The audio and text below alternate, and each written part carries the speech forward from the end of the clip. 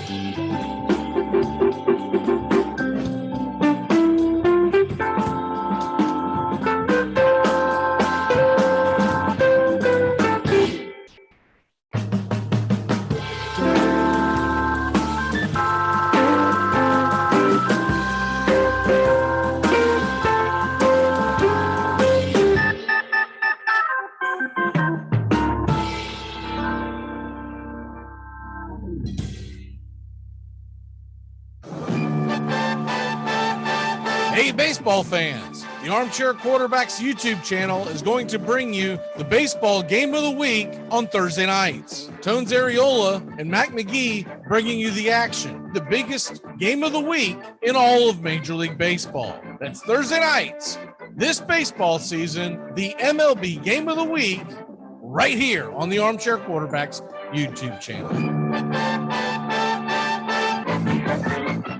Tom has been a teacher for over 40 years. One day, I think one of the students had asked the question and he didn't remember the answer. And I also noticed that he was letting his class out earlier than they were supposed to let out. I was really starting to worry. Levi and I talked about how it would change our lives, but he was there beside me.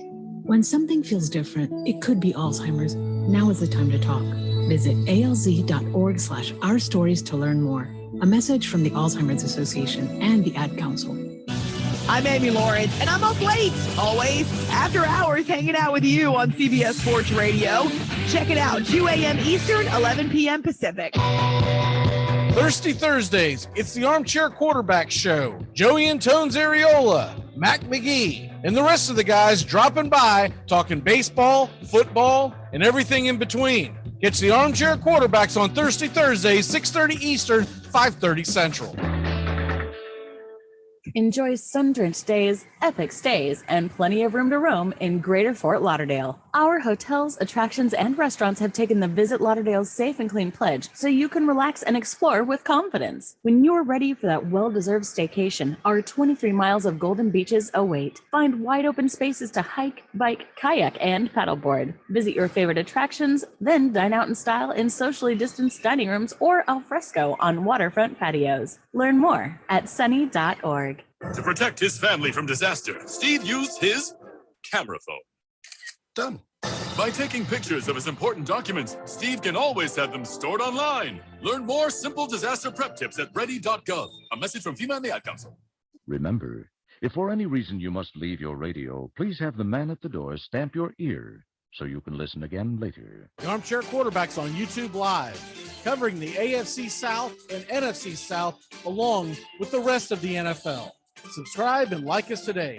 Your first choice for sports talk live from the First Coast.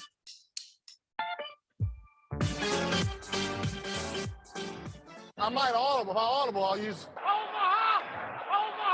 Red Polly! Blue Poncho! Dilly! Rambo!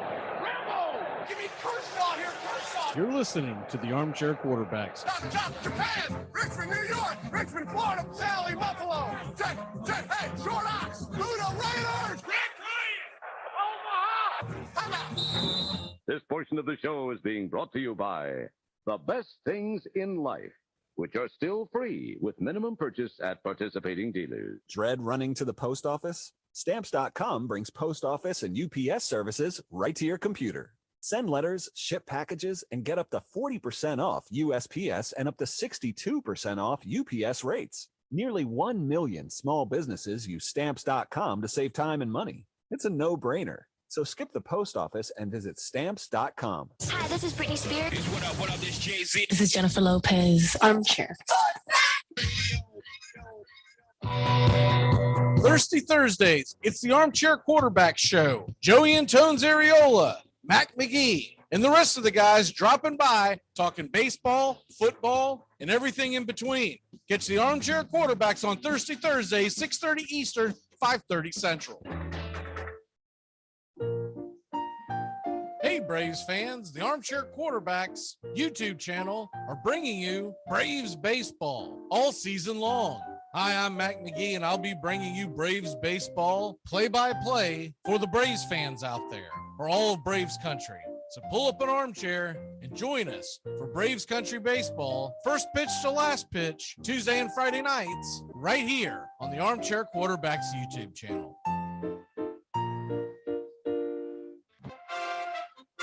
Armchair Quarterback Radio, the gunslingers of sports talk. And here's second-year quarterback Brett Favre out of Southern Mississippi by way of the Atlanta Falcons. They are hopeful he can succeed in the NFL. Here's Brett Favre doing the Jaguars try this one. Over the best receiver out of the game from the 35, 19 seconds. Is there a spark of life in Green Bay? Touchdown! Yes! Danny Marino! Here's Marino, wide open field, throws for a touchdown, and there's number 37 on the season, breaks the all-time NFL record. Going deep and open. Touchdown, Mark Duper. Duper has returned, and he is super. They are going to bring pressure again. Rodgers is going to roll away, throws it up in the air, says a prayer. Janis, does he stop it? Oh, please!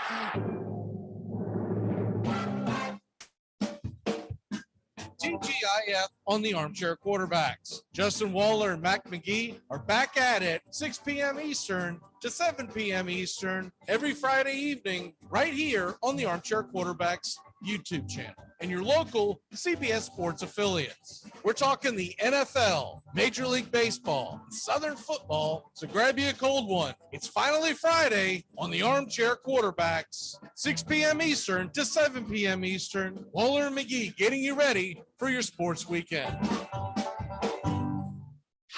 You're listening to CBS Sports Radio. We are all sports 24 hours a day, 7 days a week. Strong opinions and your phone calls. Expect it here. CBS Sports Radio.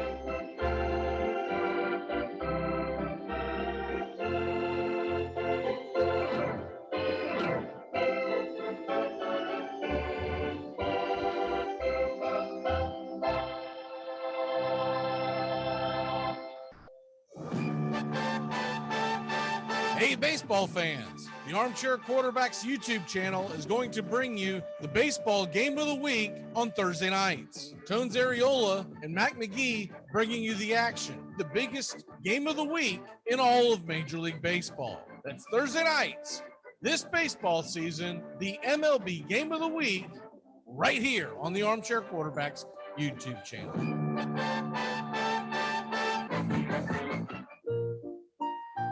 Hey, Braves fans, the Armchair Quarterbacks YouTube channel are bringing you Braves baseball all season long. Hi, I'm Mac McGee, and I'll be bringing you Braves baseball play-by-play for the Braves fans out there, for all of Braves country. So pull up an armchair and join us for Braves country baseball, first pitch to last pitch, Tuesday and Friday nights, right here on the Armchair Quarterbacks YouTube channel.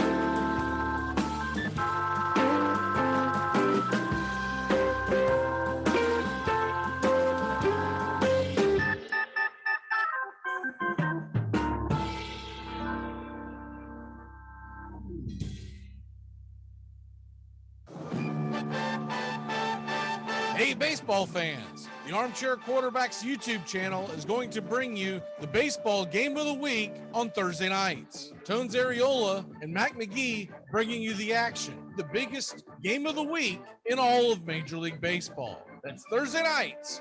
This baseball season, the MLB game of the week, right here on the Armchair Quarterbacks YouTube channel. Tom has been a teacher for over 40 years. One day, I think one of the students had asked the question and he didn't remember the answer. And I also noticed that he was letting his class out earlier than they were supposed to let out. I was really starting to worry. Levi and I talked about how it would change our lives, but he was there beside me. When something feels different, it could be Alzheimer's. Now is the time to talk. Visit alz.org/ourstories to learn more. A message from the Alzheimer's Association and the Ad Council. I'm Amy Lawrence, and I'm up late, always, after hours, hanging out with you on CBS Sports Radio. Check it out, 2 a.m. Eastern, 11 p.m. Pacific. Thirsty Thursdays, it's the Armchair Quarterback Show. Joey and Tones Areola, Mac McGee, and the rest of the guys dropping by, talking baseball, football, and everything in between. It's the Armchair Quarterbacks on Thirsty Thursdays, 6:30 Eastern, 5:30 Central. Enjoy sun-drenched days, epic stays, and plenty of room to roam in Greater Fort Lauderdale. Our hotels, attractions, and restaurants have taken the Visit Lauderdale's Safe and Clean pledge so you can relax and explore with confidence. When you're ready for that well-deserved staycation, our 23 miles of golden beaches await. Find wide-open spaces to hike, bike, kayak, and paddleboard. Visit your favorite attractions, then dine out in style in socially distanced dining rooms or al fresco on waterfront patios. Learn more at sunny.org. To protect his family from disaster, Steve used his camera phone. Done. By taking pictures of his important documents, Steve can always have them stored online. Learn more simple disaster prep tips at ready.gov. A message from FEMA and the Ad Council. Remember, if for any reason you must leave your radio, please have the man at the door stamp your ear so you can listen again later. The Armchair Quarterbacks on YouTube Live, covering the AFC South and NFC South along with the rest of the NFL. Subscribe and like us today. Your first choice for sports talk live from the First Coast.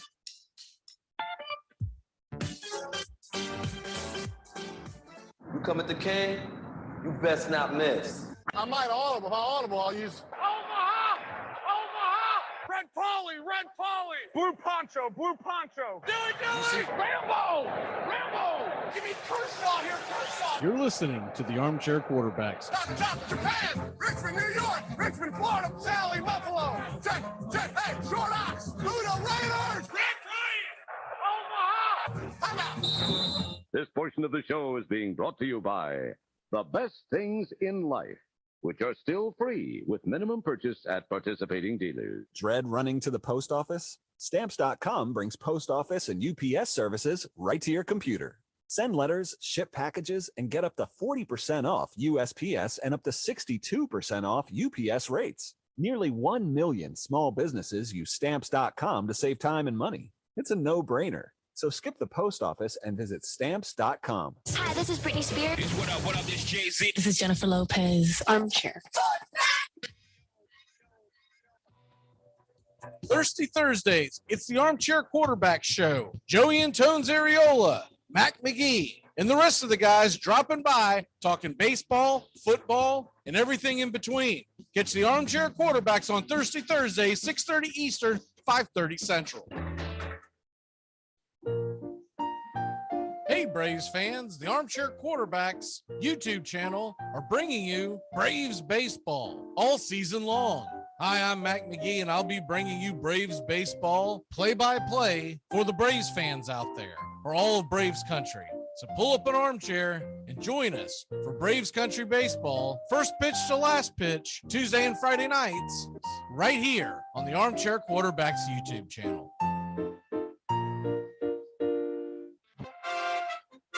Armchair Quarterback Radio, the gunslingers of sports talk. Here's second-year quarterback Brett Favre out of Southern Mississippi by way of the Atlanta Falcons. They are hopeful he can succeed in the NFL. Here, Brett Favre doing the challenge. Try this one. With the best receiver out of the game from the 35, 19 seconds left. Is there a spark of life in Green Bay? Yes! Danny Marino! Here's Marino, wide open field, throws for a touchdown. It is number 37 on the season, breaks the all-time NFL record. Going deep and open. Touchdown, Mark Duper. Duper has returned, and he is super. They are going to bring pressure again. Rodgers is going to roll away, throws it up in the air, says a prayer, and Janis does not stop it. Oh, please.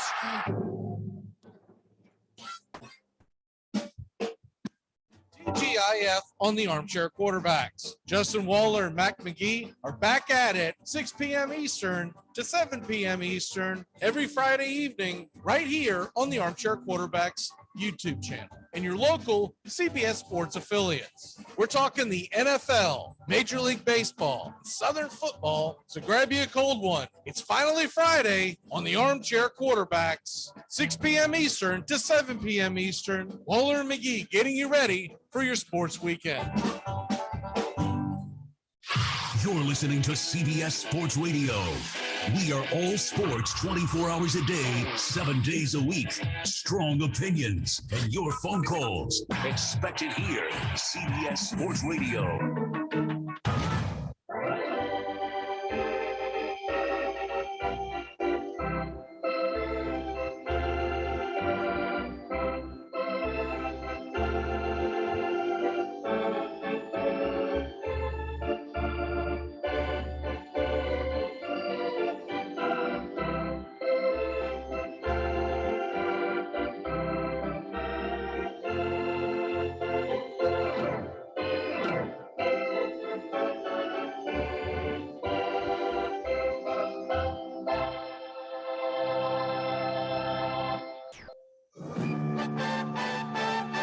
Hey, baseball fans, the Armchair Quarterbacks YouTube channel is going to bring you the baseball game of the week on Thursday nights. Tones Areola and Mac McGee bringing you the action, the biggest game of the week in all of Major League Baseball. That's Thursday nights. This baseball season, the MLB game of the week, right here on the Armchair Quarterbacks YouTube channel. The outlook wasn't brilliant for the Mudville Nine that day. The score stood 4-2 with but one inning more to play. And then when Cooney died at first and Barrows did the same, a pale-like silence fell upon patrons of the game. A straggling few got up to go in deep despair. The rest clung to hope which springs eternal in the human breast. They thought, if only Casey could but get a whack at that, we'd put up even money now with Casey at the bat. But Flynn proceeded, as did Jimmy Blake, and the former was a hoodoo, while the latter was a cake. So upon that stricken multitude, grim melancholy sat, for there seemed but little chance of Casey getting to the bat. But Flynn let drive a single to the wonderment of all, and Blake, the much despised, tore the cover off the ball. And when the dust had lifted and men saw what had occurred, there was Jimmy safe at second and Flynn a hugging third. Then from 5,000 throats and more, there rose a lusty yell. It rumbled through the valley. It rattled in the dell. It pounded on the mountain and recoiled upon the flat. For Casey, mighty Casey, was advancing to the bat. There was ease in Casey's manner as he stepped into his place. There was pride in Casey's bearing, and a smile lit Casey's face. And when responding to the cheers, he lightly doffed his hat. No stranger in the crowd could doubt 'twas Casey at the bat. 10,000 eyes were on him, as he rubbed his hands with dirt. 5,000 tongues applauded when he wiped them on his shirt. Then while the writhing pitcher ground the ball into his hip, defiance flashed in Casey's eyes. A sneer curled Casey's lip. And now the leather-covered sphere came hurtling through the air, and Casey stood a-watching it in haughty grandeur there. Close by the sturdy batsman, the ball unheeded sped.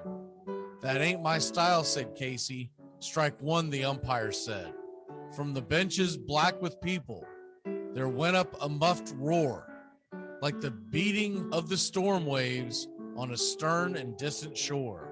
Kill him! Kill the umpire! Shouted someone on the stand, and it's likely they'd have killed him had not Casey raised his hand. With a smile of Christian charity, great Casey's visage shone. He stilled the rising tumult. He bade the game go on. He signaled to the pitcher, and once the dun sphere flew, but Casey still ignored it, and the umpire said strike two. Fraud, cried the maddened thousands, and echo answered fraud. But one scornful look from Casey, and the audience was awed. They saw his face grow stern and cold. They saw his muscles strain, and they knew Armchair.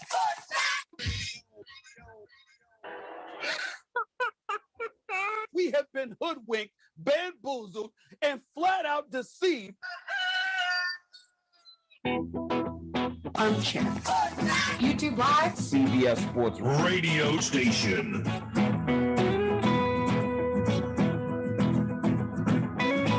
The radio station you can call your own.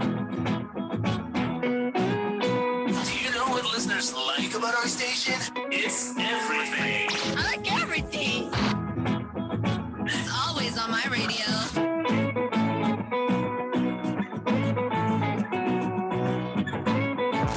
We never stop the music, except for now, when I talk.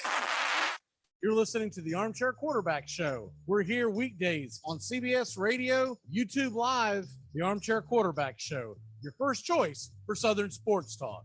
Good afternoon, Mr. Justin Waller.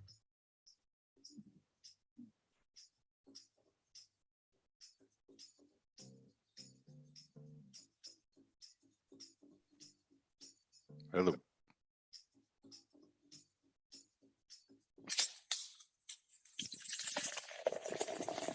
Armchair. Community Access Channel. He's the armchair quarterback. He's full of beer and he's full of snacks. The all-American man.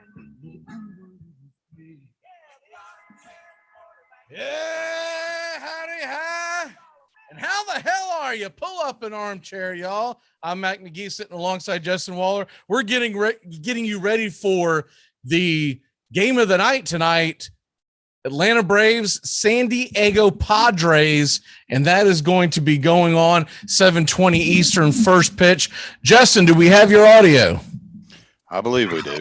Okay, yeah, I got you. All right. I don't know what happened. You had that frozen look. I wasn't sure if you were frozen in time or if we'd lost your audio. How are you, sir? I'm doing great, my friend. Excited to be back.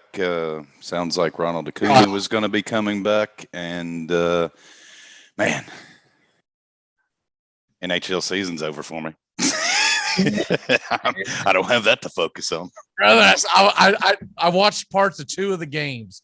I only caught two of them because they were coming on so damn late at night, and I was pulling for them. No such luck. I guess Tampa Bay's still alive. Was that last night or was that the night before they had that overtime goal? But anyways, I'm going to pay attention to it to a degree when it gets closer to the Stanley Cup Finals. I've been more invested in the Celtics series and their Game 6 tonight, so my season might be over with. But I've got this feeling it's going 7. I got this feeling the NBA wants it to go 7. So give us all the calls, baby. Give us all the calls. What hat do you have on today? Whitetail deer, TriStar. You know me and my TriStars. Okay, yeah. All right. I like it. Sharp. So and we got Moylan hiding in the background, trying to talk a little See if he brings a select to the Bravos tonight with the Padres. So bear with me. I'm trying to pull up all my apps and windows and stuff. I'm rolling straight from my day job to this, and then at 7:20 I got first pitch. So it's a nightmare of trying to get everything organized. But I believe we planned on starting off talking about the Tennessee Titans and their schedule, and then we're going to get into the NFL schedule, and then we'll get you ready for Braves Padres. What's the first thing that jumped out at you with the Titan schedule? Cincinnati. Bring it. Hopefully have a quarterback, and hope the guy that looks like the guy is the guy that we drafted.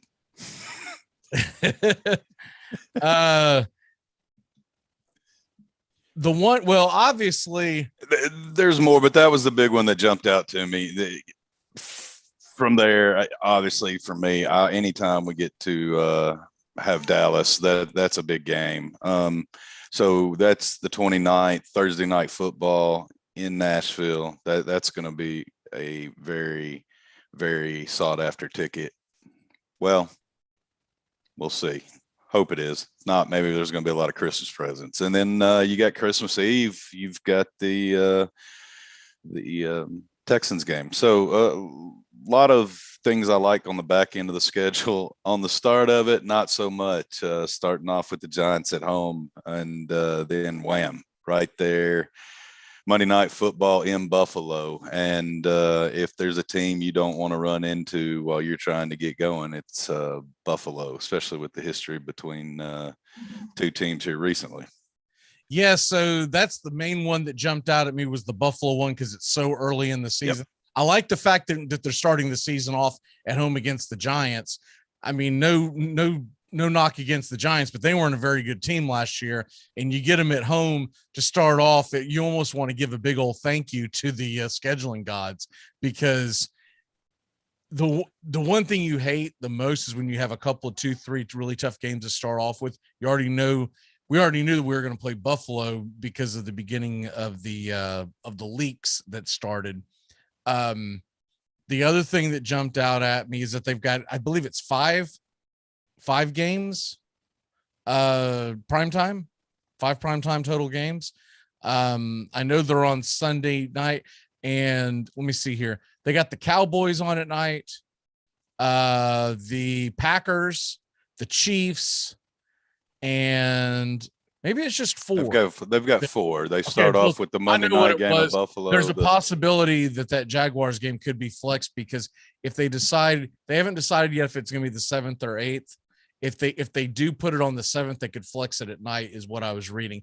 But that's a lot that, right. That's a big if. One of those teams would have to be in the playoff picture, and there would have to be kind of like last year when there wasn't a whole hell of a lot else going on. And we got, some really questionable matches, but we're going to get at least 4 primetime matchups. And I like that because I have a better chance of really getting into the primetime matchups. I'm just going to go ahead and throw this out there for any of you boys that want to join the Titan road team. I'm down for an ACQB trip to Lambeau if anybody wants to talk about November 17th, Thursday night football. That is a bucket list item right there. I've been trying to put together ever since every time we get the opportunity to play in that stadium. One time we're going to get the band together and we're taking a trip to Lambeau. Yeah, I wish you well on that. I'm not going to. Not interested. Well, any part of the year. I can just tell you how that's going to go with the wife, and going to Green Bay, Wisconsin in November is not something that's on her bucket list. And she does enough for me. I don't think I'll be able to convince her that that's even remotely interesting for her. I've got some cities within short distance. We can, stealth mode. We can game accidentally, conveniently run into tickets while we're in a nearby city. Well, the thing is, I can probably get us pretty darn good tickets for that Jaguars game in January if you want to come down, because the honest engine is Jaguars will probably be out of it. We have access to good tickets. We just never go because I don't really care that much about going to Jaguar games. But if you decide you want to make a trek down here to North Florida in January, I'm sure I can start asking around for that one. So I was glad to see that was actually going to take place. That they're, because a lot of times, man, they're playing the Jaguars 1:00 Eastern in September, and I'm like, bleh. I'm not sitting out there and sweating my freaking gourd off on a Sunday when I can just watch the damn thing at home or whatever. Hey, and to that point, the one at home, conveniently for Tennessee, is going to be December 11th. So maybe the weather will be fortunate, be one of them nice, brisk, cold Tennessee weekends. So I like the scheduling with that pairing on both ends. Yeah, and I mean, honestly, it works out better for the Titans if you're a Titans fan in that situation because of what you're saying. You know, if nothing else, you're not going to play a hot weather game in Florida this year. Let's go ahead and move on from that and get into some of the other ones might have jumped out at you. I was really interested in the Thursday night football release this year because normally Thursday night football is terrible, but Amazon has ponied up and they've got it now. And of course, Al Michaels is going to be on the call there. I believe that's where Kirk Herbstreit went to. It's going to be Al Michaels and Kirk Herbstreit. So I'm going to be interested in catching that action. But they've got a pretty good slate. Week 2 is when they'll start theirs because week 1 goes to NBC because they get the Sunday night. So it's on Thursday, but it's considered Sunday night football. Week 2, Kansas City and the Chargers. Week 5, Colts and Broncos. Week 11, Tennessee at Green Bay. You just talked about that. And then week 13, another one jumps out at me, Bills at New England. I like all of them. And the one you mentioned to start off the season, that is on NBC is Bills at Rams. And I'd like to see right out of the gate, the Bills are at Rams Titans, if I'm not mistaken. So two big opponents to come right out of the gate and measure your team. So exciting for Bills fans if they can come out hitting on all cylinders. You've got to come confident out of them too. If you come out 2-0, I think you're looking pretty good. Yeah. Do you have any other national games that caught your eye? Flipping back to my schedule right over here. In the first ones of interest to me, I'm just interested with Browns Panthers. Obviously, first week that's going to be an interesting matchup. Quarterback situation. Who's playing where on what team? It'll be Baker Mayfield versus the Cleveland Browns, and they'll have Case Keenum or something playing quarterback because Watson will be suspended for half a year. Steelers Bengals is the other week 1 that jumps out at me right out the gate. I'm ready to see that. Yeah, so I jotted down some Monday night and some Sunday night matchups as well. And Monday night, week 5, Raiders at KC. That's a fun one. Denver at the Chargers in week 6. How about Bills Bengals week 17? And they got that for Monday night. And usually Monday night gets trash games. So I was surprised and impressed by that. Also, week 7, I forgot to mention this one, Rams at Green Bay. And that should be a fun one. And then Sunday night, of course, we all know that they get the premier games. But Bucks Dallas week 1. Week 4, Kansas City Tampa Bay. Week 8, Packers at the Bills. And week 9, Tennessee at Kansas City. Week 15, New England at the Raiders. By the way, our buddy Keelan Cole signed with the Raiders yesterday, so congratulations to him. And week 17, Rams at Chargers. Those are some really good games. And here's another one, and this is a question I wanted to throw at you. Did you see week 7 is Sunday Night Football, which I found strange. It was Sunday. I figured this would be a Monday night game. The Steelers are at Miami, okay? And what's significant about that game is that they are going to be celebrating the 50th anniversary of the undefeated season that night. My question to you, Justin, is when we get to the kickoff of that night, so almost the entire league will have played. Most of them will have played 5 games, if not 6. You'll only have the game that night and the game the next day in the court, anyone who might have had a bye. But essentially, everyone should have played close to 6 or 7 games at that point. Will there be an undefeated team going into that game to add to the intrigue? In week 7? In week 7 on a Sunday night kickoff. So it means all the day games are already kicked off. You'll still have the Monday night game. I forget what it was. I think you'll still have an undefeated team. It's interesting because in the past few years, we haven't gotten one out of the gate very deep. I mean, heck, I remember it was a couple of years ago that all the undefeated teams were gone by like week 4. It was something unprecedented. I think last year we might have gotten like a 4-0 or 5-0 team. I'm going to take that back. I didn't factor in the new preseason, the 3 games. I'm not new, but yeah, just still, you're still week 1 is your first go. So yeah, I'll change that. I'll say no. All right. Because I remember last year we did come sloppy out of the gate. We saw a lot of teams have some early losses to some teams that shouldn't have. If I was to guess, I would say no. If I was to say yes, I think it would be a team that I don't have on the top of my head, because the one that jumps out at me originally, you're going to talk about like the Bucks, but they have a couple of really difficult games to start the season off. So for me to assume they're going to be undefeated after, I don't have their whole schedule in front of me, but week 1 at Dallas and week 4 at home against Kansas City, those right there are tough games. And if they don't play the Saints at some point in that time period, advantage there, because the Saints have, man, people can roll their eyes and say, oh, that it's the Bucks division. The Saints have owned their ass. I mean, owned them these last few years. Even when Tampa Bay won the Super Bowl, the Saints go in and they punch them in the mouth.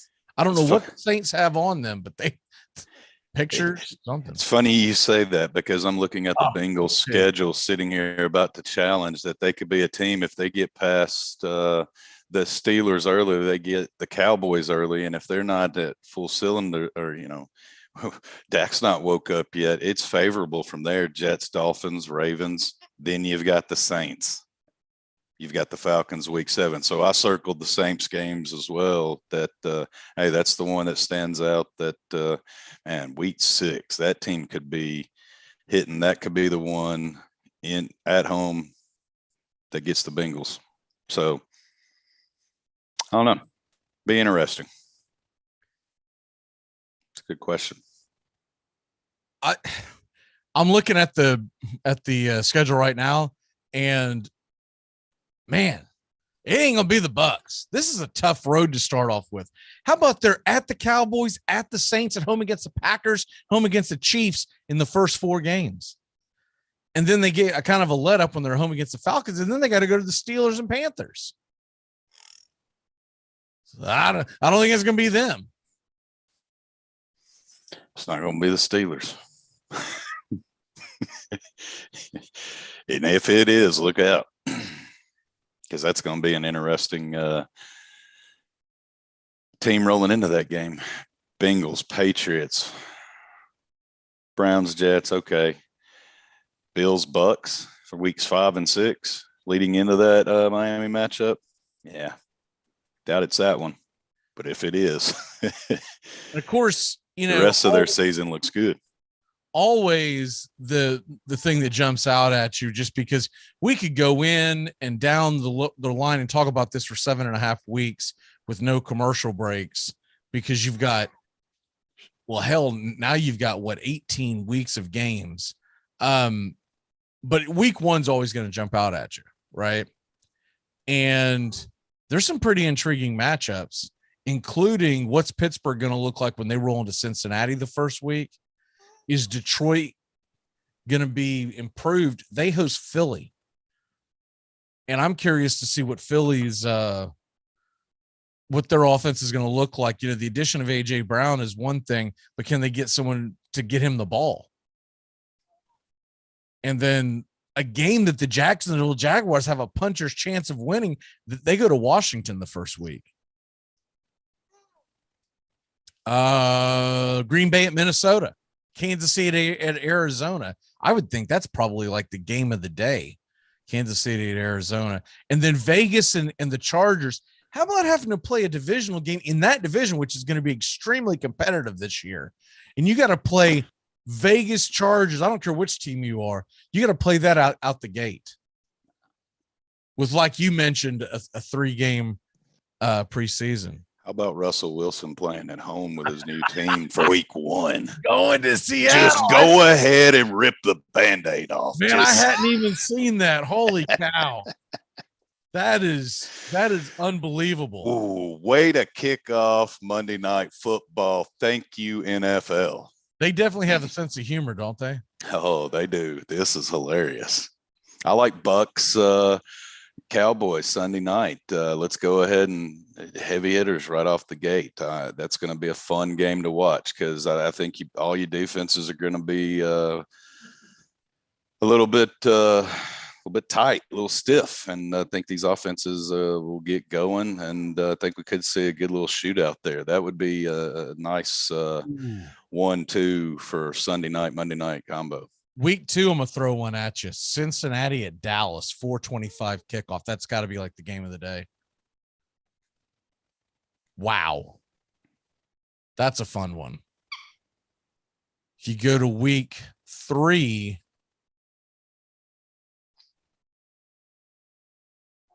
Rams at Arizona. I don't know. It's hard for me to get excited about a game you know is going to be played anyways because it's a divisional game. Green Bay at Tampa Bay, though, they're back at it again. Woo, Vegas coming into Tennessee. That coffee's going to be hot that morning, man. Oh, yeah. Now, you don't have season tickets to Titans, right? No. Do you plan on going to several games, or do you just try to make it to like one a year, or how does that work normally? With the watch parties, we usually don't, but if we do collectively, a bunch of us will go together and we'll just take a week off from having a rotation. But normally we do not, except for, one big game or a weeknight game, one of the prime times where, it's not ideal with a lot of us having children to, be hosting. That's the games that we primarily are probably going to get together and go see live. I told you that story about what happened down here, right? With the watch party thing. That thing lasted like 6-7 weeks, and then everyone lost interest. And I think what it really comes down to is we just didn't have enough people in the group. So it felt like every month you were hosting, and it can get a little, I also feel like that y'all are blessed with having a lot of wives involved that actually are football fans. That is a hurdle we are trying to clear. Well, if not, they at least like wearing the apparel, hanging out and talking. They put up with us. So, right. I mean, man, what more can you ask for? Right. Other than a week 4 schedule that gives me a victory of the Titans visiting the Colts. And check out the heavy hitter Sunday night in that week, Chiefs at Bucks. How about tonight's? Okay, so let's go ahead and transition over into baseball. Tonight we have Braves Padres, and the first thing that jumps out at everyone in this game, not only is Acuna not playing, he did say he expects to play tomorrow, so that's good. It's a groin injury, and they're just taking it. They're being precautious, and fair enough. But how about the thing that's I think is going to jump out at everybody is the fact that this thing is on Apple, and it is not on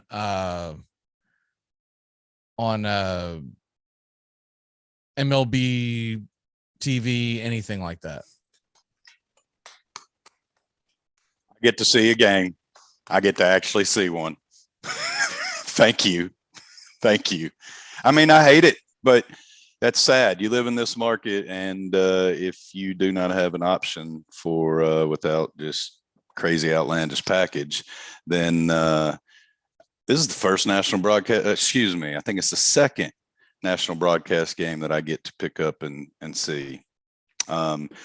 Even on the other affiliates, not the 4-letter network, but when they transition to some of the Turners, they get blacked out as well. So it's been very difficult this season. Listening to you and following that way is primarily how I get my baseball. So thank you again. Well, I can tell you this: a lot of people are pissed off, and rightfully so. I don't think it's right either when you sell someone you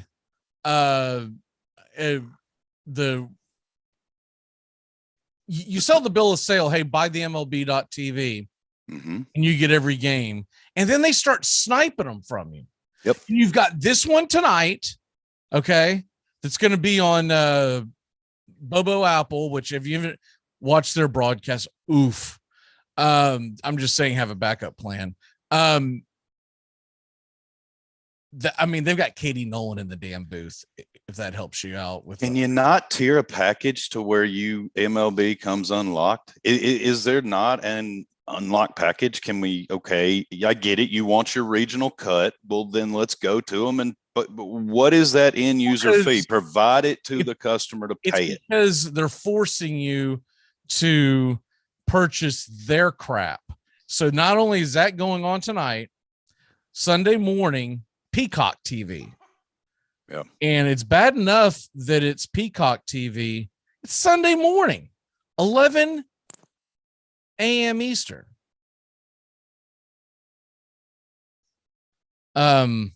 Sorry, I as we're doing this, I'm having to sign into a device to be able to reach it, and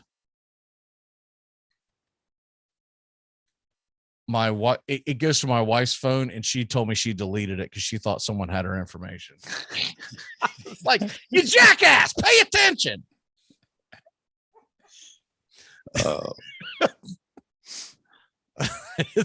Well, so I'll go back to digging you out of this one. Max Fried, Yu Darvish on the mound. Yes, Yu Darvish. Going to be an interesting game. Yeah, so I've got it going. And here's the thing. I signed into this damn thing, this device, less than a week ago, so I wouldn't have to go through this. And it made me do it again. So there you go with that. But anyways, point is, we are going to have the game here. It's coming up at 7:20 Eastern. So for people who cannot watch, you can tune in here, and we'll have the play-by-play. And you know what's funny is that they have there was an article out recently talking about the fact that the broadcast is not getting very good reviews on Apple Plus, and mainly because of Katie Nolan. Okay. And you know what her comeback was? You're going to love this, Justin. It's because of the male chauvinist pigs that don't want a woman in the booth.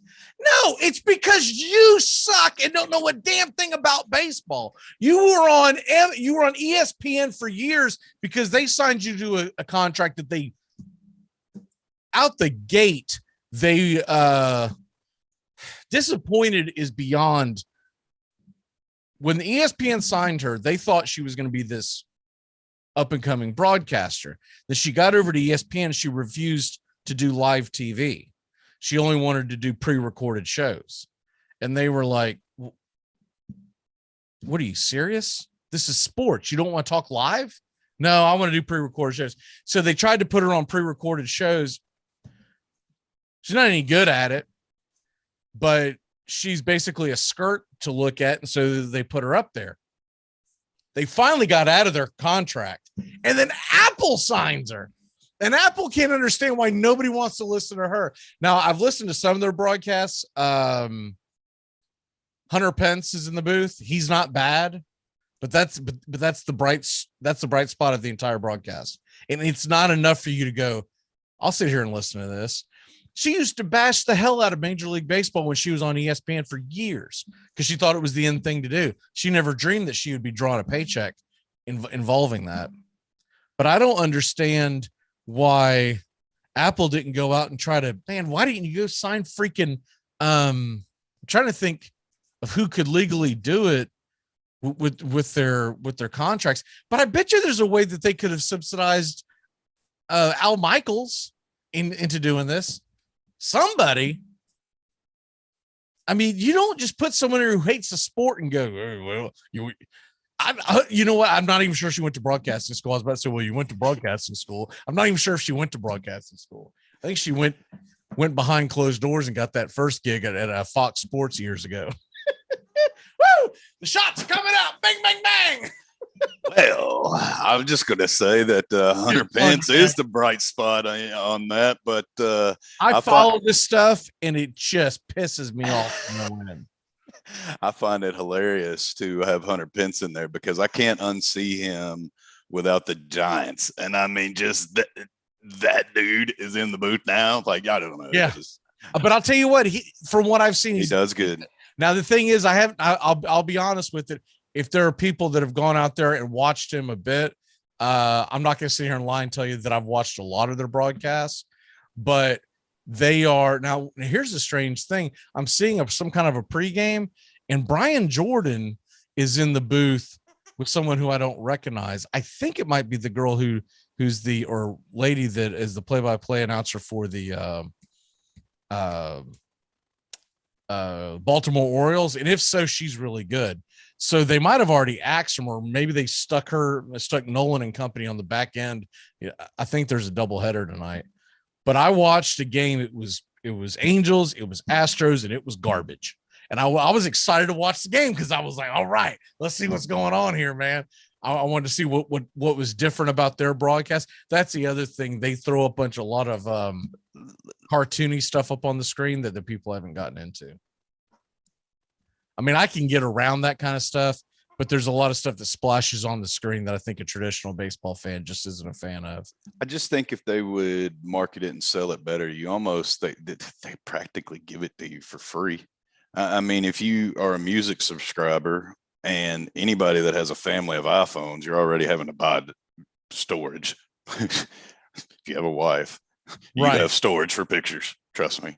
And you just add years of marriage to how many terabytes you need and you pay accordingly. So if you're paying for those, because their music service is the best, if you're going to pay for a streaming music service, and when you add it on and you just do the Apple One, it's an affordable package to have. You for what you get out of it. They just didn't really package and sell it well and make it known. I don't think they market it well enough to be like, hey, instead it comes across as they're just plucking away all the games and making it hard. And now it's just, you've got to go buy Apple TV or pay for another streaming service. And it's just like you're being a la carte all to death, this and this and this, just to be able to watch the sport you love. Right, exactly. I mean, it's really ridiculous at this point, and I know they're both doing it, NFL and MLB. But man, I mean, it's like you said, you're being a la carte to death, and it's getting absurd, and it's going to turn into a situation where your average fan is just going to say, you know what, the hell with it. I'm just not going to watch certain games. And then they're going to come out and say, man, we had really bad ratings the other night. Yeah, you jackass, because I'm not paying another. I can't do it. But when is one of the leagues going to get smart and negotiate the rights to be able to sell their own contract a la carte at a price and divvy it amongst? Why not let pick the acronym? I don't care which league, but let one of the big four drop it out there and actually go against the blackout restrictions and pay it out. There has to be a price it can be sold at.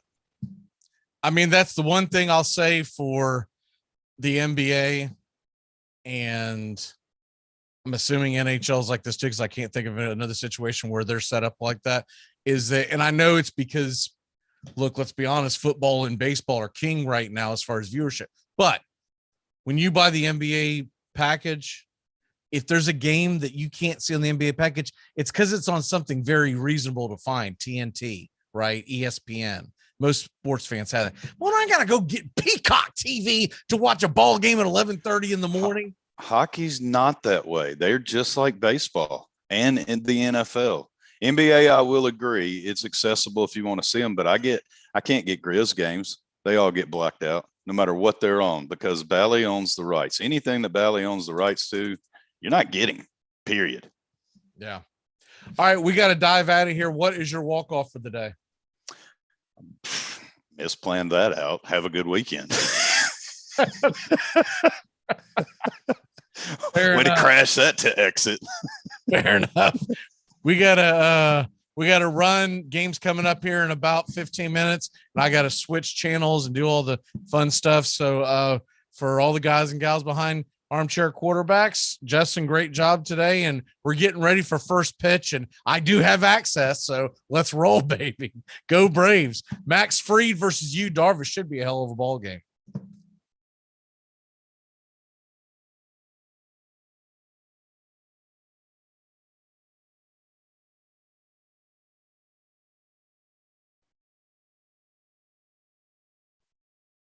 Goodbye, sweetheart, well, it's time to go. We're back tomorrow with another show. Well, unless we're fired, we'll talk to you then. Goodbye, sweetheart, goodbye. Goodbye. Guys and gals, it's time to go. We'll see you on the next show. Same bat time, same bat channel.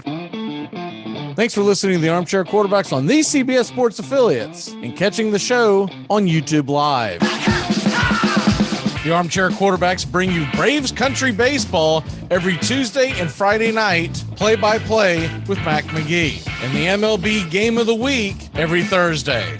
Find Armchair Quarterbacks on YouTube Live today. Please subscribe and share and take us everywhere you go. The Armchair Quarterbacks, your first choice for Southern sports talk, live from the First Coast. Can I get another cigarette, please? Can I get another cigarette, please? Yeah, I know I live to regret it. Just give me another cigarette, please. Hey, Braves fans, the Armchair Quarterbacks YouTube channel are bringing you Braves baseball all season long. Hi, I'm Mac McGee, and I'll be bringing you Braves baseball play-by-play for the Braves fans out there, for all of Braves country. So pull up an armchair and join us for Braves Country Baseball, first pitch to last pitch, Tuesday and Friday nights, right here on the Armchair Quarterbacks YouTube channel. I'm not audible. If I'm audible, I'll use Omaha!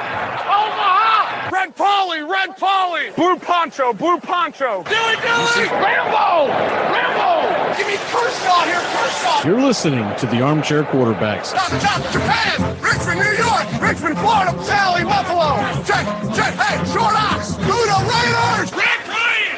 Omaha! Come out! This portion of the show is being brought to you by The Best Things in Life, which are still free with minimum purchase at participating dealers. Hey, baseball fans, the Armchair Quarterbacks YouTube channel is going to bring you the baseball game of the week on Thursday nights. Tones Areola and Mac McGee bringing you the action, the biggest game of the week in all of Major League Baseball. That's Thursday nights. This baseball season, the MLB game of the week, right here on the Armchair Quarterbacks YouTube channel.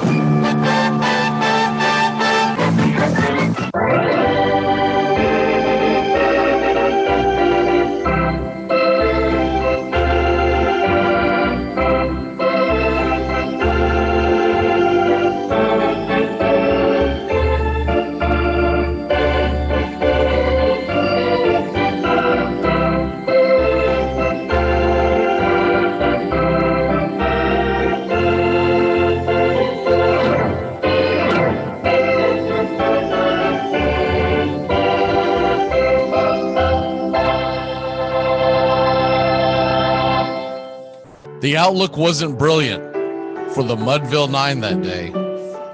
The score stood 4-2 with but one inning more to play. And then when Cooney died at first and Barrows did the same, a pale-like silence fell upon the patrons of the game. A straggling few got up to go in deep despair. The rest clung to hope which springs eternal in the human breast. They thought, if only Casey could but get a whack at that, we'd put up even money now with Casey at the bat. But Flynn proceeded, as did Jimmy Blake, and the former was a hoodoo, while the latter was a cake. So upon that stricken multitude, grim melancholy sat, for there seemed but little chance of Casey getting to the bat. But Flynn let drive a single to the wonderment of all, and Blake, the much despised, tore the cover off the ball. And when the dust had lifted and men saw what had occurred, there was Jimmy safe at second and Flynn a hugging third. Then from 5,000 throats and more, there rose a lusty yell. It rumbled through the valley. It rattled in the dell. It pounded on the mountain and recoiled upon the flat. For Casey, mighty Casey, was advancing to the bat. There was ease in Casey's manner as he stepped into his place. There was pride in Casey's bearing, and a smile lit Casey's face. And when responding to the cheers, he lightly doffed his hat.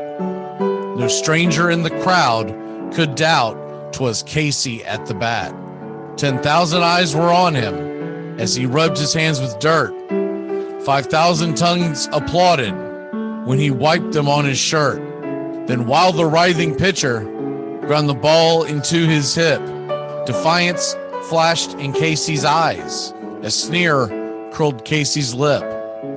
And now the leather-covered sphere came hurtling through the air, and Casey stood a-watching it in haughty grandeur there. Close by the sturdy batsman, the ball unheeded sped. That ain't my style, said Casey. Strike one, the umpire said. From the benches black with people, there went up a muffled roar, like the beating of the storm waves on a stern and distant shore. Kill him! Kill the umpire! Shouted someone on the stand, and it's likely they'd have killed him had not Casey raised his hand. With a smile of Christian charity, great Casey's visage shone. He stilled the rising tumult. He bade the game go on. He signaled to the pitcher, and once the dun sphere flew, but Casey still ignored it, and the umpire said strike two. Fraud, cried the maddened thousands, and echo answered fraud. But one scornful look from Casey, and the audience was awed. They saw his face grow stern, and cold they saw his muscles strain, and they knew that Casey wouldn't let that ball go by again. The sneer is gone from Casey's lip. His teeth are clenched in hate. He pounds with cruel violence his bat upon the plate. And now the pitcher holds the ball, and now he lets it go. And now the air is shattered by the force of Casey's blow. Oh, somewhere in the favored land, the sun is shining bright. The band is playing somewhere, and somewhere hearts are light. And somewhere men are laughing, and somewhere children shout. But there is no joy in Mudville. Mighty Casey has struck out.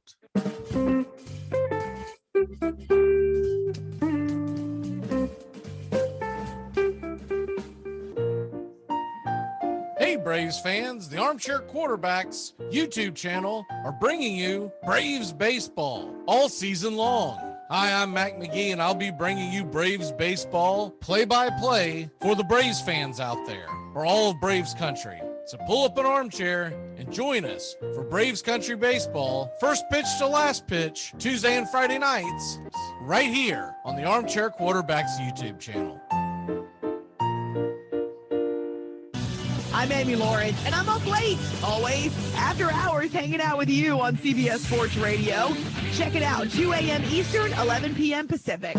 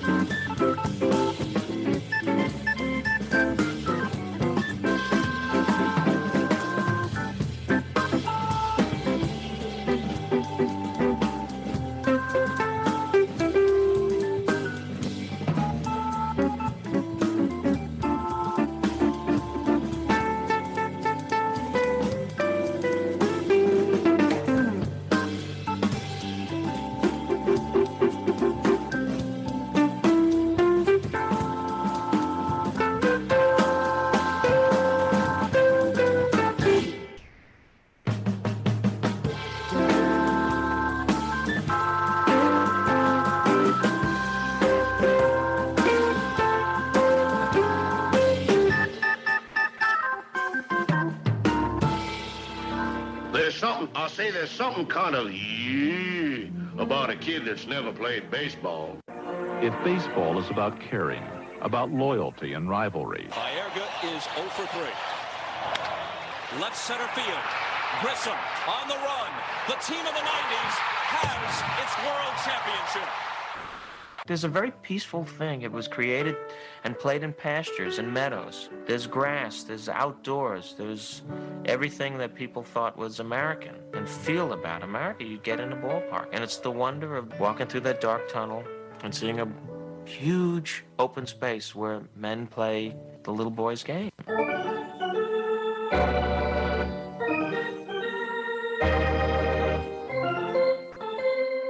Touch them all, Joe. You'll never hit a bigger home run in your life. A room in right center. If he hits one there, we can dance in the streets. The 2-1. Swung line drive left field. One run is in. Here comes Breed. Here's the throw to the plate. He is safe. Braves win. Braves win. Braves win. Braves win. You're in Braves country.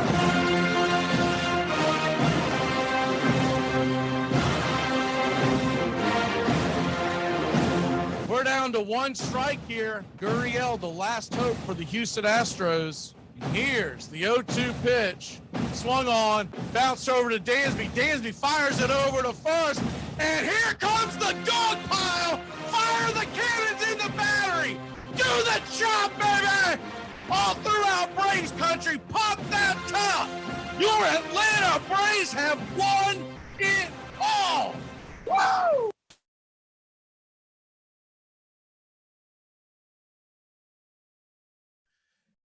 Hey, howdy.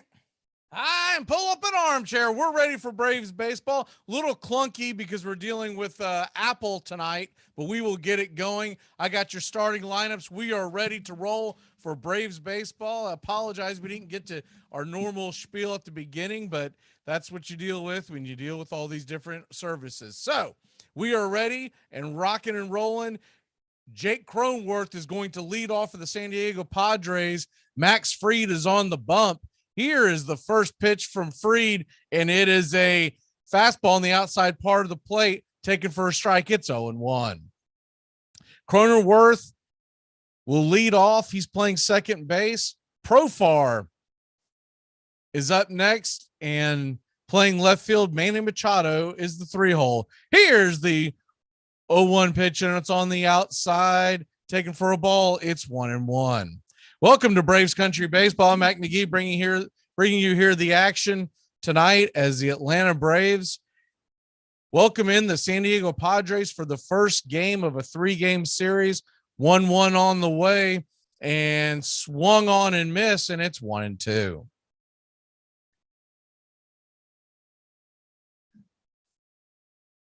Atlanta Braves come into the game at 15-17, 6.5 behind the Mets. Here's the 1-2 pitch, and it's a slider outside and low, taken for a ball. It's 2-2. San Diego Padres, one of the best records in baseball. They are 20-12, a game back behind the Dodgers in the crowded and very competitive NL West this year. Here's the 2-2 pitch, and it is a fastball inside. Did he go around? He did it. Strike 3, and Max Fried rings up the first batter with a swinging strikeout. Cronenworth tried to hold up. It was kind of a defensive swing, and when he realized that ball was going to be going far too inside, he tried to pull up at the last minute, but could not do it. The bat broke the plane, and there's one away. Jurickson Profar coming to the plate. The last time we saw the Padres, he was red hot. His batting average is now down to a very cool 187, still with 5 home runs on the year. Here's the first pitch to Profar, and it's outside, taken for a strike, and it's 0-1. Should be a great game here. The Braves host the Padres for a 3-game set. The 0-1 on the way, curveball at the knees, and it's 0-2. Tomorrow's game is 4 p.m. Eastern. You should be able to get that on your local Fox. And then 11:30 Eastern Sunday morning, that game is going to be on Peacock TV. Here's the 0-2 pitch. It's in the dirt, slider taken for a ball. It's 1-2. Manny Machado stands on deck. The rest of the lineup looks like this for the Padres as we get ready for the 1-2 pitch, and it is a changeup outside, and it's all evened up at 2-2. Machado batting third and playing third. Eric Hosmer is the cleanup hitter tonight. He's playing first base. Luke Voigt, the designated hitter. Here's the 2-2 pitch, swung on and grounded over to Ozzie, who hasn't played perfectly, just right of the second base bag. He'll flip it over to Olsen, and there's 2 away. Braves are wearing their red Friday night jerseys with the Braves across the chest and the tomahawk underneath. White pants, blue hat, red bill with the white A. The San Diego Padres come in with their road browns. If you're familiar with the Padres uniforms, the road brown pants, and then they have the darker brown tops with the yellow lettering across the chest. Here's the first pitch to Manny Machado. It's inside, called for a ball, fastball, 95 miles an hour, and it's 1-0. Yellow lettering across the chest and on the back, and San Diego on the jersey tonight. Here's the 1-0 pitch, and it is a slider. He went around taking first strike. It's 1-1. Finishing up the lineup, Luke Voigt will be the designated hitter tonight. He is batting fifth. Will Myers in right field, batting sixth. Kim is the shortstop, and he's batting seventh. Here's the 1-1 pitch, and it swung on, and it's hit over to Riley. He throws it across the diamond. It takes about 6 hops, but right into the glove of Olson, and Olson will put it away. That'll end the inning, a 1-2-3 inning to get this game going. The Braves will grab the bats. We'll be back in just a flash to tell you about the Braves starting lineup. Hey, baseball fans, the Armchair Quarterbacks YouTube channel is going to bring you the baseball game of the week on Thursday nights. Tones Areola and Mac McGee bringing you the action, the biggest game of the week in all of Major League Baseball. That's Thursday nights, this baseball season, the MLB game of the week, right here on the Armchair Quarterbacks YouTube channel.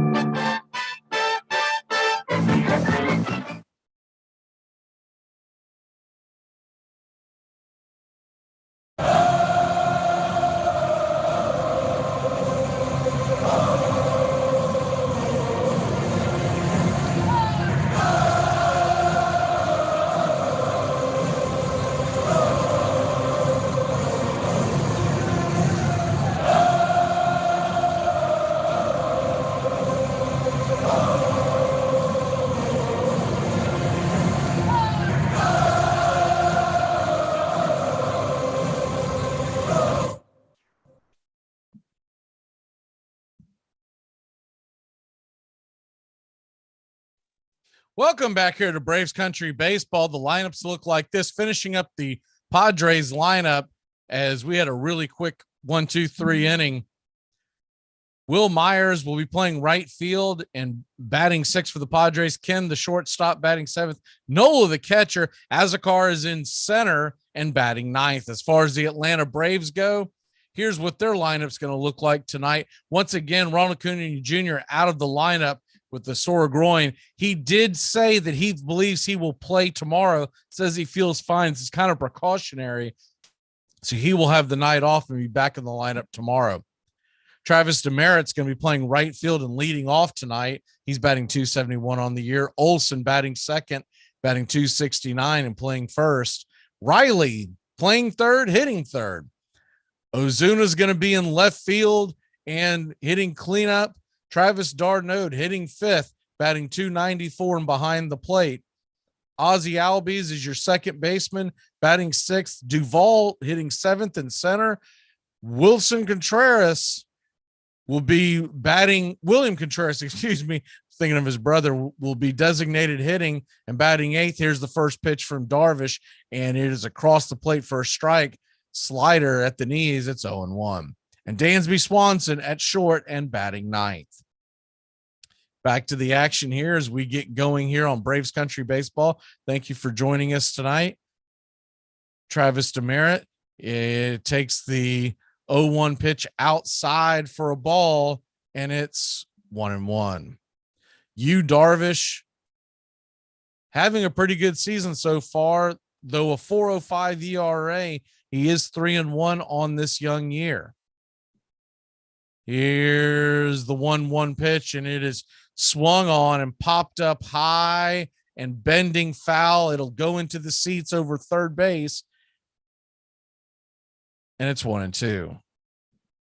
Travis Demeritte has played well in his time here in Atlanta.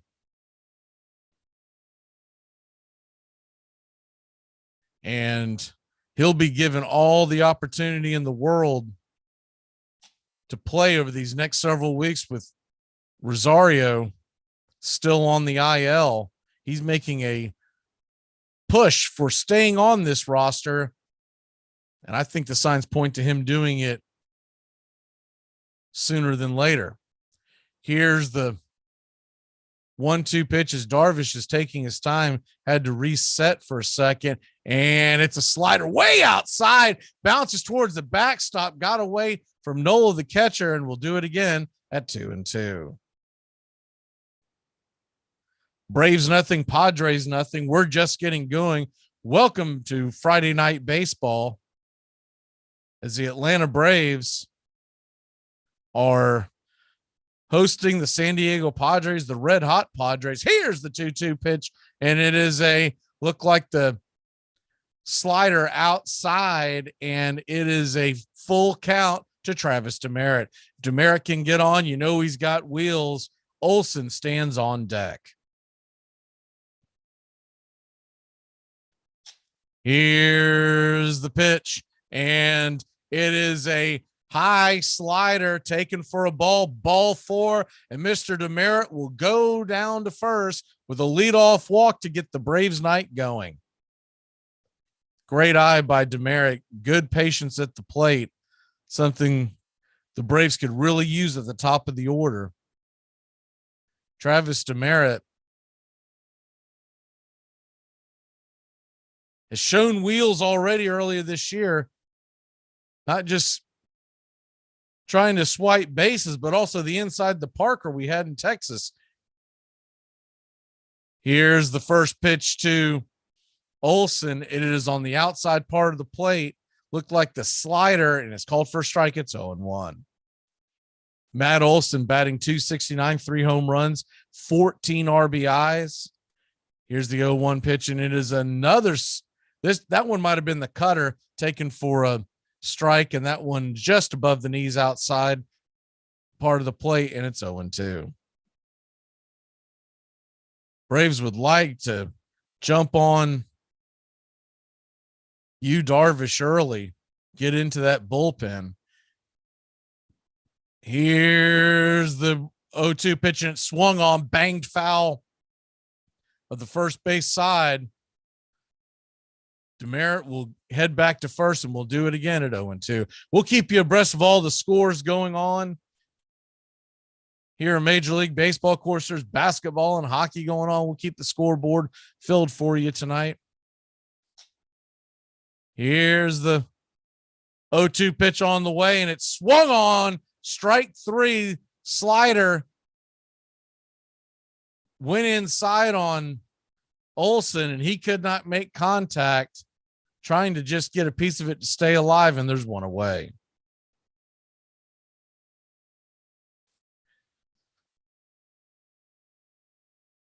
So a strikeout to get things going for the Padres, the first out of the night. And that'll bring Austin Riley to the plate. Austin Riley, batting average has dipped down to .239, 7 home runs, and .828 OPS. He'd like to get things going here pretty soon. Braves lineup in general scuffling. They're hitting the ball hard. They're up towards the top of Major League Baseball in hard hit rate, but it's going right into the gloves. Demeritte leads off. Here's the first pitch to Riley, and it's a slider way outside, and it's 1-0. We all know Yu Darvish can be a tough customer. Runs will probably be at a premium tonight. Would love to get a early score to get things going here for Atlanta, get some momentum and get some of the pressure off of Fried. Here's the 1-0 pitch, and it swung on and hammered high and deep, going back just at the warning track as a car's underneath it, and there's one away. Austin Riley just missed putting that thing into the seats. He hit it high and deep, just did not carry quite enough. Going all the way back to the warning track.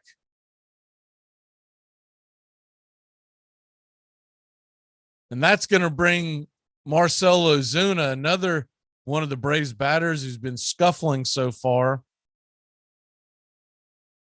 203 on the year. It does have 4 home runs, but it's in quite a drought when it comes to that.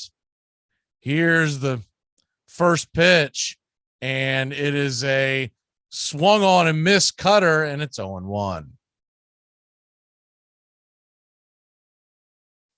Marcell Ozuna, 12 RBIs on the year, an OBP of just 248. Here's the pitch, and Demeritte's on the run, and It's going to be hammered foul. Ozuna probably should have took that pitch. Demerit had that base stolen with ease, but he'll have to trot back to first, and we'll do it again.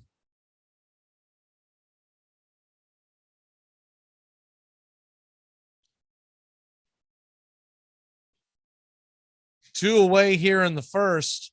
Demerit leads off of first. 2 strikes on Ozuna. Here's the pitch, and it is a cutter in the dirt, and it gets away from Nola, and Demerit's going to scamper up to second. That puts a runner in scoring positions with 2 strikes. Good job of Ozuna laying off the pitch and then relaying to Demerit that he could go. Demerit was on his horse fast. So the go-ahead run gets 90 feet closer. Here's the 1-2 pitch, and it is a fastball inside, way inside and high. It's 2-2.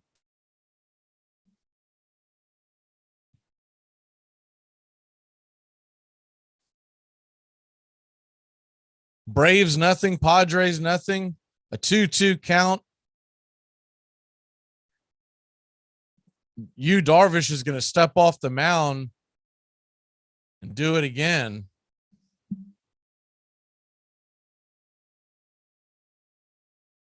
Here's the windup and delivery on the 2-2 count. Swung on. That ball's roasting into left field. And Demerit's on his horse. Here comes the throw to the plate, and he is dead meat. Nola makes the tag. Profar with the heck of a throw. It was a really shallow hit and a hard hit. Probably shouldn't have sent him, but we know Washington's very aggressive. And the way the Braves bats have been scuffling, he was banking on the fact that it was going to need a perfect throw, and that's what the Padres got. We're going to be back in a flash here on Braves Country Baseball. We head to the top of the second. 0-0 is the score. That's the beauty of baseball. There's no time limit. You have to let the other guy have an opportunity.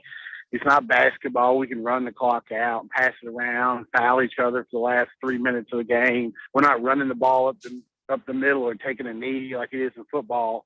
You have to face your opponent. Your opponent has every opportunity down to the very last pitch of the game to win a game. That's the beauty of baseball. That's why I love baseball the way I do. The DH, I'm an American League guy. You know that. I love the DH. I understand league people wouldn't want it, and I don't think they should do it in both leagues. Keep it the way it is. What's wrong with the DH?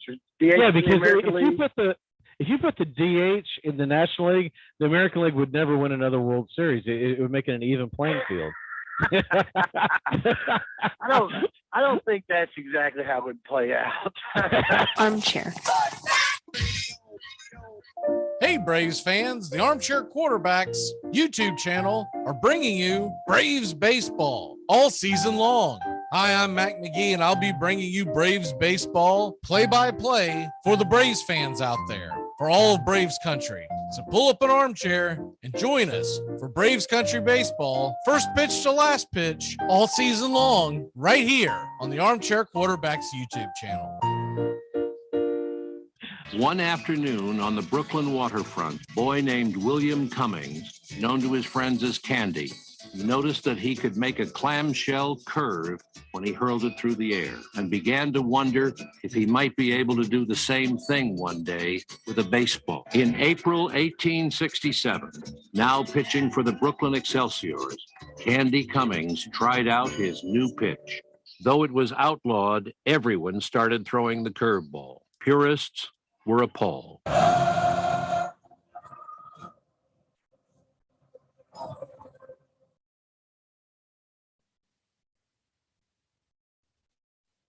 Welcome back here to Braves Country Baseball. Braves Padres set for the top of the second inning. If you're just joining us, play at the plate ended the bottom of the first.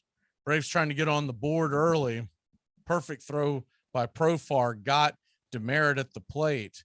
Here's the first pitch from Max Fried, and it's popped up foul and out of play. It's 0-1. Eric Hosmer standing at the plate, batting .367 on the year, 4 home runs. What a great start for Eric Hosmer. A guy that, if you remember, during the offseason, the Padres were trying to move. Here's the 0-1 pitch to Hosmer. He lays off the curveball. It's way outside. It's 1-1. Padres are off to a scalding start. Here's the 1-1 pitch, and it swung on. Curveball, did not make even half a chance of hitting that one, and it's 1-2. I think he was completely fooled on that pitch. Hosmer was way out in front. Here's the 1-2 pitch to Hosmer, and sinker at the knee, strike 3. He was caught looking. He was looking for the local and got the express, and there's one away. Great pitch by Max Fried, who's been pitching phenomenally this year. Kind of had a rough outing opening night, but I still say that was him being left out there too long. On his first outing of the year on a short spring training, they had him running out there on the 6th inning. I think other than that, he's been darn near perfect. Here's the first pitch, and it is a slider swung on and missed to Voit inside, and it's 0-1.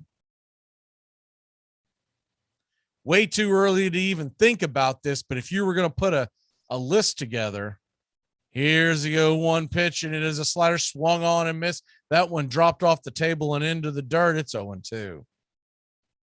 Darnold will get a new ball from the ump. We'll get to the umps here in 1 second. Actually, we've got a second. Todd Tickenor is the home plate umpire tonight. Mike Muchinski, first base. Here's the 0-2 pitch, swung on, slider again, and strike 3. He could not handle that pitch. They might be throwing that to him all night till he proves he can hit it, and there's 2 away.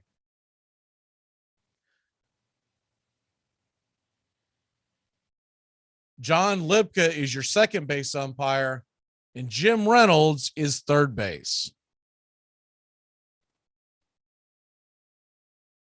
Braves nothing, Padres nothing, and that's going to bring up right-handed bat of Will Myers, another guy they were trying to get rid of at the beginning of the season. He takes the first pitch for a ball, and it's 1-0. Myers hitting .203, no home runs, 8 RBI.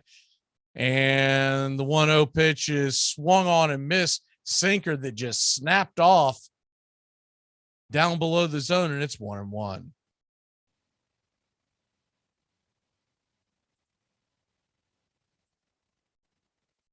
Here's the 1-1 delivery from Fried, and it is a sinker outside taken for a ball. Good eye by Hosmer, and it's now 2-1.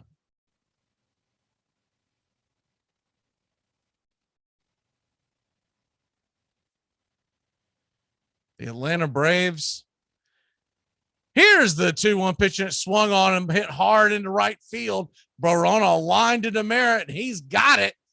Kind of lost his balance and sat down in right field and got a big grin. That'll end the inning. We will head to the bottom of the second. The Braves grab the sticks. It's 0-0. A wise guy, huh? Who wins in a cage match of Ronda Rousey and Bruce Jenner versus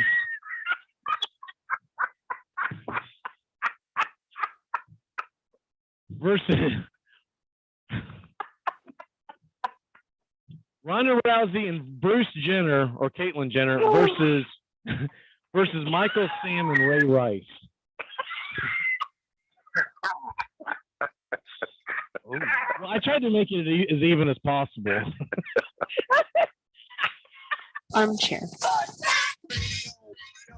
If we actually enjoyed our New Year's resolutions, we'd all have 6-packs, money in our saving accounts, and we'd know how to play the piano. I have to tell you about the one resolution I actually enjoy. It's Built Bar. It's delicious. Oh, yeah, it's healthy too. Built Bar is healthier than your favorite protein bar. They're low-cal, low sugar, high protein, high fiber, great for the keto diet. Lose or maintain weight while indulging. And with only 4 net carbs and 150 calories, there's no guilt. Visit BuiltBar.com. I'm bad at sex.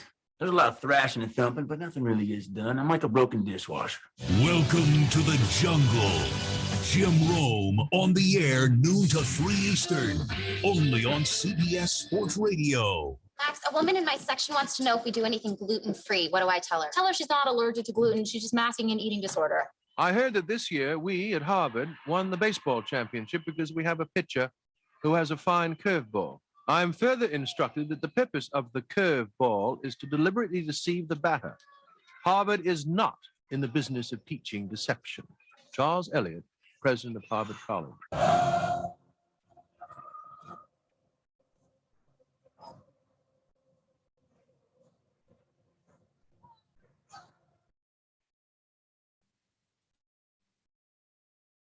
Welcome back here to Braves Country Baseball. The Atlanta Braves, San Diego Padres on a Friday night in Braves Country. Good crowd in Atlanta as they begin a 3-game series. And Yu Darvish is going to be taking on Travis d'Arnaud. The first pitch from Darvish is a slider swung on and miss. And it's 0-1.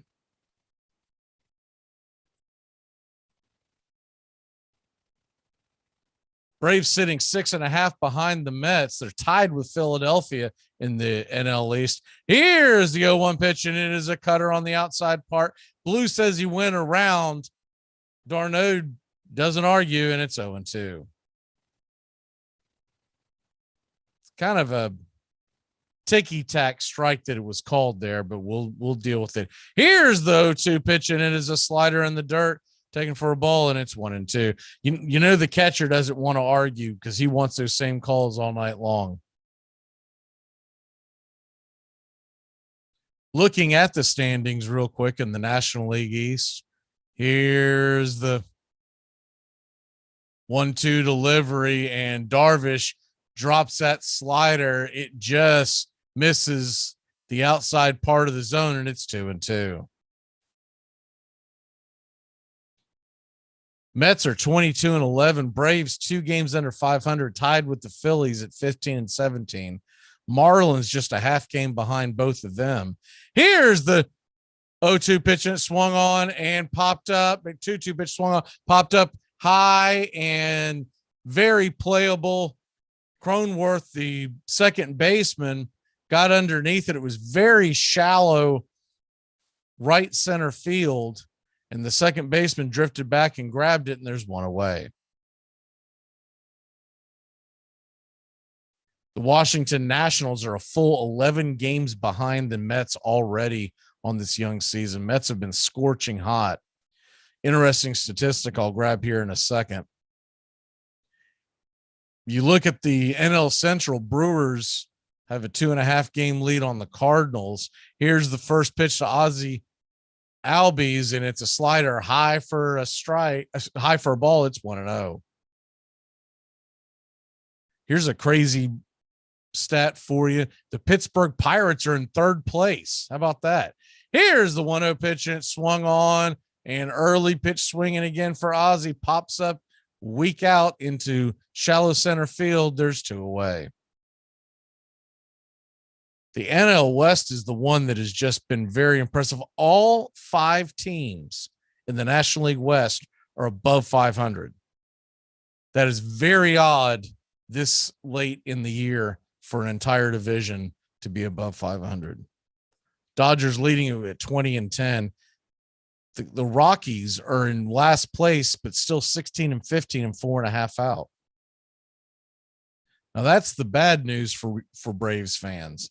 The good news is if you look at the wild card standings in the National League, as the first pitch thrown to Adam Duvall is taken for a strike, and it's 0-1. Darvish has been hammering that slider all game long. If you look at the wild card standings, the Braves are only a few games out and about halfway down the list. Here's the 0-1 pitch, and swung on, popped up high, and very playable. The right fielder Myers is underneath it. He'll squeeze it for the third out, and that'll do it. We will head to the top of the third inning. Braves and Padres are scoreless. Hi, I'm going to be your waitress because my mother drank. Hey, Braves fans, the Armchair Quarterbacks YouTube channel are bringing you Braves baseball all season long. Hi, I'm Mac McGee, and I'll be bringing you Braves baseball play-by-play for the Braves fans out there. Pulling no punches, calling it how I see it for all of Braves country. So pull up an armchair and join us for Braves country baseball, first pitch to last pitch, Tuesday and Friday nights, and the Saturday afternoon games, right here on the Armchair Quarterbacks YouTube channel.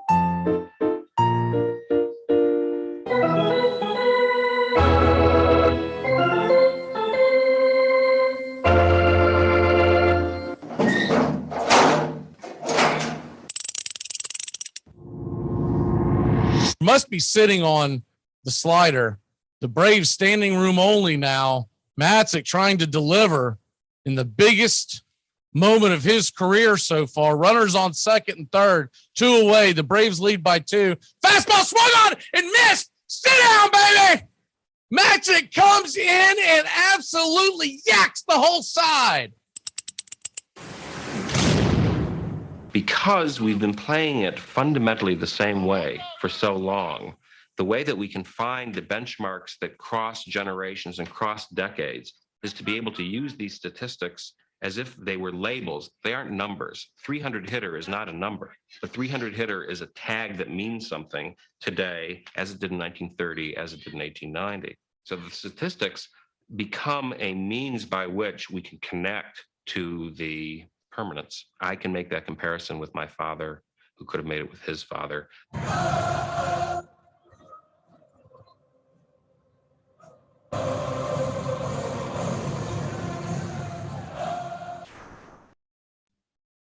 Welcome back here to Braves Country Baseball. Atlanta Braves and Padres are scoreless heading to the top of the third. It'll be Max Fried facing Ha-Seong Kim, Aaron Nola, and Azakar, the 7, 8, 9 hitters for the Padres. Here's the first pitch, and it is a fastball inside taken for a ball, and it's 1-0. 1-0 pitch from Max Fried is on the way and swung on and missed. Looked like the fastball again, a little bit inside, could not lay off it, and it's ties it up at 1-1. Back to the thought on the Braves playoff hopes. Here's the 1-1 pitch, and it ball is ripped into left field. It'll drop for a single. Ozuna's on it quickly and gets it back into the infield. Kim will slam on the brakes and head back to first. The leadoff single. Braves are just 2.5 games out of the final wild card. I know it's really early to be looking at that, but if the Mets stay white hot, we might have to start looking at that in all seriousness. Mets off to a torrid start.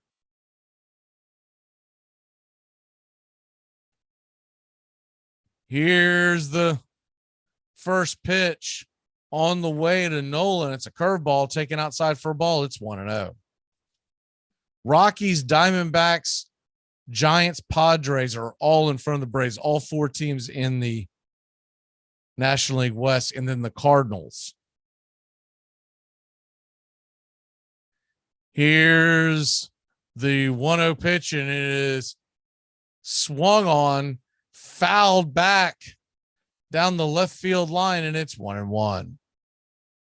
Nola's batting .207 on the year, 1 home run, .537 OPS. Righty-lefty matchup. Here's the 1-1 delivery to Nola. As Darnold sets up inside, kicks and fires and swung on. That ball is ripped down the left field line, and it's going to be fair. On his horse is Kim, and he is going to put on the brakes. Had to go diving back into third base. He was thinking about going all the way first to third. A double for Nola, and there's runners on second and third and nobody out. Austin Riley made a diving attempt for that, could not come up with it. They quickly got the ball back in, and Kim had rounded third. They almost got him napping. I'd say I'd put that on the third base coach for the Padres. He took a really long time to give Kim a yes or no. So that'll bring up Jose Azocar, and here's the first pitch to Jose, and swung on and fouled off his foot. It's 0-1. Azocar is batting 194, no home runs, a 512 OPS, the center fielder. So he's got some speed. Braves need a big out here to stop the rally. Braves nothing, Padres nothing. Friday night baseball. We're here every Friday night and Tuesday night, Tuesday and Friday night baseball, Braves country. Here's the 0-1 pitch, and it swung on. Curveball, banged foul up against the backstop, and we'll do it again at 0-2. Fried could really use a strikeout here. Pop up anything. The top of the order is looming. Here's the 0-2 pitch from Fried. He gets the sign from Darno. They set up outside. Fastball swung on and just got a piece of it. Goes back to the backstop, and it's 0-2 once again.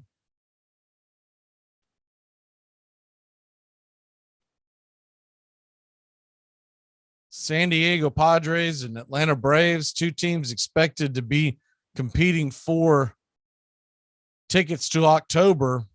Here's the 0-2 pitch, swung on and hit high and deep into center field. Going back against the wall is Duvall. He's got it, but he was on the warning track and retreating. Gets the ball back into the infield, but not before Nola is able to scamper to third, and the runner score. Kim comes home to score with ease. It's 1-0 San Diego.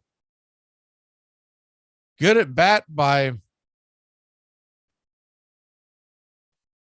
Azocar. He just wanted to make sure he got something to send into the outfield. And man, he almost tattooed that thing over the wall. Not only did he have to go to the warning track, but the momentum carried him up against the wall. So here's the first pitch to Cronenworth, and it is a curveball and taken for a ball outside. It's 1-0. Cronenworth, same situation. It's going to be trying to move that runner home with just one away. Nola runs decent for a catcher. So anything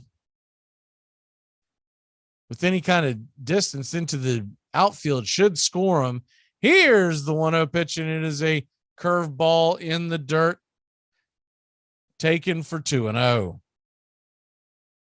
Cronenworth does have 2 home runs on the year, a .212 hitter, 652 OPS, off to a slow start, but a really good and polished professional hitter. Had a great year last year. Here's the 2-0 delivery, and is a fastball at the knees, taken for a strike. Nice pitch by Mad Max, and it's 2-1.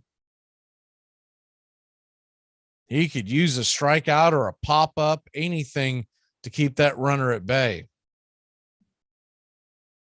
San Diego 1, Atlanta 0. Early on here, top of the third. Here's the pitch, and it swung on and fouled off out of play. Just got a piece of that right in his kitchen, and it's 2-2. San Diego Padres are expecting to get Ian Snell off the IL soon. He had what was looked upon as most likely his last warm-up start in the minors on Tuesday. Probably Monday or Tuesday is when he would come back. Here's the 2-2 pitch, and it's inside. Looked like the sinker. And you got a full count now at 3-2.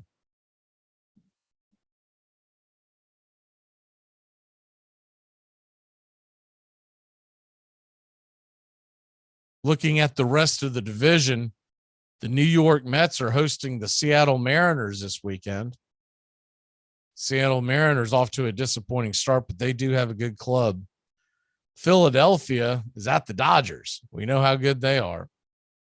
So here's the full count. Max Fried kicks and fires. Is swung on, strike three. That slider just dropped out of the zone. Cronenworth could not lay off it, and there's 2 away. Big out number 2. That'll bring Jurickson Profar to the plate.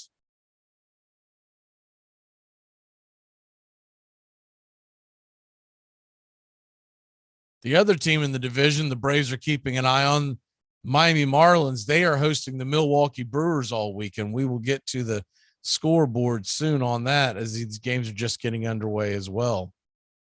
Here's the first pitch, and it is a nice snapping curveball, swung on and missed. And it's 0-1.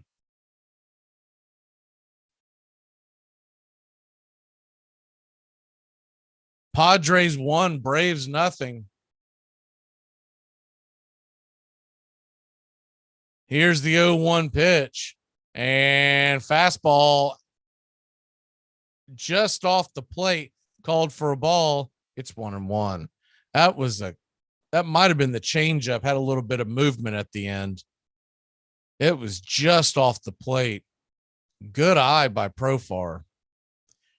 Here's the 1-1 delivery from Max, and it is in the dirt. That definitely was the changeup, and it's 2-1. Profar 0 for 1 on the night, now batting 185. This is a guy that Fried's got to go after and get to kill this rally. Padres lead at 1-0 on a sac fly, bringing home Kim after Nola put a double down the line. Here's the 2-1 pitch, and it swung on and hit to the right side. We're right at Ozzie. He's got it. He'll flip it over to first, and that'll get us out of the inning. We'll head to the bottom of the third. The Atlanta Braves will grab the bats, trailing by 1. Hey, this isn't my coffee. Where's my finely ground quinoa blend from Starbucks? That's it. Daphne put an eggshell and some allspice in it. Didn't that just dress it up? Let us get something clear. I am not a morning person. I have to ease into my day slowly. First, I have my coffee. Sans eggshells or anything else one tends to pick out of the garbage. Hey, Braves fans, the Armchair Quarterbacks YouTube channel are bringing you Braves baseball all season long. Hi, I'm Mac McGee, and I'll be bringing you Braves baseball play-by-play for the Braves fans out there, for all of Braves country. So pull up an armchair and join us for Braves country baseball, first pitch to last pitch, all season long, right here on the Armchair Quarterbacks YouTube channel. Enjoy sun-drenched days, epic stays, and plenty of room to roam in Greater Fort Lauderdale. Our hotels, attractions, and restaurants have taken the Visit Lauderdale's Safe and Clean pledge, so you can relax and explore with confidence. When you're ready for that well-deserved staycation, our 23 miles of golden beaches await. Find wide-open spaces to hike, bike, kayak, and paddleboard. Visit your favorite attractions, then dine out in style in socially distanced dining rooms or al fresco on waterfront patios. Learn more at sunny.org. You know the guy's names on the baseball team? Yes. Well, go ahead. Who's on first? Yes. I mean the guy's name. Who? The guy playing first. Who? The guy playing first base. Who? The guy on first base. Who is on first? What are you asking me for? I don't know. When the University of Illinois played Northwestern, Illinois rooters fired blanks into the air. Much more convenient than yelling, the campus paper said, and has a better effect on the visiting team. And when the Princeton Tigers beat Yale, Their fans roared right onto the field.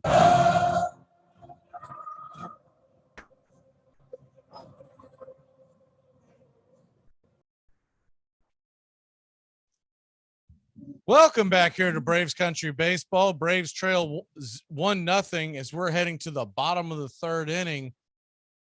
The Braves will have the bottom of the order and then Travis Demeritte at the top of the order due up. It's 8-hitter William Contreras, the designated hitter tonight, is due up. Dansby Swanson. Here's the first pitch to Contreras that swung on and missed. Looked like the cutter at the knees, and it's 0-1. Dansby standing on deck with Demeritte in the hole. Here's the 0-1 pitch, and swung on and popped high and deep, going back. Zip, boom, bam, that baby's gone. A 1-run blast that was absolutely seeded over the bullpen and through the woods. And here comes Contreras as he's Cadillacing around third. It's 1-1. Contreras put an absolute charge into that cutter that was about letter high, and he stamped it into the seats, say about 5-6 rows back easily. They're going to have a hard time sending Contreras back down to the farm when Manny Pena comes off the IL. 1-1, Atlanta ties it up. That'll bring up Dansby Swanson to the plate. Dansby Swanson batting .226 with 2 home runs on the year. Here's the first pitch by Yu, and Yu catches it at the top of the zone. Blue calls it a ball. It's 1-0. The Braves dugout is going bananas because that ball got out in a hurry. Here's the 1-0 pitch on the way, and swung on and hit high and deep into right center field, going back against the wall. The center fielder, Azakar, has got it as he puts his back on the wall, and there's one away. He put an absolute charge into that one as well.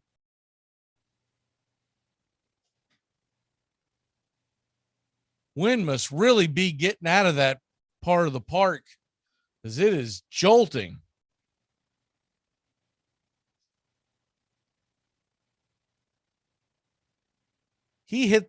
Contreras hit that ball over the bullpen and still 4 or 5 rows up.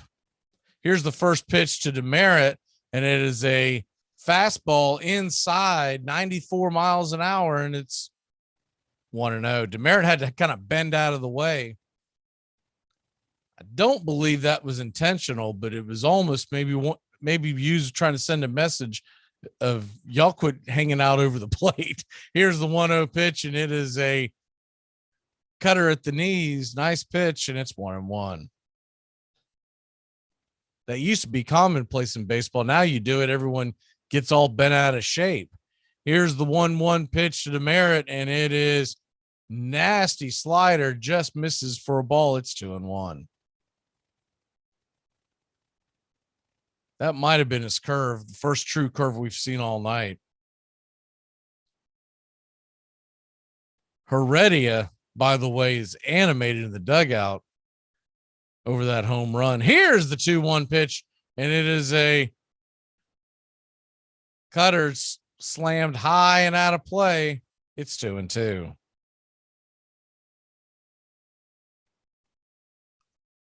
Similar pitch to what Contreras and Dansby put a charge into, but just a little farther outside. Here's the 2-2 pitch from you, and it is inside. That one did get away 95 miles an hour over the head and bending Demeritte back. And it's a full count to the leadoff hitter, Travis Demeritte. Demeritte got on first inning via the walk. Can he get on base again? Here's Here's the 3-2 pitch to Travis and swung on, and that ball's ripped down the left field line. Cutting it off and making a good defensive play is Profar. He gets back into the infield, and Demerit has to stop at first, but we got one on, one out, and Big Matt Olson coming to the plate.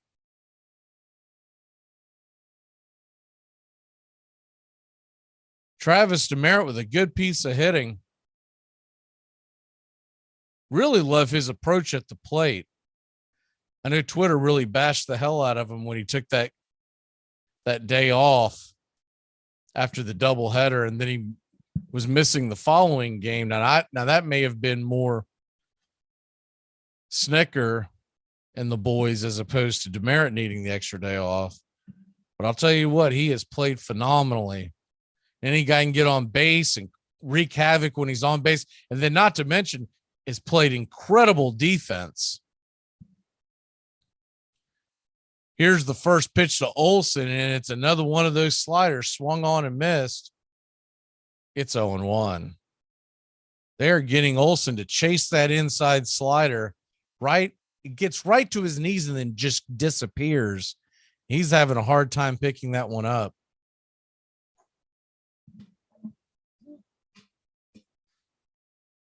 Braves just getting started here on a 3-game series, ending the long homestand. Here's the 0-1 pitch swung on and missed again. Another slider. Just got a piece of that, fouled it back. It's 0-2.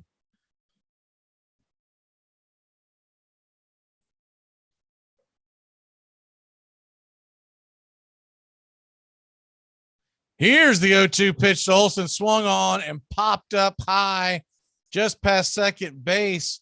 Cronenworth's going to grab it, and there's 2 away in the Atlanta third. Actually, I think that was Kim. They were playing a shift, and Kim coming over from second faded behind the bag and grabbed it. Olson just missing those. Really put a charge into some of those earlier in the week, just not picking it up tonight. Looking at the Atlanta Braves schedule, here's the first pitch to Riley, and right there at the chest, Cutter taking first strike. It's 0-1.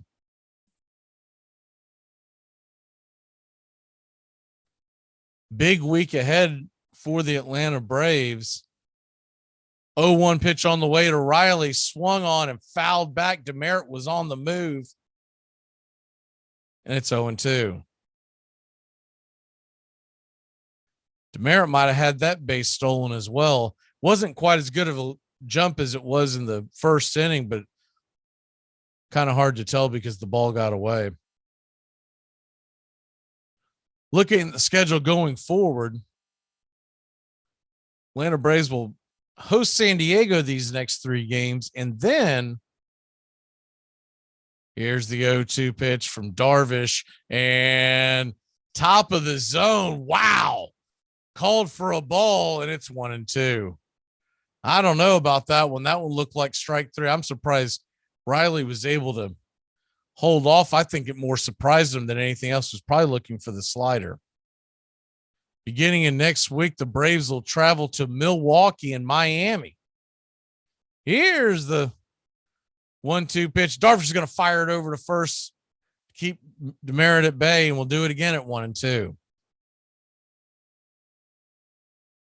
3 games in Milwaukee, Monday, Tuesday, Wednesday. We'll have the Tuesday night call here, 7:41 pitch. Here's the 1-2 pitch, swung on and missed strike 3, blew it right by him, and that'll end the inning, but not before William Contreras went yard and tied it up.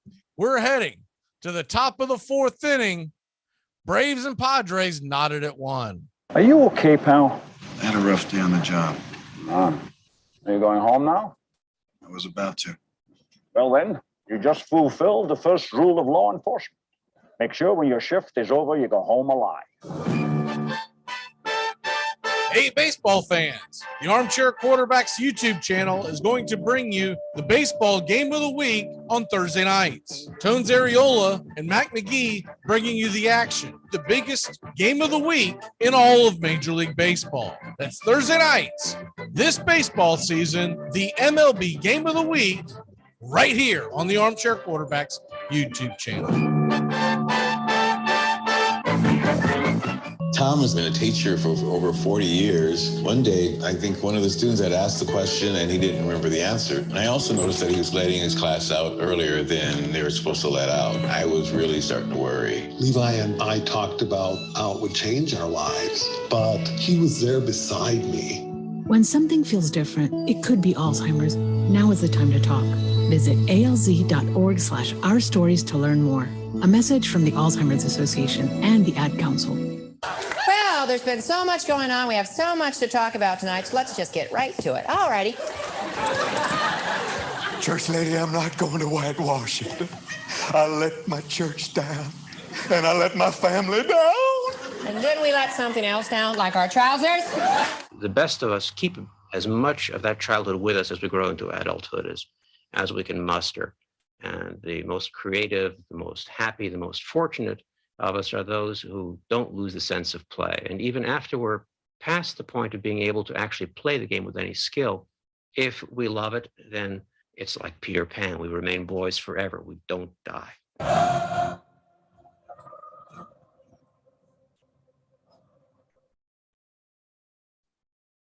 Welcome back here to Braves Country Baseball. The Atlanta Braves tied it up with a mammoth shot by William Contreras. And that'll bring up Manny Machado to the plate for the San Diego Padres. The Padres will send a 380 hitter with 7 home runs to the plate. He's 0 for 1 on the night. Lefty-righty matchup. And Fried deals, and it's fastball hit high and deep into right center field, going back on the warning track. Duvall's got it, and there's one away. That ball is just flying out to right field tonight. Right around the chop shop area. Braves and Padres outfielders alike have been busy.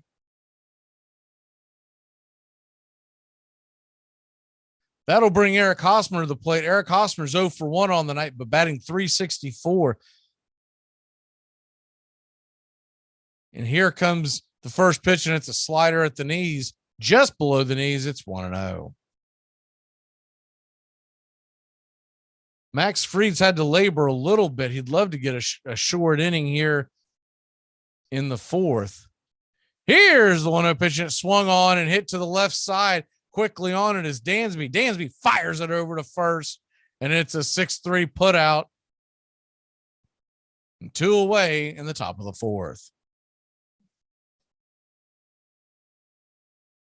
Dansby Swanson,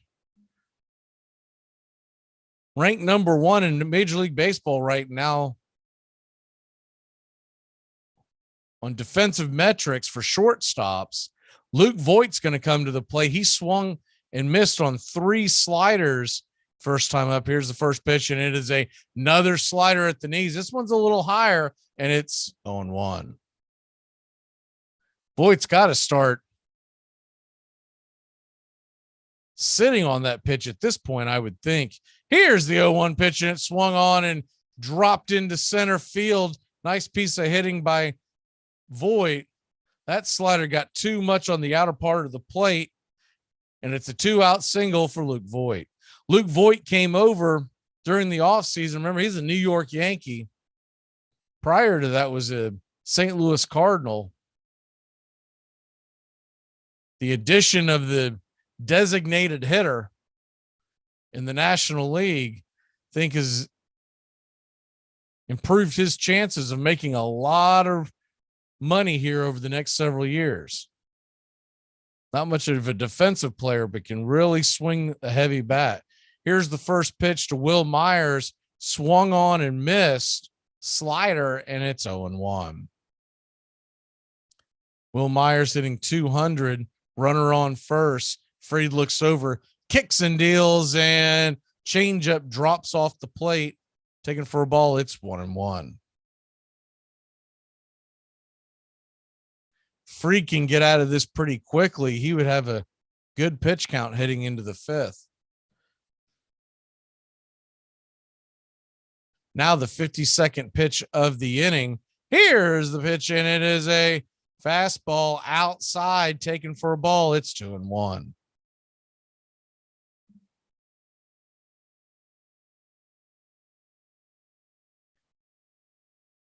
Braves won, Padres won. Padres scored on a sac fly in the top of the 3rd. The Braves held serve and bashed a solo shot by William Contreras in the bottom of the 3rd, and that's where we're at now. Here's the 2-1 pitch, and it's a curveball called for a strike right there at the knees, and it's 2-2. Fried working a little faster now. Here's the 2-2 pitch. No, Blue's going to call time. And Fried had just lifted his leg, was about to head towards the plate when the arms went up. So we'll do it again. 2-2 delivery on the way. Lefty righty matchup, kicks and deals, swung on it, just got a piece of it, bangs it foul up against the brick wall behind home plate, and it's 2-2.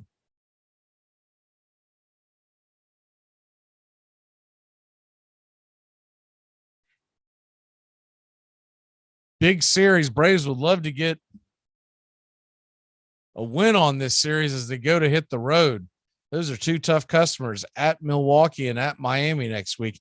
Here's the 2-2 pitch. It swung on and fisted into right field. The Braves were playing a shift, so there was no one over there to make what would normally be a pretty routine play for a second baseman. Luke Voit, not the fastest of runners, goes from first to second, and he'll stop there. And so now the Padres got something going here.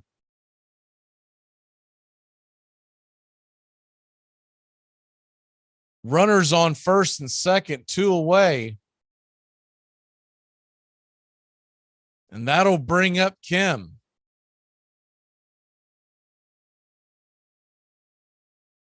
Kim has scored the first run of the night. Last time up, here's the first pitch. It's a curveball at the knees, right down the heart of the plate, taken for a strike. It's 0-1.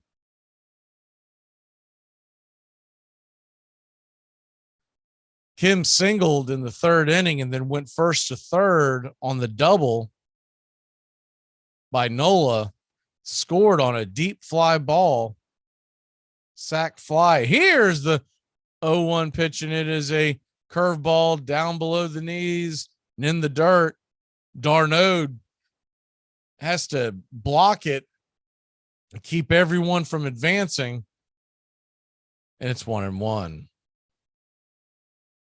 Voit, not much of a threat to go there. So d'Arnaud kind of aided by the fact that one of your slower base runners is standing on second.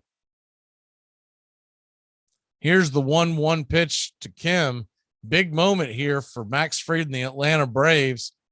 Here's the delivery, swung on, and Kim rips it into right field, right on a line to Travis Demeritte. He's got it. Kim slams his helmet on the ground, and that'll end the inning. We head to the bottom of the 4th. Marcell Ozuna, Travis d'Arnaud, and Ozzie Albies coming to the plate.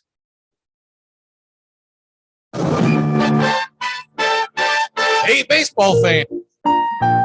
Hey, Braves fans. The Armchair Quarterbacks YouTube channel are bringing you Braves baseball all season long. Hi, I'm Mac McGee, and I'll be bringing you Braves baseball play-by-play for the Braves fans out there, for all of Braves country. So pull up an armchair and join us for Braves country baseball, first pitch to last pitch, Tuesday and Friday nights, right here on the Armchair Quarterbacks YouTube channel. TGIF on the Armchair Quarterbacks. Justin Waller and Mac McGee are back at it 6 p.m. Eastern to 7 p.m. Eastern every Friday evening right here on the Armchair Quarterbacks YouTube channel and your local CBS Sports affiliates. We're talking the NFL, Major League Baseball, and Southern football, so grab you a cold one. It's finally Friday on the Armchair Quarterbacks, 6 p.m. Eastern to 7 p.m. Eastern. Waller and McGee getting you ready for your sports weekend. Welcome back here to Braves Country Baseball, middle of the fourth inning. So we're going to go ahead and get you caught up on the scoreboard real quick before the Braves send Ozuna, Darno, and Albies to the plate. Braves will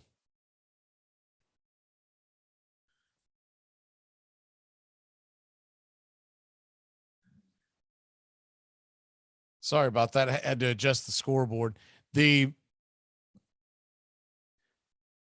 Atlanta Braves tied the game up 1-1. So that's where we sit here heading to the bottom of the fourth inning, looking at the rest of the scoreboard in the National League as the Mets and Seattle Mariners are underway. That game, that series is in Queens. So the Mets at home this weekend, and the New York Mets lead at 1-0.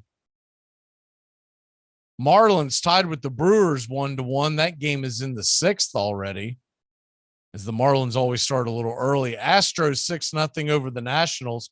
Reds and Pirates bottom of the sixth. Reds 5-2 lead.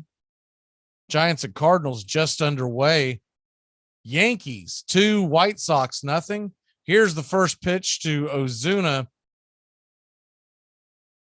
and it's taken for a ball. It's 1-0. 1-0 pitch on the way to Ozuna, and it's a sinker, knocked foul, and it's 1-1.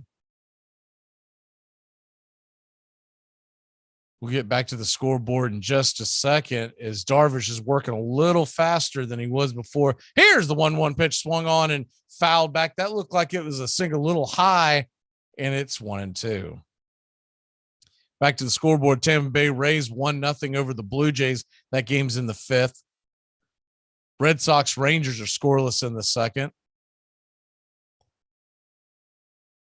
Here's the 1-2 pitch from Darvish, and it is a sinker low, way below the knees, and it's 2-2. Good eye by Ozuna. He's been swinging at those recently. Astros 6, Nationals 0. Orioles 1-0. They trail the Tigers in the fourth inning. Mariners have now tied it up. Here's the 2-2 pitch. That ball is swung on and hammered high and deep into left field, but doesn't have a lot of carry to it, and it'll die just before the warning track, and there's one away. Twins 1, Guardians 0. That game just got going in the bottom of the first. Games later on tonight, you got the Royals and Rockies, Angels and A's, and the Phillies are at the Dodgers. Braves could use some magic from the Mariners this weekend. Speaking of Mariners and Mets and Padres, Robinson Cano was signed by the Padres today, and he is in the dugout. First pitch to Travis d'Arnaud is a slider, and it's 0-1. Working a little faster here. Darvish gets the call and pitch on the way. 0-1. Another slider taken for a strike, and it's 0-2. Surprised d'Arnaud didn't offer either one of those. That's usually a pitch he can hammer. Here's the 0-2 pitch, and it is a fastball outside just off the plate, and it's 1-2. d'Arnaud, 291 average, 3 home runs on the young season. Here's the 1-2 pitch, and it is a fastball high just above the zone over the plate, and it's 2-2. Braves and Padres all knotted up at 1, bottom of the 4th inning. Darvish on the 2-2 count, the 53rd pitch of the night. Here's the pitch and swung on, and slider just off the plate that d'Arnaud just bangs foul, and will do it again at 2-2.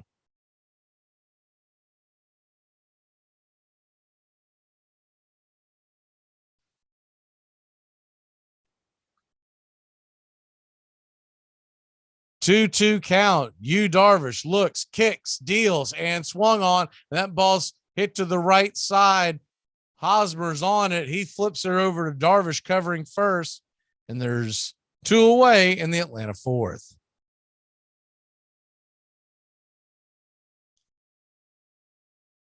Some playoffs going on right now. We'll get those scores to you here in just a second. Yu Darvish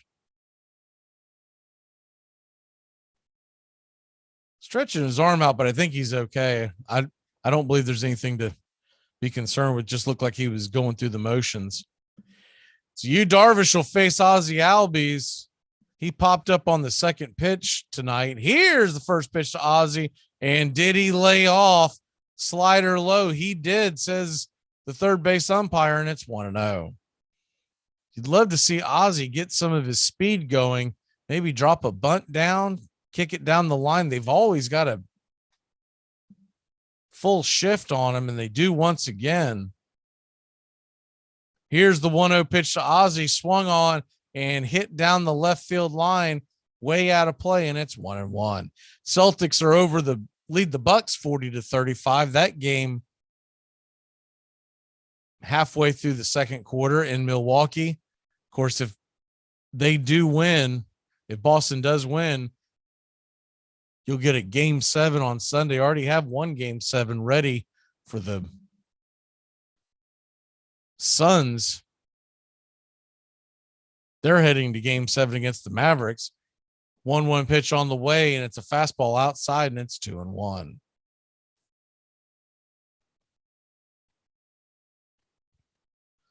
Two-one pitch from Darvish. He hesitates and kicks and deals, and it's at the top of the zone. Slider taken for a strike. It's 2-2. Got the NHL going tonight as well. Penguins and Rangers in a decisive game 6. If New York wins that, you'll get a game 7 on Sunday, I believe. Here's the 2-2 pitch. And it is a slider on the outer part of the plate, called for a strike. Ozzie doesn't like it. Looked like it hit the plate, and that'll do it. We'll head to the top of the 5th inning. Padres and Braves tied at 1. Because he's the armchair quarterback. He's full of beer and he's full of snacks. The all-American man. My typical favorite shot, honestly, is just old Jack D. Well, Ice Cold Jack D. But if I'm going to pick like more of like a shooter type of thing, it is the most dangerous one, and I no longer drink it. But man, a good Jaeger bomb. I was about to say, but I'm probably got some Jägermeister. But I'm going to tell you right now, you do a Jaeger bomb nowadays, I'm probably going to end up in divorce court. So, because I black out and not only just time travel, I travel. I wake up in other cities. So, if I remember, you used to like slap your face like Curly, and then you would just do this shuffle step, and then it was on after that. Yes. We went into plan M for McGee. Yes. All right, execute plan M. Todd, you get the flanks. if anybody's taller than McGee, get him out now. Oh, yes. At least that's how I remember it. Yeah. Well, I don't remember it. That's kind of the point.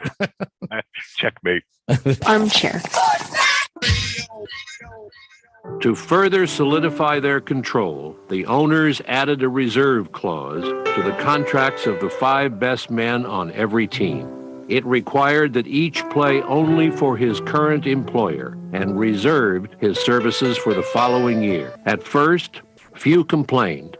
To be reserved was to be sure of a job for the coming season.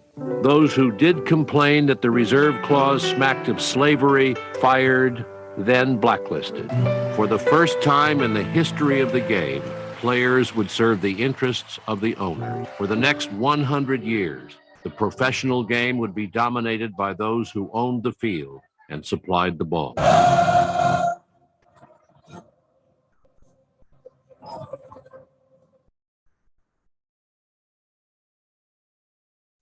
Welcome back to Braves Country Baseball. Braves and Padres knotted up at 1. We're heading to the 5th inning. It'll be Nola Azocar in the top of the order for the Padres here in the 5th.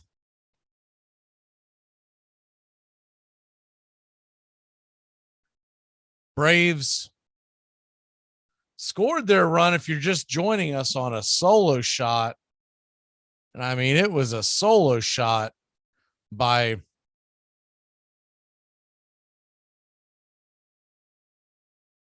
William Contreras. He absolutely scorched it over the right center field wall. Here's the first pitch, and it is bang foul for a strike. It's 0-1. Max Fried at 59 pitches on the night gets the call, and the 0-1 pitch on the way. It's fouled back, and it's 0-2.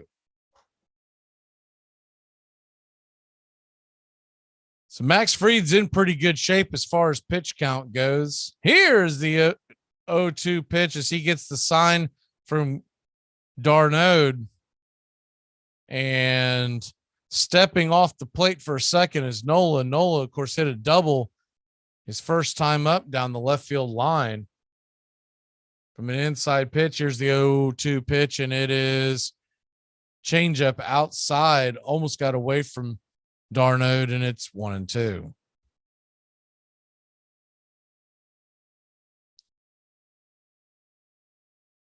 Love these Braves red jerseys. I wish they'd wear them more. Here's the 1-2 pitch on the way, and out of the zone curveball down around the ankles on the plate, and it's 2-2.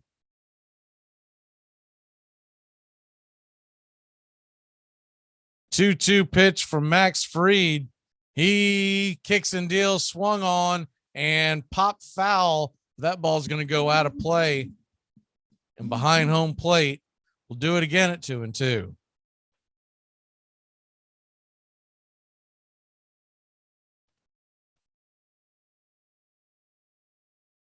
Padres nothing, Braves nothing. Top of the 5th inning. 2-2 pitch on the way, and curveball popped up high, giving chase to d'Arnaud. He's got it right in front of the Braves dugout, and there's one away in the San Diego first.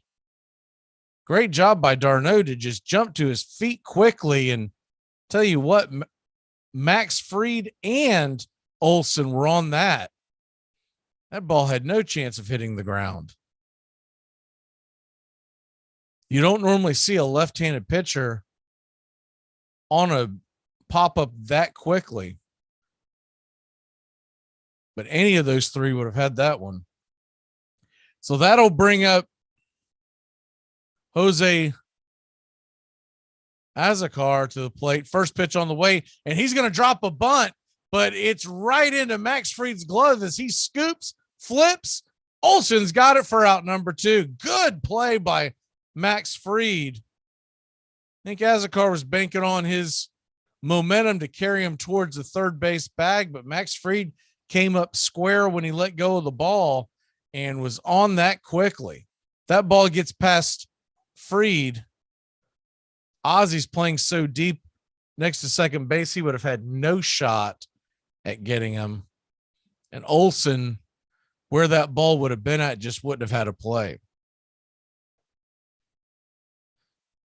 So that's second out of the inning. Here's the first pitch, and it swung on, and Cronenworth puts a worm burner right past Ozzy at second, and it's a 2-out single here in the 5th. Ozzy was in that general area, but that ball got on him hot. Did not have a chance to react to that.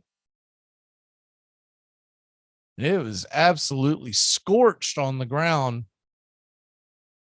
So that'll bring up Jurickson Profar. Profar 0 for 2 on the night. the number 2 hitter of the Padres. Standing on deck is Machado, so you want to get him here. Here's the first pitch on the way, swung on and pulled foul. Looked like the changeup just below the zone. It's 0-1. Thanks for joining us here tonight on your Friday night. Joining us for Braves Country Baseball. We're here every Tuesday and Friday night, all season long. Here is the 0-1 pitch from Fried as he looks back the runner to first on the way and just below the knees, but called for a strike. I think Profar went around. It's 0-2. Profar, I don't believe, liked the call. He walked away and kind of took long strides away from the batter's box. But he's back and he's ready for the 0-2 pitch from Max Fried. Max Fried, 4 strikeouts on the night. Here's the 0-2 pitch, and it swung on, and that ball is dumped into right field, and it's going to get down, and it is fair, and that's going to be a double for Profar. Kind of an excuse me Texas blooper that got over the first baseman's head, kicked into right field and went foul. By the time Demerit's on it, you got trouble. Runners on second and third, 2 away, and that'll bring up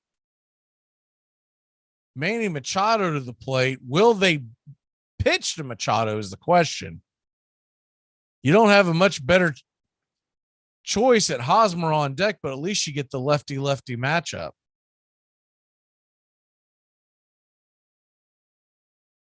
So 1-1 game, critical part in this game, top of the 5th inning, and they are going to send Manny Machado down to first on an intentional walk.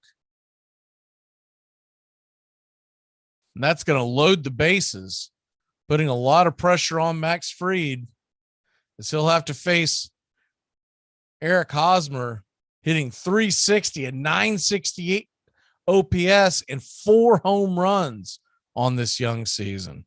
Here's the first pitch to Hosmer on the way, and it's in the dirt. Slider, good block by Darnaud,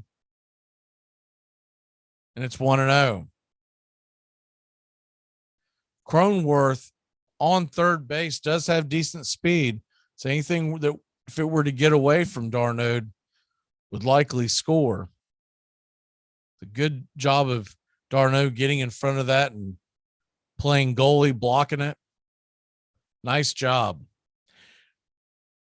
Get a new ball. Here's the 1-0 pitch, and it is swung on and missed. Curveball that was way off the plate and out of the zone, but looked good to Hosmer at the onset, and it's 1-1.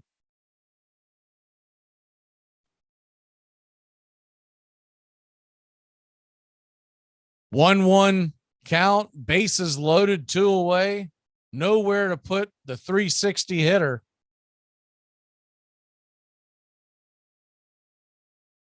Max Fried kind of walks around the mound for a second, gathering his thoughts. 1-1 delivery on the way. And he kicks and fires, swung on, and that ball is ripped into right field under Ozzy's glove. 1 run will score. Here comes the throw into the infield. 2 runs will score, and it's 3-1 San Diego. That looked like the curveball, and it was a good pitch. Hosmer just got it. He must have been looking for it. That one got a little bit too much of the plate, but it was low, actually out of the zone. Not where he normally likes to throw that curveball. Normally he likes to just fall out of the zone completely or a little farther away. Ozzy almost made an incredible diving stab, but it just missed his glove. And that'll bring up Luke Voit to the plate. First pitch is called, strike. It's 0-1. Just great job of hitting by Hosmer. It's the danger when you put that batter on, although it's Machado, Hosmer knew there was no way you were pitching around him. You had to give him something to hit. Here's the 0-1 pitch to Voit, and it's below the knees, called for a ball. It's 1-1. Welcome to Braves Country Baseball. Braves trail at 3-1. Still a long way to go in this one. Here's the 1-1 pitch on the way, swung on and fouled back out of play. Fastball up in the zone. It's 1-2.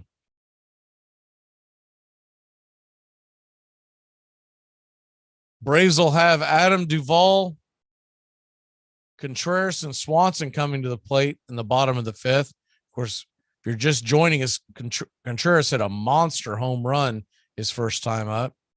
Here's the 1-2 pitch on the way and swung on and missed strike three, and that'll end the inning. But not before the San Diego Padres tack on a couple of runs. The Braves trail 3-1. It's time to grab the bats. Bowling's insane. Bowling is crazy time. Bowling? I don't think so, George. You get no rush from bowling. Rush? You want a rush? Drop a ball on your toe, my friend. Talk about a rush. You'll be throbbing. You'll see visions. At Jewelers Mutual, we're a little obsessed with jewelry. Obsessed like auctioneers with talking fast. 50, we're going to fit. Pop stars with auto-tune. And dentists with asking questions. So, how did he propose? After they've put their hands in your mouth. Great. Yes, we've made jewelry our obsession for over 100 years. We love it so much, we named our kids Ruby, Amber, and Opal. Venti soy latte for Opal? At Jewelers Mutual, we insure jewelry and only jewelry, which is why people who are also obsessed with jewelry trust us with theirs.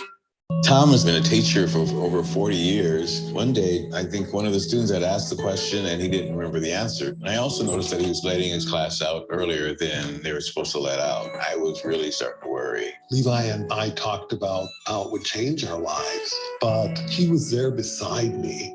When something feels different, it could be Alzheimer's. Now is the time to talk. Visit alz.org/ourstories to learn more. A message from the Alzheimer's Association and the Ad Council. The most popular and most notorious star of the 19th century was Michael Joseph King Kelly, the sure-handed catcher for the Chicago White Stockings. He was so skilled at stealing bases, he once stole 6 in a single game, that he inspired a popular song, Slide, Kelly, Slide. He sometimes cut across the diamond, skipping second altogether when the umpire was not looking. Kelly drank as hard as he competed. Once, A.G. Spaulding put Pinkerton detectives on his trail and accused him of having been in a saloon at 3 a.m. drinking lemonade. Kelly was indignant. It was straight whiskey, he said. I never drank a lemonade at that hour in my life.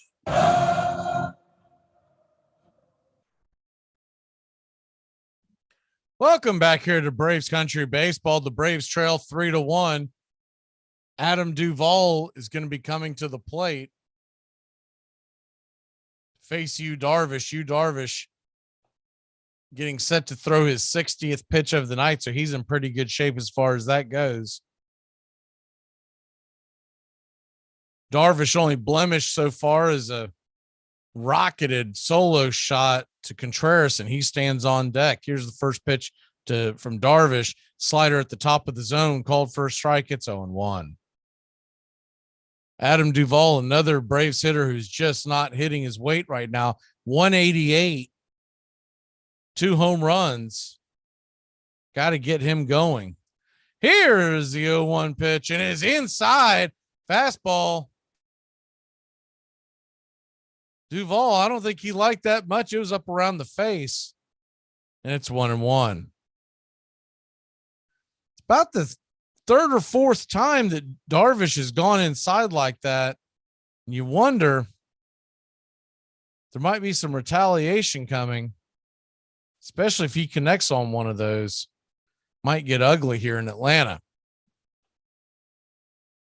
Here's the 1-1 pitch on the way from Darvish, and Slider swung on and banged down the third base line.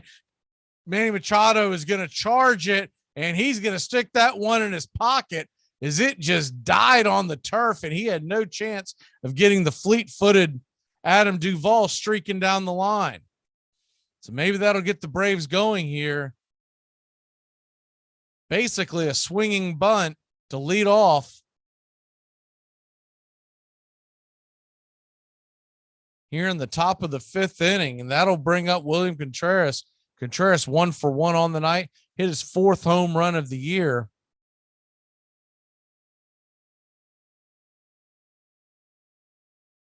Update on the score real quick. Brewers and Marlins are still tied at 1. Orioles and Tigers, Detroit leads Baltimore 1-0. Here's the first pitch to Contreras, called for a strike, and it's 0-1. Just on the outer part of the plate, looked like the slider. Remember, it was the high heat that Contreras took deep earlier. Here's the 0-1 pitch, swung on, and did that ball stay fair? They're going to say it did. Nola jumped on it, fired it down to first, and there's one away.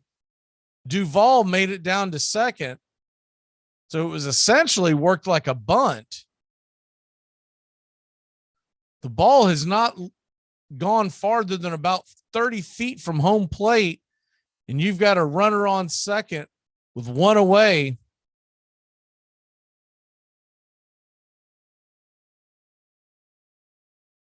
And the tying run comes to the plate in the form of Dansby Swanson.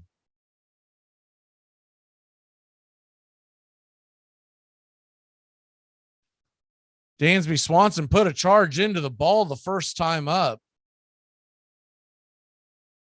and it was caught at the wall. This was right after the Contreras home run. Nola is going to run out to the mound to talk to Darvish about the signs. So there is a pause in the action as Cronenworth's going to go up there and talk to him too.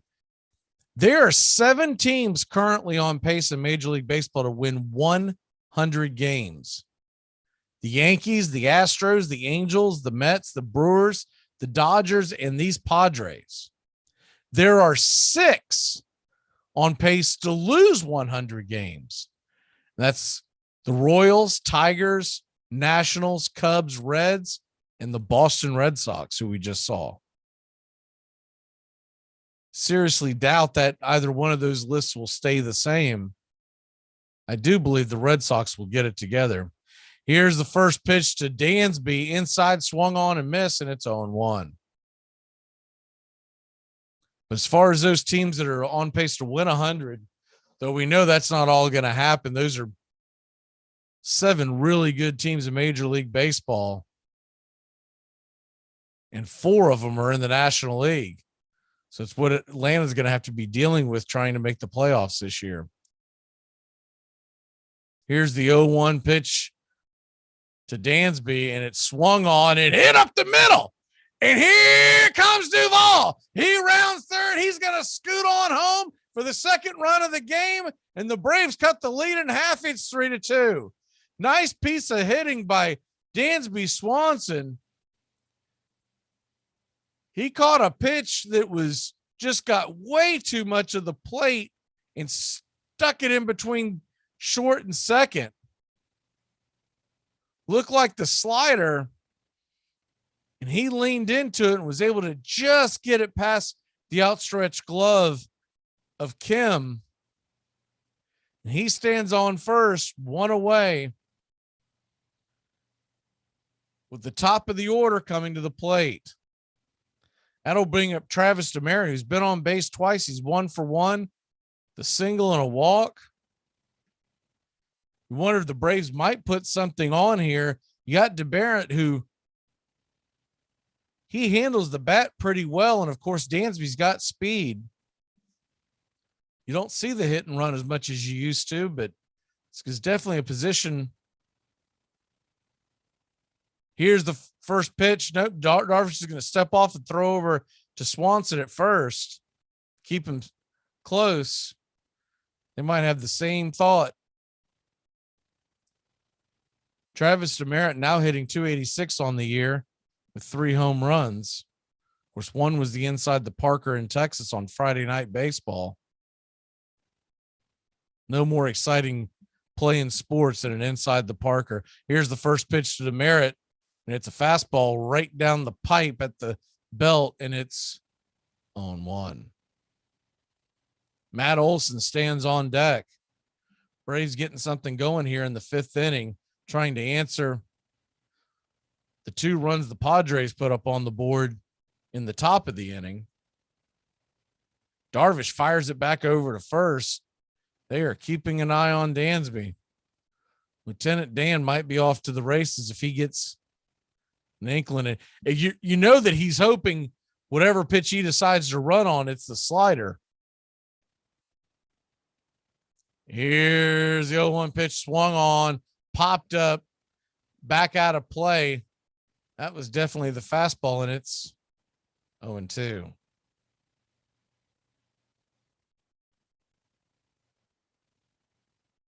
San Diego 3, Braves 2.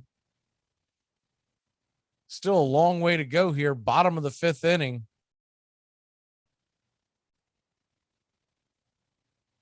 Here's the 0-2 pitch from Yu Darvish, who's about to throw the 69th pitch of the night. He kicks and deals, and it's a fastball high, trying to get Demeritte to chase. It's 1-2.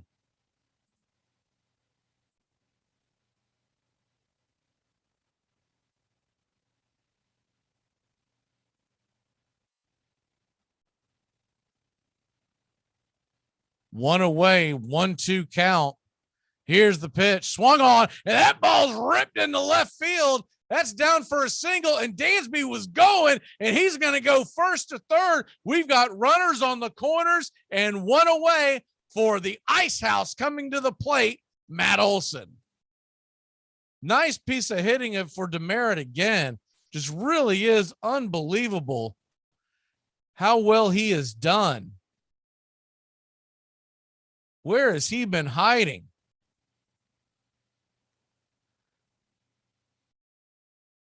Great job of hitting by Travis Demeritte. Keeping things going here. The Braves trail by 1, but you got runners on first and third with the big power hitter, Matt Olson, the Ice House, coming to the plate. The only thing you worry about is he is a double play candidate with his speed, but he can get into a ball as well.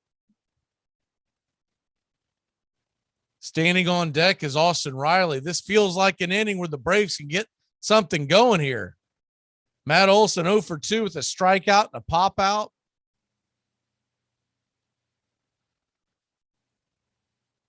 Landon Native takes the first pitch and swung on and hit high and deep, but foul and out of play. It's 0-1.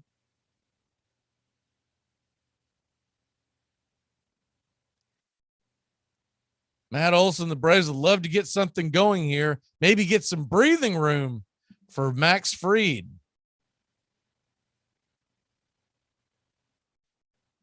Here's the 0-1 pitch as Darvish looks over at Dansby, kicks and deals, swung on and missed.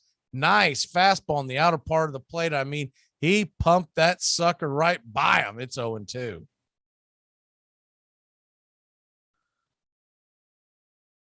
Top of the 8th, Milwaukee and Miami are still tied at 1.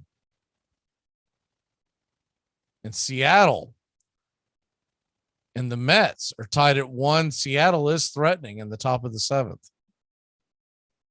Here's the 0-2 pitch, swung on and missed, strike 3, blew it right by him. That is surprising. I cannot believe Matt Olson could not get a hold of any of those pitches. He had to have been sitting slider because he blew it right by him, looking for the local, got the express back to back. That's a big out, number 2. Fastball in the inner part of the plate. A fly ball would have tied the game, and that's going to bring Austin Riley to plate. Now we're going to need a base hit or something goofy to get Swanson home. Here's the first pitch to Riley, and it's a fastball way off the plate. Good defensive slide and backhand stab by Nola. It's 1-0.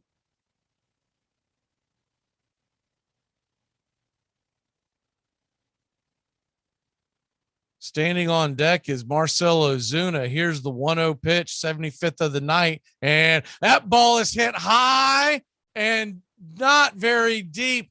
Austin Riley slams his bat. It's going to be a can of corn and an easy out to end the fifth. But not before the Braves grab a run. They trail 3-2. We'll be back in a flash. As you know, Monty, Vaughn's been working on a couple of new pitches, the Eliminator and the Humiliator, to complement his fastball, the Terminator. I heard that. Dynamite drop in, Monty. That broadcast school has really paid off. Good afternoon. Would you like to try a free sample of our double fudge brownie? Oh, sure. That's very good. I'll just take one more, just to be sure. Yep, still very good. Some things never change, like never being able to take just one free sample. And Geico saving folks lots of money on their car insurance. Is that macadamia nut I taste? You take one more. Sir.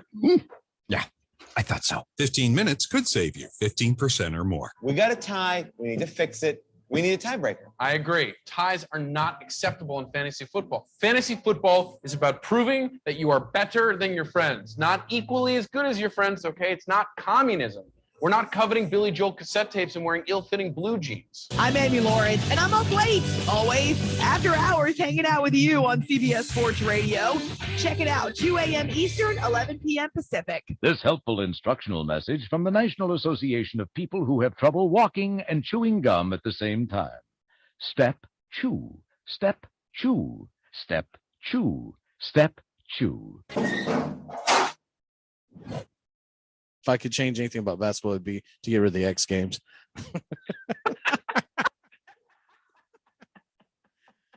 Armchair. Mayhem seemed to follow John McGraw wherever he went. When he got into a fist fight with the opposing third baseman in Boston in 1894, both benches emptied. Fans began brawling. Someone set the stands on fire, and the entire wooden ballpark and 170 neighborhood buildings went up in flames.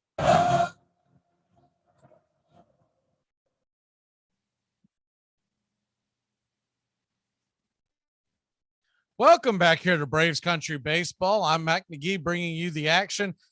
Braves trail at 3-2. Had something going there in the bottom of the fifth, but a strikeout and a pop out ended the rally on runners on first and third. They did get a run to climb back within one. Max Fried will go back out to the mound here for the sixth inning, just as here's the first pitch on the way, and it is a curveball taken at the knees for a strike. It's 0-1. Just 77 pitches into the night for Fried. Here's the 0-1 pitch, and it's a curveball that bounces at the plate, taken for a ball by Myers, and it's 1-1. Will Myers, Kim, and Nola all due up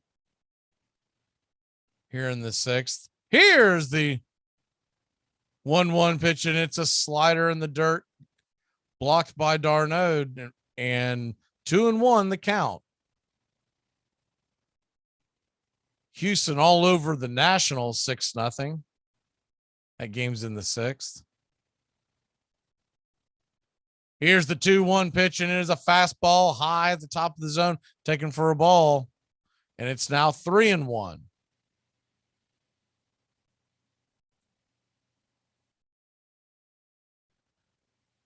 3-1 pitch from Fried, and it is swung on and hit high and deep, going back, over the wall and gone. A solo shot by Will Myers, and the Padres lead it 4-2. Will Myers took that fastball right down Main Street and sent it downtown. A 3-1 pitch that was put on a platter. Fried will have to just shrug that one off. As Myers getting high fives in the dugout, it was almost picturesque the way he swung the bat and stared at it. Here's the first pitch on the way to Kim, and it's a fastball off the plate. And it's 1-0. Will Myers banged that thing 421 feet and got out in a hurry, 108 miles an hour. Here's the 1-0 pitch, and that ball's hit high and deep on the warning track. Ozuna's got it, and there's one away.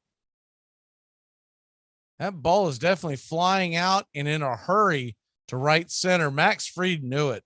The moment he let go of that ball, you see his face, and he just had that reaction of, oh, I really stepped in it. So San Diego leads at 4-2. Now one away.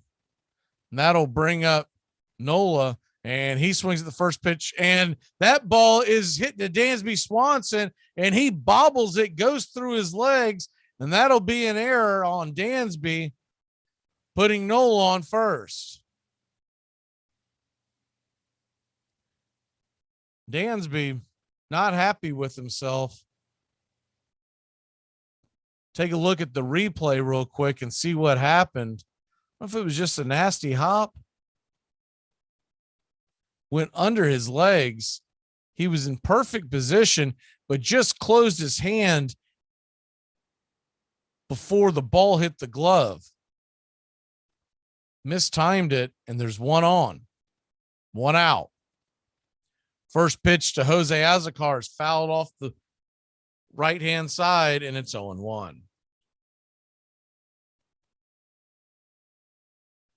4-2, your lead for the San Diego Padres. Braves have the heart of the order coming up in the bottom of this inning. Here's the 0-1 pitch, and it's a fastball inside. Brushes Azocar back a bit, and it's 1-1. Azocar's 0 for 1 on the night, but does have a RBI, batting 188 on the year. Righty lefty matchup here. Runner on first, one away. Swung on, and that ball is ripped into left field underneath Dansby's glove. He was diving off the play, couldn't quite get to it. I don't think he would have gotten anybody anyways. He would have had to have jumped to his feet and thrown out Nola, who most likely would have been safe at second. And there's no way you're getting Azocar. That ball went right past Dansby, just past his glove. Darn Oates coming out to the mound to talk to Max Fried to kind of settle him down a little bit. Kranitz is getting on the horn and calling down to the bullpen. Start getting someone stretched out down there. You got to figure it could be Strider, it could be Jesse Chavez at this stage of the game. Fried really hasn't pitched that bad of a game. He's had a couple of balls you'd like to have back, but other than that, Padres really put good at bats together. So that's going to bring up the left-handed Jake Cronenworth to the plate, and the first pitch is a sinker outside, taken for a ball. It's 1-0. Cronenworth batting .217 on the year. Max Fried would love to get a ground ball for a double play, but you've got decent speed all throughout the base paths. Here's the 1-0 pitch, and it is a slider. Kisses the black on the outside of the plate, and it's 1-1.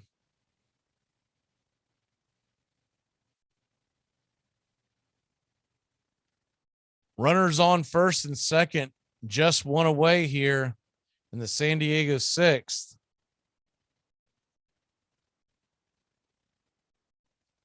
Here's the delivery, swung on and missed. Sinker inside, could not do anything with it. And it's 1-2. Max Fried now up to 90 pitches on the night. So you got to figure there's no way he's going to face Machado, who's due up in just 2 batters. It'll be interesting to see if they would let him face Profar if Max can get Cronenworth out.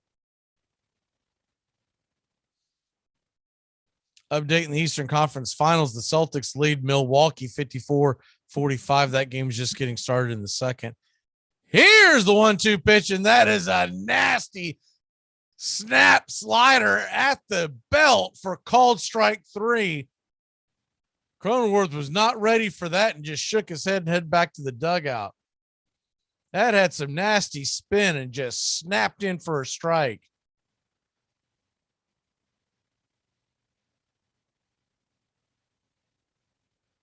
Had more rotation than what a typical breaking pitch of Max has. And that'll bring up Profar from the right side of the plate. Here's the first pitch, and it's a fastball inside, taken for a ball. It's 1-0. Little surprised Kranitz or somebody didn't go out and talk to Max Fried just to buy a little more time in that bullpen. Here's the 1-0 pitch on the way to Profar, and it is low and inside. It's 2-0. Max is now trying to buy his own time out there. I think he's at the end of it, walking off the back of the mound, kicking the rubber. Jesse Chavez is warming up in the Braves pen. Not ideal to have Chavez come in and face Manny Machado with the bases loaded, but you don't want to see Fried put another meatball over the plate. A little bit of a delay here, and Max Fried's ready. Here's the 2-0 pitch, and it is a curveball way outside. And it's 3-0. At this point, you almost just want to put the guy on. 3-0 count to Profar. Runners on first and second. There's 2 away. The 95th pitch of the night from Max Fried. He kicks and deals fastball at the knees, just missed and low. Ball 4, the bases are juiced, and here comes Kranitz, and he's going to lift the pitcher. So we're going to make a call to the bullpen. Jesse Chavez is coming in to try to put out the fire. Bases juiced. Manny Machado coming to the plate. We'll be back in a flash on Braves Country Baseball. Nice wallet. Wallet. What? Nobody carries wallets anymore. I mean, they went out with powdered wigs. Here's what you need. Just a couple of cards and your bankroll. See? Keep the big bills on the outside. It's a 5.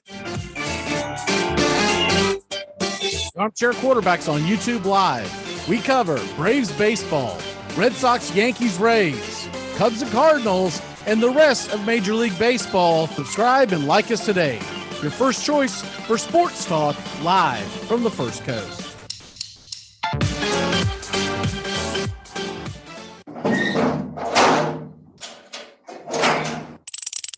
If you don't have cable, you're going to be forced to like read or something, man. You're going to get cable and fast.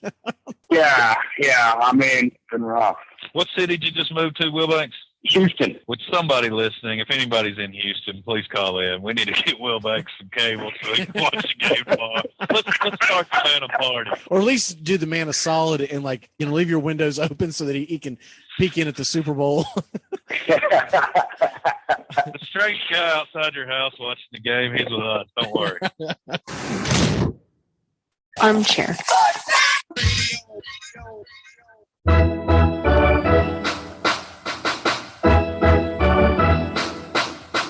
In 1878, more than 8 million bats were sold in the United States, and players often rode to the ball field in painted carriages, singing team songs. Men who were crazy about baseball were called bugs and cranks.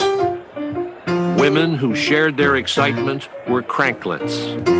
Later, they would be called fans, short either for baseball fanciers or fanatics.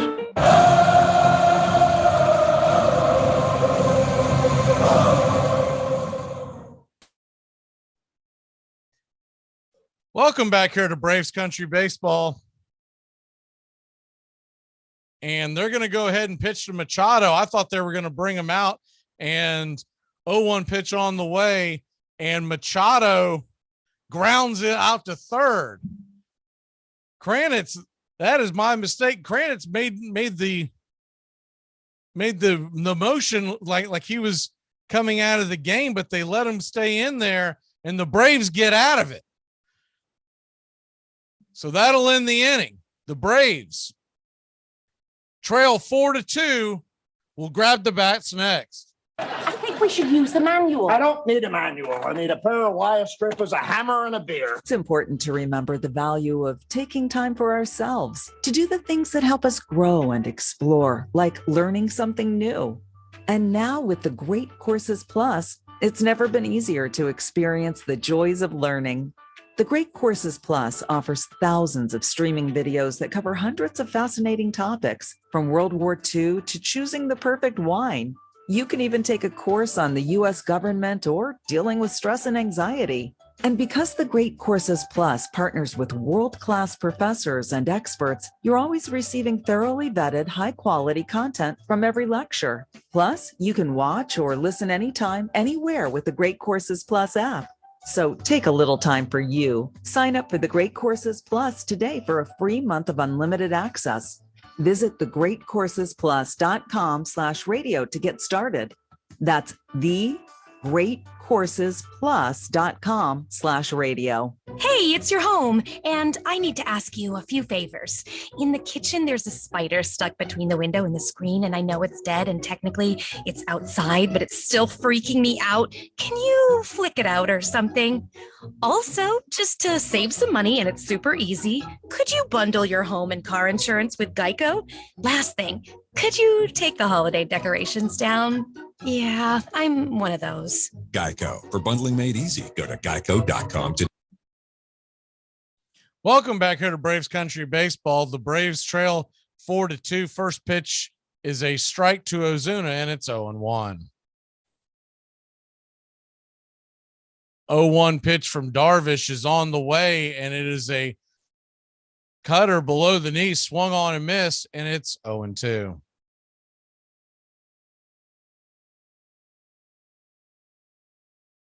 Braves trail 4-2. Max Fried got out of that mess. Here's the 0-2 pitch on the way, and it is just off the plate and outside. Called for a ball. It's 1-2. Darvish working a lot faster than he has, picking up the pace. 79th pitch of the night. It is on the way. He kicks and deals, and it swung on. And that ball's popped up, lazy fly ball to center field, and it's one away in the Braves' sixth. That's going to bring up Travis d'Arnaud to the plate. D'Arnaud's 0-for-2 on the night. Do want to apologize again for going to break in the middle of that. It looked like there was going to be a pitching change. I had to step away for a second. There was an issue, and by the time that I ran back, got back just in time before the inning ended. First time that has happened, so we do apologize. Here's the first pitch from Darvish on the way to d'Arnaud, and it's high on the near the letters, and it's 1-0. Darvish still at a pretty good pitch count. He may be in line to go 7. Here's the 1-0 pitch, and that ball swung on and popped up high. That thing is bringing rain, but it bends foul back behind the plate, and it's 1-1. Darvish and d'Arnaud and Nola stuck their heads high in the sky to try to find it, By the time they located it, they realized it was a souvenir. If you're just joining us, Ronald Acuna Jr. is not playing tonight. Sore groin. They're going to give it one more day. He's expected to be back tomorrow. Here's the 1-1 pitch, and it's a fastball high up around the eyes. Over the plate, it's 2-1. d'Arnaud with 3 home runs on the year. Here's the 2-1 pitch, and it is a slider inside. Blue's going to call that a strike. Very generous strike zone, and it's 2-2. Tickener giving Darvish the benefit of the doubt. Here's the 2-2 pitch, and it swung on and fouled back against the backstop, and we'll do it again at 2-2.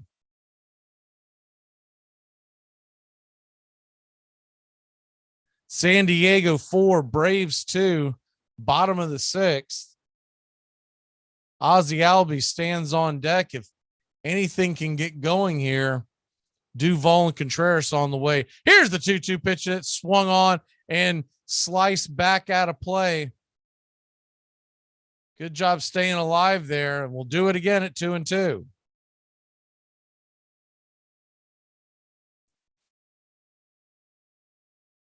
Blue Jays and Tampa Bay Rays are tied in the top of the 8th. More on that here in a little bit. Here's the 2-2 pitch that's swung on, same pitch, same location, same result. Kind of hacked and sliced out of play. Fastball on the inside part. We'll do it again at 2-2. Red Sox up on the Rangers 1-0. That game's in the 5th. Here's the 2-2 pitch. Darvish kicks and deals, and it is a slider in the dirt. Good eye by d'Arnaud, taken for a ball. It's 3-2.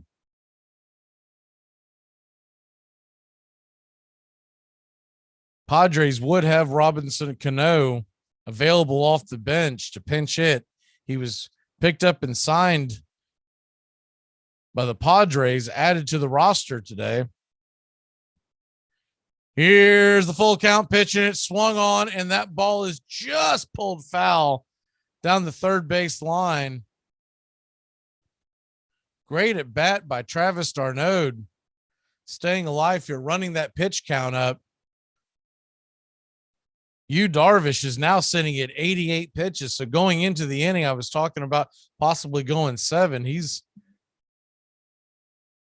long at bat like this, probably is not going to help him there. Here's the 3-2 pitch, and that ball is swung on and ripped up the middle, but the shift has him, and backhanded play by Cronenworth fires it over to first, and there's 2 away.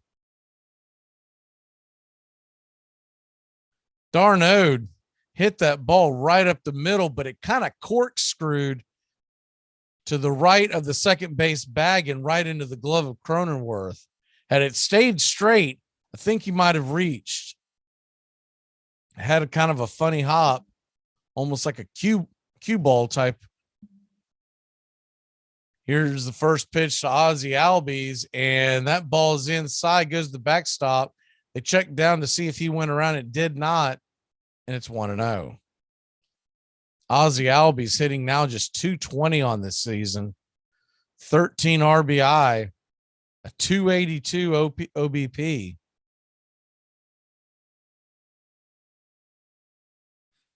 Here's the 1-0 pitch to Ozzie, and it's a slider missed up high on the top of the zone, and it's 2-0. Similar pitch that they struck Ozzie out on going back to the well, but just missed that. Ozzie'd like to get something going here. If he can, Duvall and Contreras are on deck and in the hole. Here's the 2-0 pitch, and it is another slider outside, taken for a ball, and it is 3-0 to Ozzie. 92 pitches on the night. Adam Duvall, representing the tying run, stands on deck. Will Ozzie take a pitch? Here's the 3-0 pitch he does. It is a slider right at the waist And across the plate, it's 3-1. So he might have been able to do damage with that pitch. I do think that was a smart take. Make Darvish work. And here's the 3-1 pitch, and it is a slider, and that ball is roasted down the right field line. Here comes Ozzie around first, heading into second. He slides, the helmet falls off, and he gives the chop to the dugout. Runner on second, 2 away. We got runner in scoring position with Adam Duvall coming to the plate. They had the full shift on Ozzie, and he hit it through the shift anyways. Over first and just past the outstretched glove of what is essentially shallow right field. Will Myers gave chase and cut it off before it turned into a triple. Good, easy swing by Ozzie. And he was cooking around first. You're not going to get him on a play like that. So here's the first pitch to Adam Duvall. He steps in and takes a fastball down the heart of the plate. It looked like a strike, but I guess he's going to call that a ball. It's 1-0. That might have been a situation there where the ump was thrown off by the catcher's positioning and he had to backhand it across the plate. Some umps will not give you the benefit of the doubt if you miss the target that much, but it was in the zone. So it's 1-0. Here's the 1-0 pitch to Duvall, and he swings and puts a lazy pop up into right field. And Will Myers gives chase, and he drops the ball. He drops the ball, and Ozzie's going to score.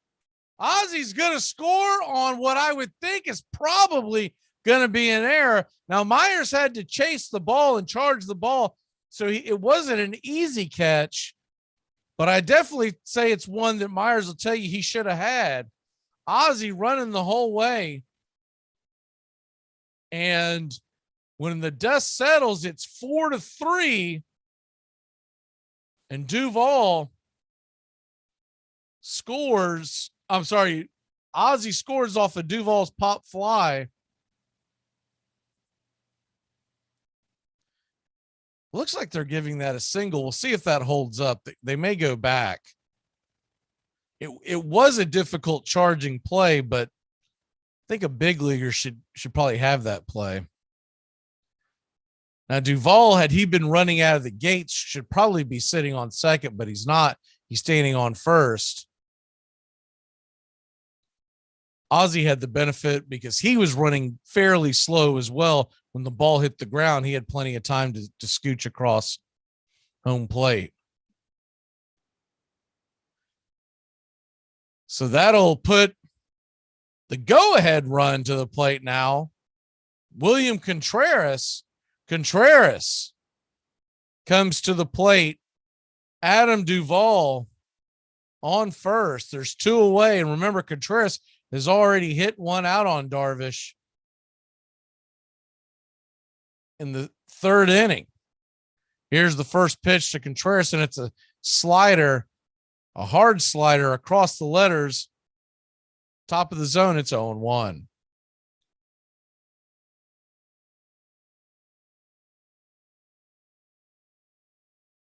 One for 2 on the night with the solo shot, getting ready for the 0-1 pitch from Darvish, and it is swung on and missed. It's a slider in the dirt, nowhere close to the zone, and it's 0-2. I don't believe Darvish will show him another one of those cutters that he took over the wall. He went pretty hard with them with the off-speed stuff the last time up. He's going to try to go at him again. Here's the 0-2 pitch as Nola sets up outside, and it swung on, and that ball's going to be dumped into right center field. It was the slider, but he got way too much of the plate, and Duvall goes first to third, and we've got runners on the corners, 2 away, and that might do it for Darvish. We'll see. He's now up to 99 pitches, and it looks like the righties coming out of the pen And Darvish does give the ball. Christensen takes it from him, and we'll go to a quick break. The lights are off. The chop is going. The tying run is standing on third. We'll be back in a flash. You come at the King, you best not miss. This portion of the show is being brought to you by The Best Things in Life, which are still free with minimum purchase at participating dealers. Nobody's got anything bad to say about Dustin Pedroia. Okay, if he didn't mention Dustin Pedroia, I wouldn't have said a word. But the fact that he mentioned Big Papi in the steroid era, when you want to bring that clown, that joke of a player up, they broke a great player. Ted Williams was one of the greatest players ever. And the fact that you would bring the fact up that he broke his record after he's pumping steroids in his behind, I don't want to hear about it. Telling Wooten to pick a better Red Sox. You could have picked 10 better Red Sox than Big Papi. I like him. I'm a Red Sox fan. Of course you like him. You like the Gators. You like Aerosmith. There's a lot of things you like the rest of the world don't. I'm just throwing it out there. Dude looks like a lady. I'm just saying. I don't know much, but I know one thing. Billy Bill gets to show game ball today. Armchair.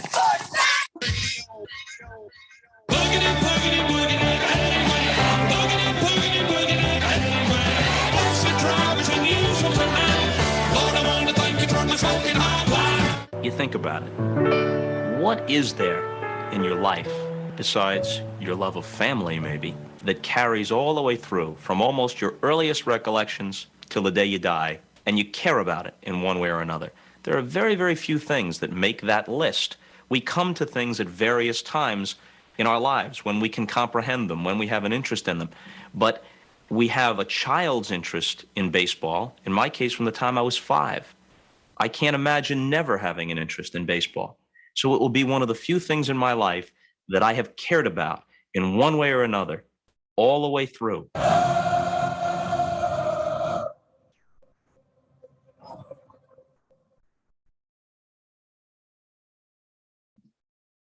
Welcome back here to Braves Country Baseball. The Atlanta Braves have got something going here. They got runners on first and third.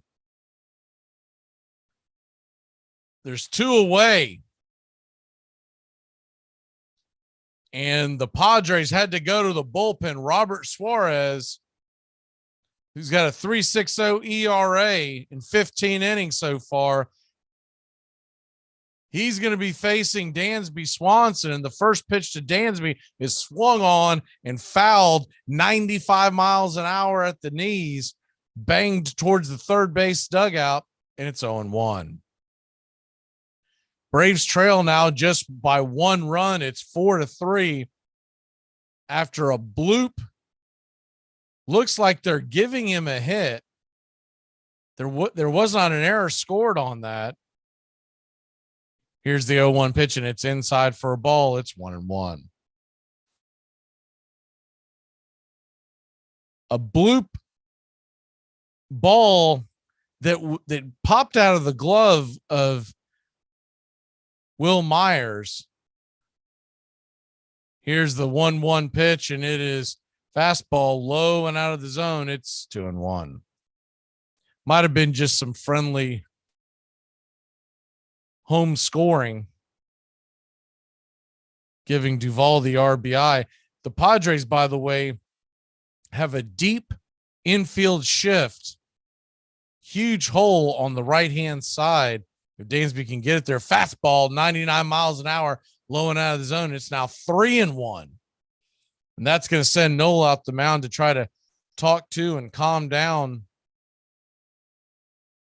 Suarez. Braves saw Suarez a couple of times the first series when we headed out to San Diego early in the season. Much different team. San Diego's been playing incredible baseball. Remember, the Braves split that series out there in San Diego the first time.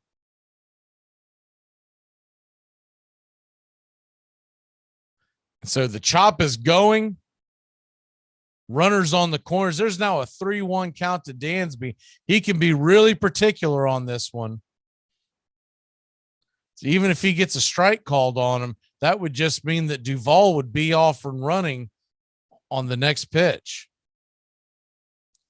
So here's a 3-1 pitch to Dansby, and it's a fastball swung on and fouled off the catcher's leg. And it's now a full count. I think that was just below the zone, probably ball 4. Dansby thought he had something. Looked like the sinker kind of died at the end of the plate. So now we got a full count, meaning with good speed, Contreras is going to be on the move, and that ball is swung on and hit deep, but foul and out of play down the right field line, and it's 3-2. Dansby kind of shaking his head. I think he feels like he could have done something with that. Contreras, for a catcher, has pretty good speed. He's not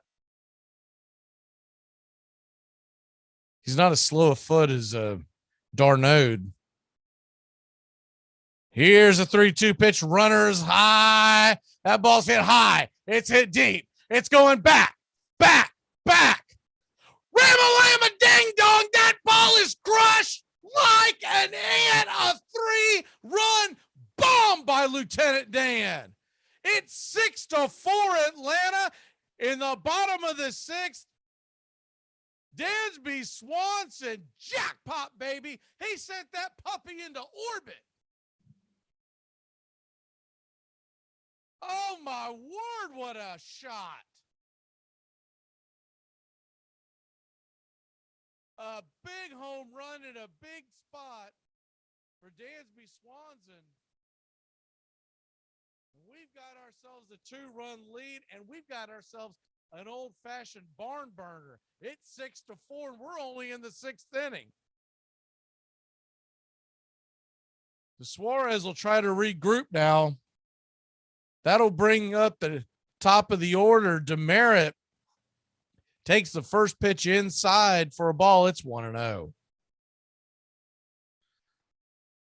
Swanson laid into that one, and I mean, he absolutely rattled it over the wall. Here's the 1-0 pitch, and it is outside, taken for a ball. They appeal down to first, but no dice. It's 2-0. Demerit's 2 for 2 on the night already, 2 singles and a walk. Braves bat starting to come alive here in early May. We've been waiting on this. With no Rosario and Acuna in and out of the lineup, it's been a tough track so far. This team will get it together and get the W's going. Here's the 3-0 pitch to Demerit, and it's taken for a strike at the knees. He was taken all the way. It's 3-1. Matt Olson stands on deck. Here's a 3-1 pitch, and it is inside, ball 4, and Demerit's going to jog down to first. They're watching the replay of Dansby Swanson's home run in the dugout off the iPad, and it's got the attention of Ozzie and Acuna. He hit that thing over the center field wall, and I mean easily 6-7 rows back. One of the deepest parts of the ballpark, and it got out in a hurry. Here's the first pitch to Olson, and it's sinker low, taken for a ball. It's 1-0.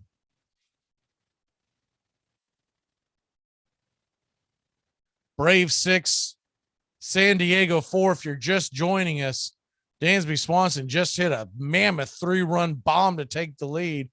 1-0 pitch on the way. It's outside, just off the plate, and it's good eye by Olson. It's 2-0.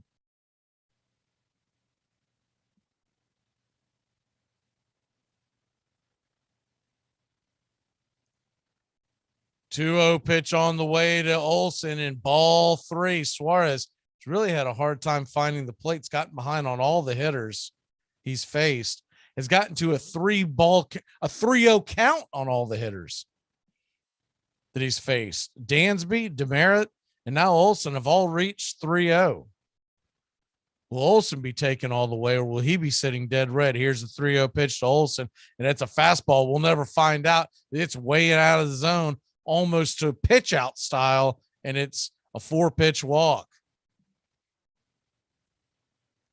So runners on first and second now, 2 away. Austin Riley coming to the plate. They're heading out to the mound to talk to Suarez. Don't think they're going to make a change. I think the pitching coach is just going out there to kind of calm him down a little bit. They'd love to get out of this inning and not have to waste another pitcher. Suarez is yet to get an out yet. He came in, he inherited runners on first and third, fell behind Dansby, and Dansby roasted a 3-run bomb over the wall. Then he walked Demerit and walked Olsen, getting behind both of them, all 3 of them, at 3-0 at one point in the at bat. So Austin Riley's going to come to the plate now. Looks like they're going to leave Suarez in.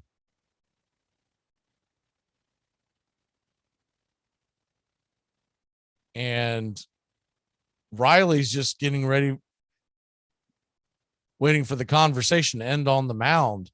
It's a really long conversation they're having out there. The umpire's finally coming out and telling them to speed it up a little bit. So Machado and Nola will head back to their positions. Austin Riley is going to wake up from his nap standing at the batter's box. And we're ready for action. Runners on first and second, 2 away. Austin Riley comes to the plate. Suarez, 17th pitch of the inning. And he pumps a fastball right by Riley, 95 miles an hour. He was taken all the way. It's 0-1. I think Riley probably wanted to see if Suarez was able to hit the zone.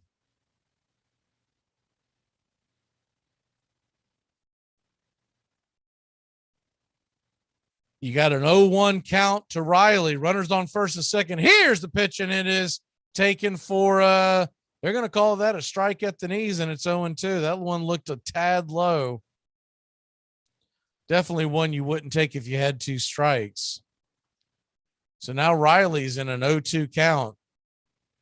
You'd love to get a single here, anything to drive in a run. Here's an 0-2 pitch, and it is inside. That one almost clips Riley. He has to bend out of the way,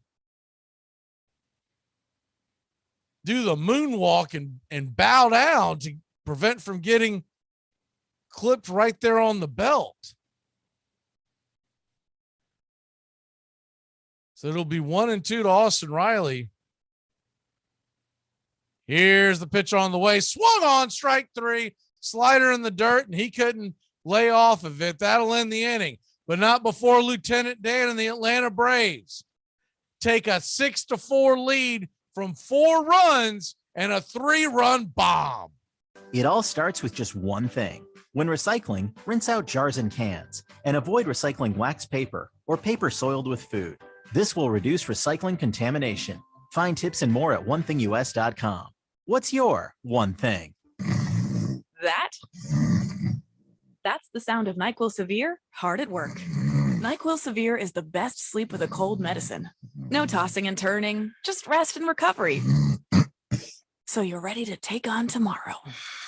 For powerful relief of your worst cold and flu symptoms, try NyQuil Severe. The nighttime sniffling, sneezing, coughing, aching, stuffy head, best sleep with a cold medicine. Use as directed. Keep out of reach of children. The winning run of Ozzie Albies. He got a pretty good jump and flew under the tag, picked the perfect pitch to go on. In Atlanta, a single could win this game. Austin Riley stands at the plate. Peterson is on deck. Here's the swung on, and it is roped down the line. It's going to rattle around, and oh, baby boy, here comes Ozzie Albies. He's going to score. The Braves walk it off in fine fashion. Oh, my word, the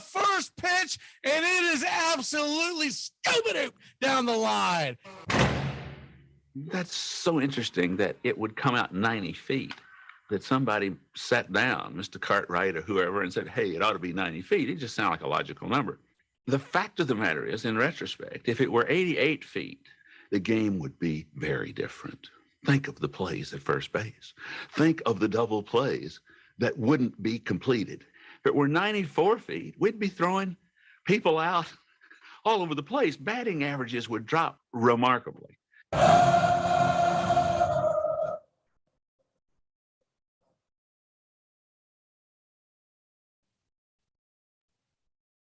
Welcome back here to Braves Country Baseball. We are heading to the top of the 7th inning, and the Braves doing all this damage with 2 outs.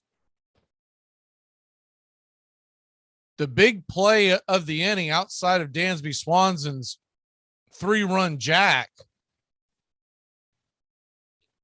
was the drop ball in shallow right field by Will Myers. They did not give him an error, but I think Myers would argue with you on that. And the Braves are going to the night shift. Here comes Will Smith out of the pen. The first pitch is a slider swung on and banged foul out of play. Derek Hosmer.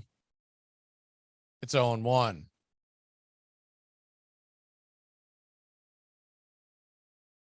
Will Smith, 219 average on the year, an 098 batting average against, and 0-1 pitch on the way, and it is outside for a ball. It's 1-1. Braves 6, San Diego 4. Heart of the order due up for the Padres in this inning. Here's the 1-1 pitch, and it's swung on, and that ball is just dumped into center field, just kind of flailed it over the head of Swanson, and it's a leadoff single for Eric Hosmer. Almost like you would do a drop shot on a tennis racket. He just kind of stuck the bat out, and it had enough on it to where it could find its way into the outfield.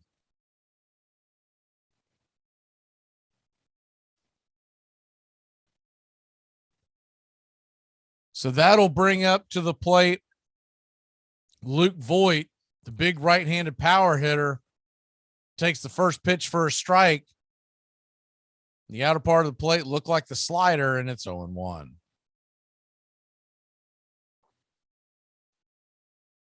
Luke Voigt's 1 for 3 on the night. Here's the 0-1 pitch, and it's swung on and banged foul down the third base line.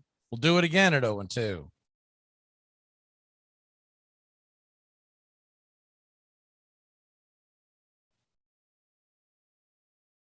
Luke Voit, definitely a double play candidate.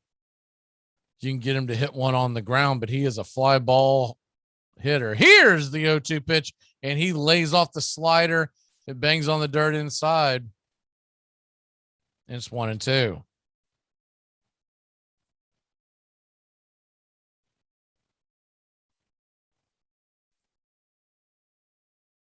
One-two count from Will Smith, runner on first. Here's the delivery, and fastball swung on and missed. Strike 3. He could not catch up to the Express. And there's one away in the San Diego 7th. Seattle Mariners lead the New York Mets 2-1. That game is in the bottom of the 8th. Seattle is in New York all weekend.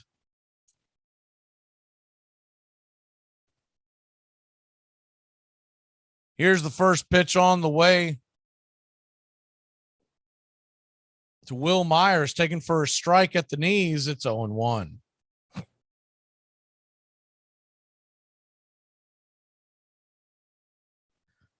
Oh, 1 pitch from Myers as d'Arnaud sets up on the outer part of the plate, and it's a fastball swung on and missed. Could not catch up. It's 0-2.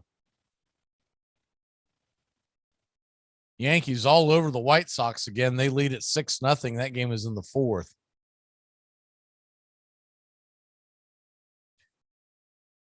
Cubs and Diamondbacks are just underway. Here's the 0-2 pitch, and that ball is swung on and broke his bat, but got a hold of it and sends it into right field. And Will Myers has a 1-out single. He barely got a piece of it, just kind of stuck his bat out there. But the Braves playing the shift and Olson holding the runner at second. No one had a shot at that one. That ball shattered. That bat shattered in his hand. He got done with his follow through. All he had was a splinter left in his hand. Hosmer, not the best runner, just goes to second. So there's runners on first and second. Trouble brewing here, and Kim is coming to the plate. From the right-hand side, Kim looking to do more damage. He's 1 for 3 on the night, has a run scored. Here's the first pitch by Smith, and it is a nasty curveball. Just drops out of the zone, taken for a ball, and it's 1-0.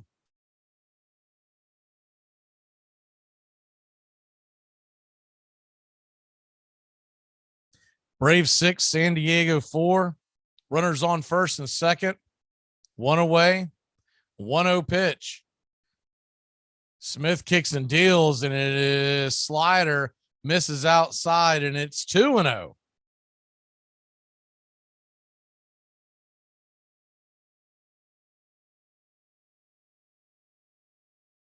Right-handed hitting Aaron Nola, the hind catcher, is on deck. So big pitch here. You got a 2-0 count, 2 on, 1 away. He kicks and fires, and that ball is swung on and hit high and deep down the left field line. And Kim just took the lead. A 3-run blast into the bullpen, and it's 7-6 San Diego. Has a fastball right down Main Street, and Kim knew what to do with it. He just laid it in there. Darnode was setting up on the outer part of the plate. The ball drifted inside, just got way too much of the plate. And it's 7-6. So the seesaw continues. Here's the first pitch, swung on and fouled back as Smith will stay in the game to Nola. And it's 0-1. He was sitting dead red, and I mean, that was just put on a tee for him. That'll balloon Smith's ERA up. Here's the 0-1 pitch, and that ball is hit high and deep into center field, but Duvall's underneath it. And there's 2 away. Will Smith's ERA, even after that out, is still up to 4.15 now.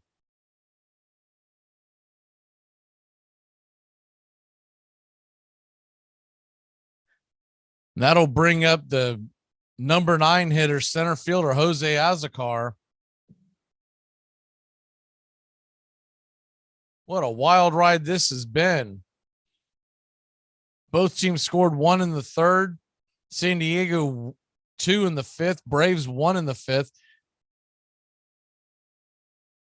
And then San Diego tacked on a run in the 7th with the Braves scoring 4. And then a 3-run blast just a second ago.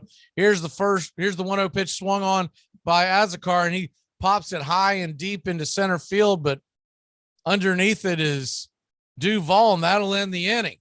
But not before Kim makes it a 7-6 game. Ozuna, Darnode, and Albies coming to the plate. House cat flu is coming, people. The Center for Disease Disinformation predicts with some degree of probability that the house cat flu might spread in the following hypothetical outbreak pattern: mild thirst, occasional hunger, tiredness at night. All right. I can't see you. Let me hear you. All right.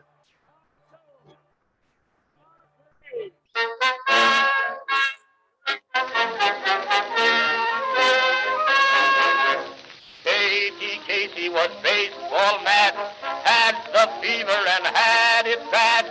Just to root for the hometown crew, every Sioux, Katie Blue. On a Saturday, her young beau called to see if she'd like to go to see a show, but Miss Kate said no. I'll tell you what you can do. Take me out to the ball game. Take me out with the crowd. Buy me some peanuts and cracker jacks. I don't care if I ever get back. Let me root for the home team. If they don't win, it's a shame. For it's 1, 2, 3, scratch her out at the old ball game. Casey saw all the game, knew the players by their first name. Told the umpire he was wrong all along, good and strong. When the score was just 2-2, Casey knew what to do. So just to cheer up the boys, she knew, he made the gang sing this song. Me out to the ball game. Come on. Me out to the crowd. Buy me some peanuts and cracker jacks. I don't care if I ever get back. Root for the home team. If they don't win, it's a shame.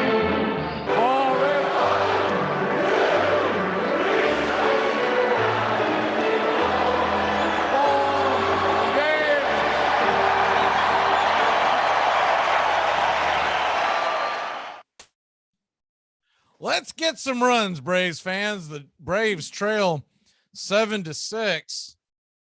They've traded 3-run blasts in the last couple innings. Will Smith is not happy with himself in the dugout. This is going to bring in a pitching change. Luis Garcia to face Ozuna, righty-righty matchup. Garcia with the 3.38 ERA.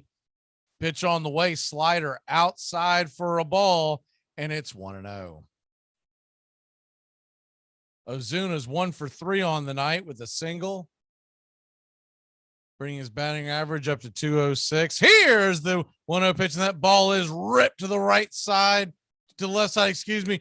Third baseman Manny Machado's on it, and he flips it over to first, and there's 1 away. Machado, one of the best gloves in the game, took that hot shot, easily handled it, and that'll bring up Travis d'Arnaud to the plate. Travis d'Arnaud, 0 for 3 on the nights, 284 on the season, 3 home runs, 15 RBIs, a 308 on base OBP. And first pitch from Garcia to d'Arnaud is a fastball in the dirt, way outside up against the backstop underneath the catcher's glove, and it's 1-0. Ozzie Albies stands on deck, Duvall in the hole if anything gets going. Here's the 1-0 pitch, and it swung on and popped up high and deep into left field.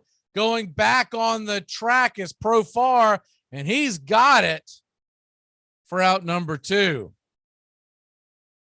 d'Arnaud gave that a ride. The way the ball's been flying out of here tonight, I thought it might have had a chance. Garcia regains his composure, grabs the rosin off the back of the mound, and is ready for Ozzie Albies. Ozzie Albies, last time up, got things going. Here's the first pitch on the way to Ozzie, and it is outside for a ball. Looked like his splitter had a little bit off of it, and it's 1-0. Ozzie hit a double in the 6th. Scored on that pop-up. Here's the first 1-0 pitch to Ozzie, and that ball is in the gap, cut off by Myers. Great defensive play by Myers. He backhanded that in the gap to keep Ozzie at bay at just first base.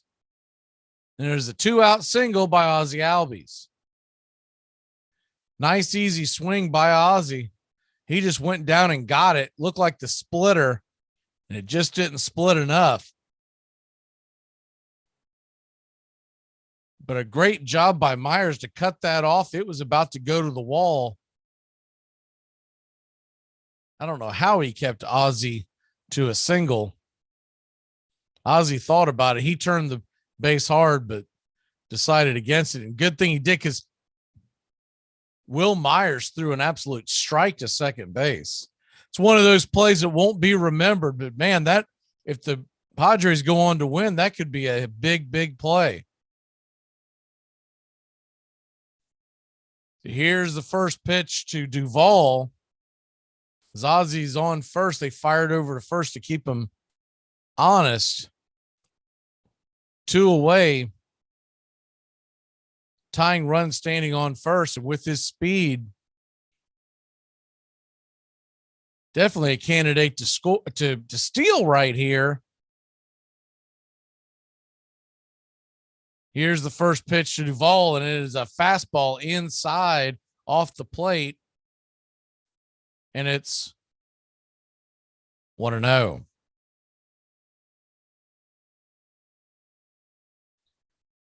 Garcia looks in to get the sign from Nola. What a great game this has been on both sides.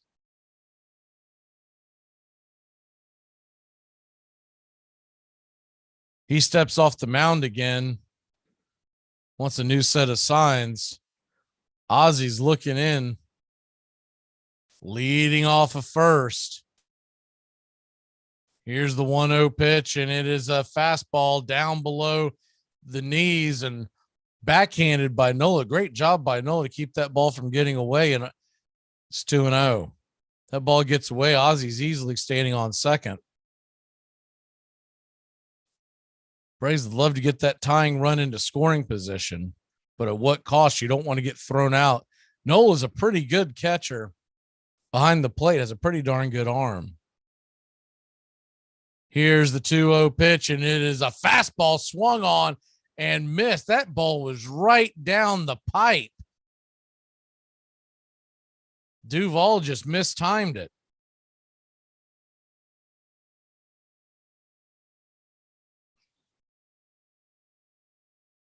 So a 2-1 count to Adam Duvall. Ozzie's leading off of first. Will he go? Doesn't have that big of a lead, but he fakes the run, go on, and it is a 2-1 delivery slider, swung on and missed. Ozzie faked like he was going and then stopped. I thought he was taking off, but he slammed on the brakes. Duvall chased that slider off the plate. It's 2-2.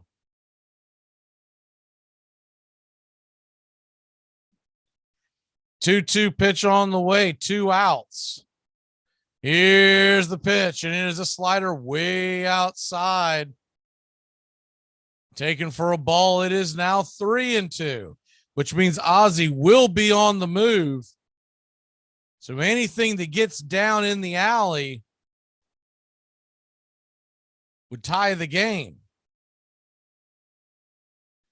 Standing on deck is Contreras, who's already gone deep once tonight and is 2 for 3 on the campaign.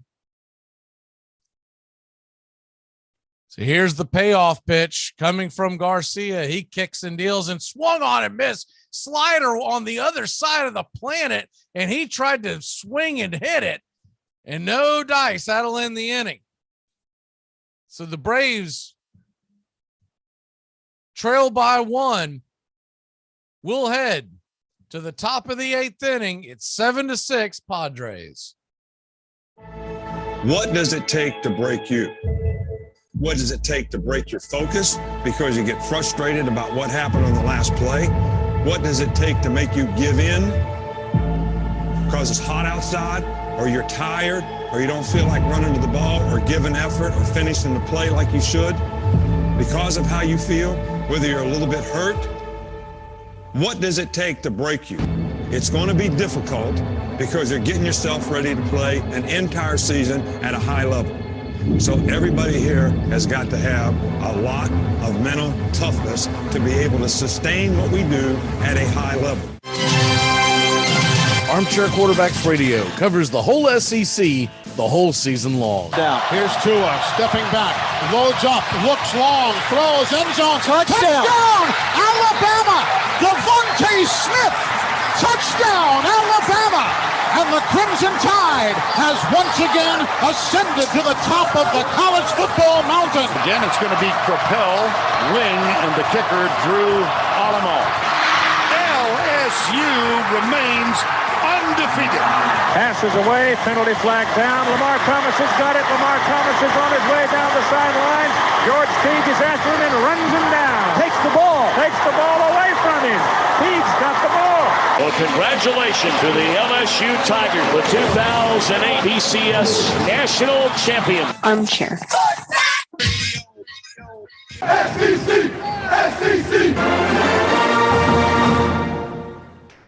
Roger Connor of the New York Giants was the era's greatest home run hitter. He smashed 138 during his career, a record which would stand until Babe Ruth came along.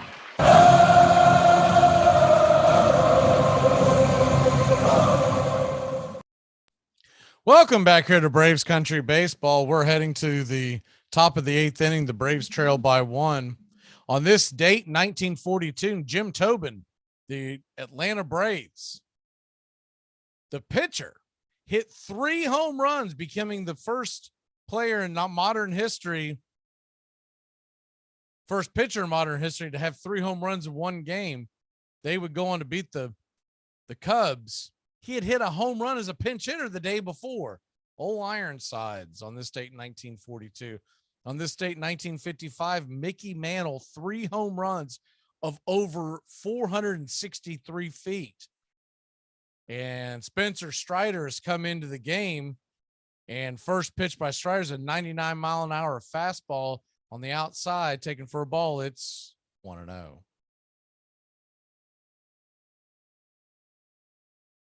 One-0 pitch is on the way to Cronenworth, and it is a fastball fouled back 99, and it's 1-1. This date, 1958, excuse me, Stan Musial becomes the 8th hitter of all time to get 3,000 hits. Here's the 1-1 pitch by Strider, fastball, triple digits, fouled back and out of play. It's 1-2. And on this date, in 83, Reggie Jackson became the first player with 2,000 strikeouts.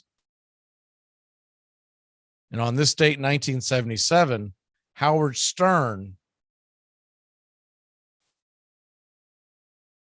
would begin his radio career in Bryan Cliff Manor, New York. Here's the pitch from Strider, and swung on, strike 3.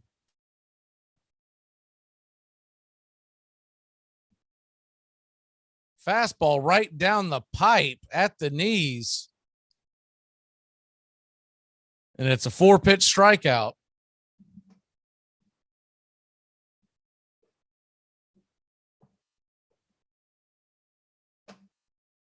So that'll bring up to the plate Jurickson Profar.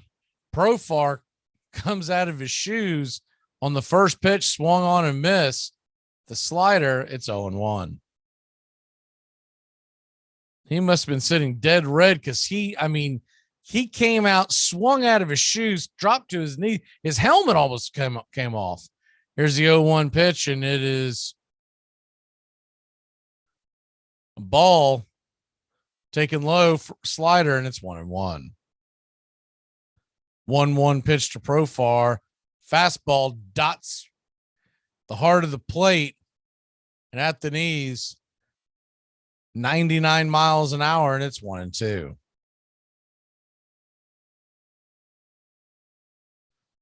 Strider working fast, 1-2 delivery, 100 miles an hour outside, taken for a ball. And it's 2-2.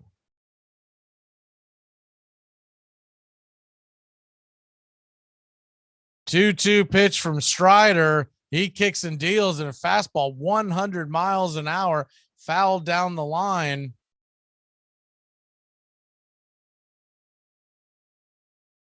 And we'll do it again at 2-2. The Boston Celtics are going to beat the Milwaukee Bucks, sending it to a Game 7 on Sunday afternoon. They lead at 105-92, and there's only a minute and a half left in that one. Here's the 2-2 pitch. Fastball swung on and fouled back. Profar is giving Strider all that he can handle. And getting set for the 7th pitch of the at-bat. Here's the 2-2 pitch. Fastball swung on and hit to the right side. Ozzy's got it, scoops it, flips it, and there's 2 away.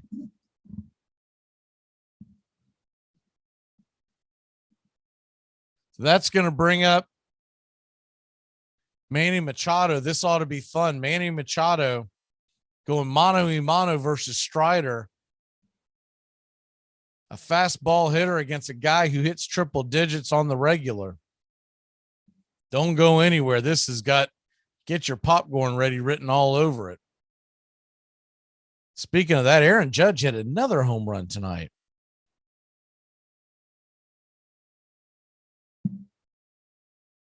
So we get set here. Manny Machado hitting 374 now. He's 0 for 3, but 374 and 7 home runs. It's early discussion for MVP right there. He steps up to the plate and takes the first pitch, swung on and missed, 99 miles an hour for a strike, and it's 0-1.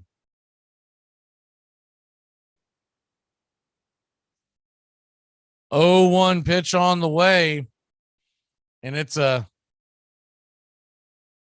fastball 100 miles an hour high, and it's 1-1. 1-1 pitch. Here kicks and delivers, swung on and missed. 99 mile an hour fastball on the outer part of the plate. We'll do it again. It's 1-2.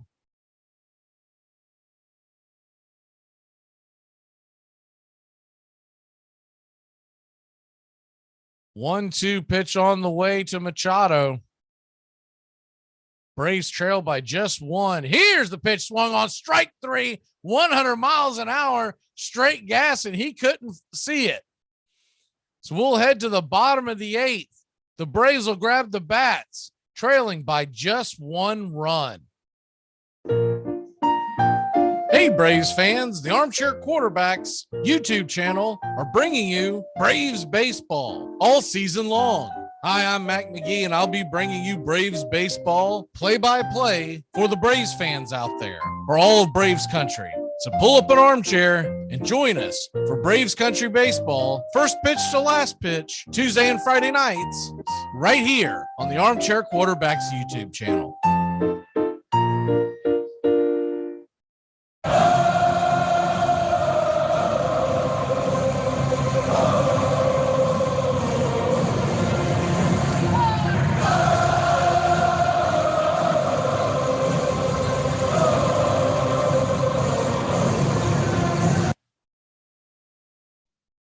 Welcome back here to Braves Country Baseball. We're heading to the bottom of the 8th. We're going to hit the scoreboard real quick, get you caught up on what's going on in the world of baseball. Red Sox all over the Rangers, 7-0. That game's in the 7th. Nick Pivetta was on the mound tonight.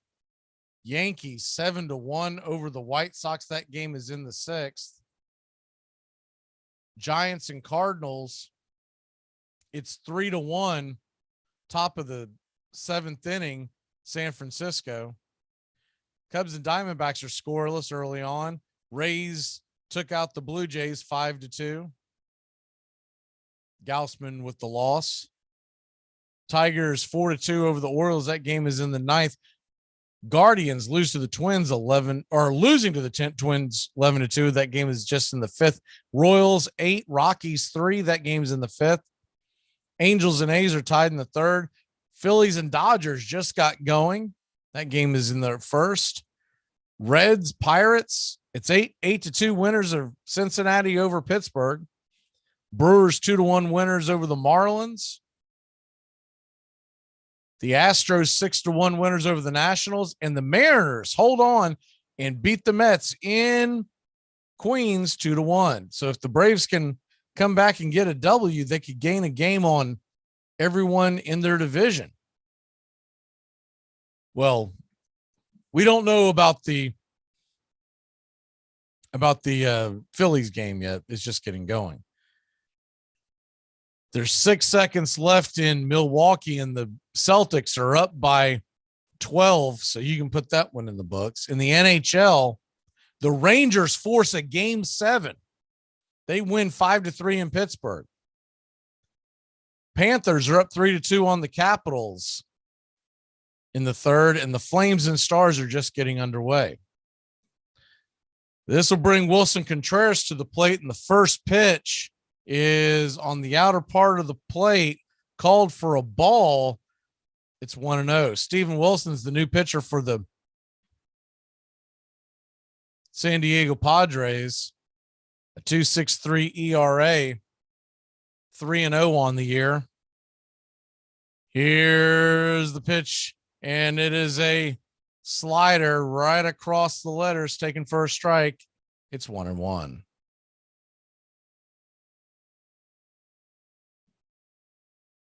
Wilson Contreras hit a home run earlier tonight. 2 for 3. Here's the 1-1 pitch, and it is swung on. 97 miles an hour fastball. Could not catch up to that one, and it's 1-2. 1-2 pitch on the way to Contreras. He kicks and deals, and it swung on, and it is up the middle, but good play. Good defense by the Padres. Cronenworth gets the ball off of the deflection, came off of Wilson's glove, and he's able to still make the play, scoop it, and get Contreras out at first. There's one away. That'll bring Dansby Swanson to the plate. Dansby, if you're just joining us, hit a 3-run bomb that at the time put the Braves up by 2. They have since squandered that lead. Here's the first pitch to Swanson, and it is a slider, banged foul down the third base line. It's 0-1.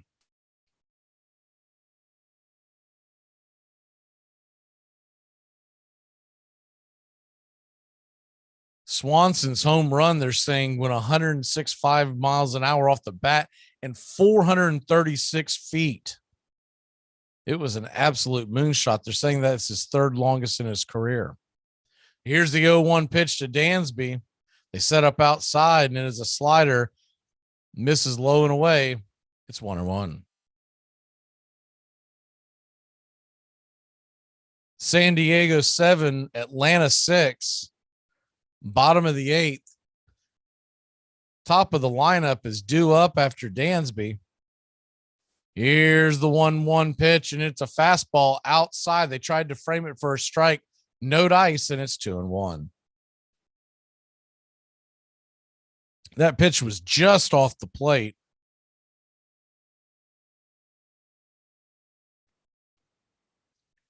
Here's your 2-1 pitch from Wilson.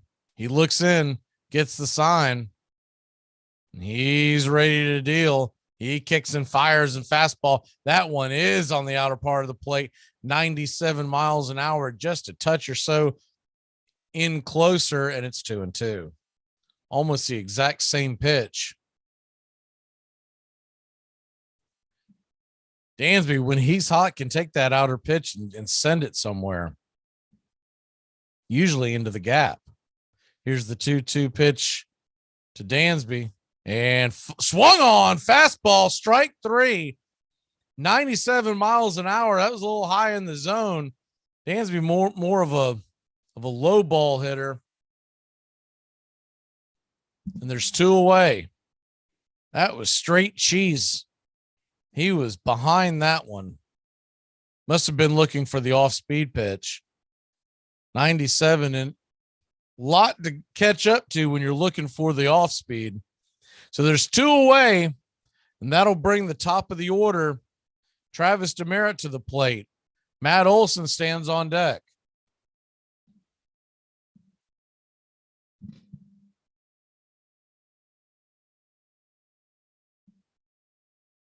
First pitch is a strike. And it's 0-1. It's a fastball taken for the strike. Demeritte's needing to regather himself as he's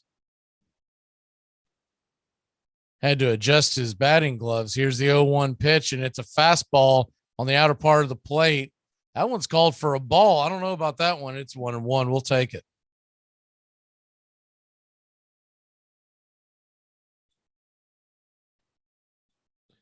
Braves trail by just 1. Here's the 1-1 pitch on the way to Demeritte, and it is a fastball. That one is off the plate, taken for a ball, and it is now 2-1.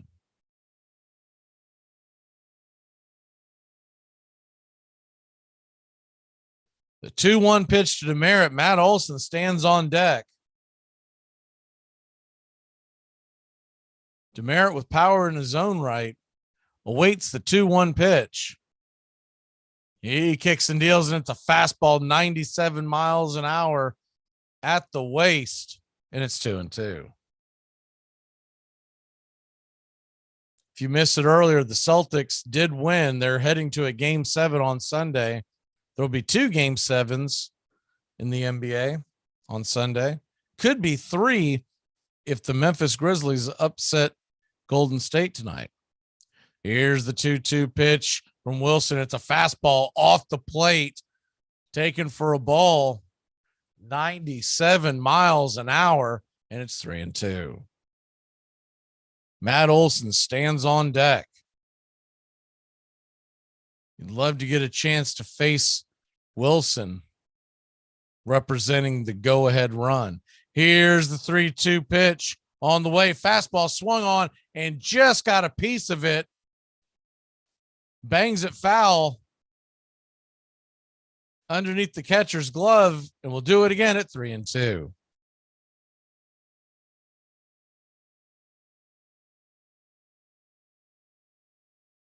Padres 7, Braves 6. Thank you for listening to Braves Country Baseball here every Tuesday and Friday night. Next Tuesday, it's the Milwaukee Brewers, 7:40 first pitch. Here's the pitch, and it swung on and hit high and deep, but way out of play. We'll do it again. Full count, 3-2. Merritt just trying to stay alive there. Of course, that 97 mile an hour fastball, if he can just get the head of it going in the right direction, that 97 is going to supply its own power. Here's the 3-2 pitch. They set up outside, and fastball swung on. That ball is roasted into center field. Cutting it off quickly is Azakar, keeping Demeritte at first. He does the chop. We got a runner on first, 2 away. I think the Padres are going to make a call to the pen. Demeritte now 3 for 3 on the night and a walk. That's the kind of leadoff hitter you're looking for. They are going to go to the pen. They're going to bring the lefty in to face Matt Olson. We'll be back in a flash. You're listening to Braves Country Baseball. Bees to the dog! Bees everywhere! Save yourself! Your firearms are useless against them! Holy shnikes, it worked. We're going to start off with Will Banks. What's your take on the Alabama-West Virginia matchup? What are the keys? I didn't know. That's great insight, man. That's everyone else is going. Oh, I'm gonna change the channel. Armchair.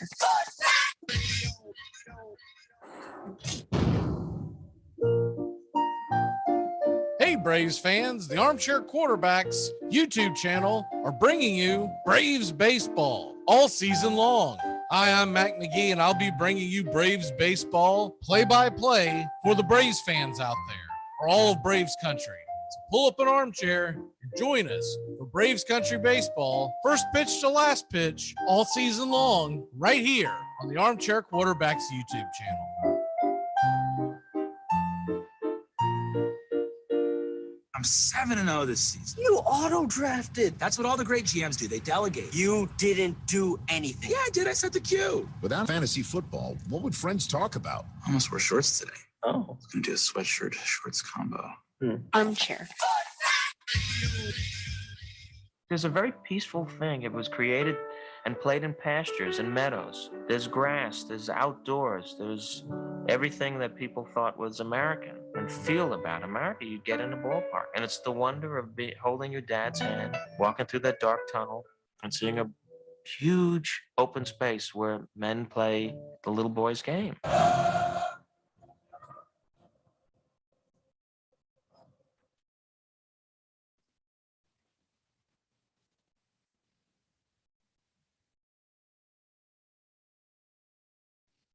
Welcome back here to Braves Country Baseball. The Atlanta Braves trail by 1, but we've got a rally going. Travis Demeritte gets on with a 2-out walk.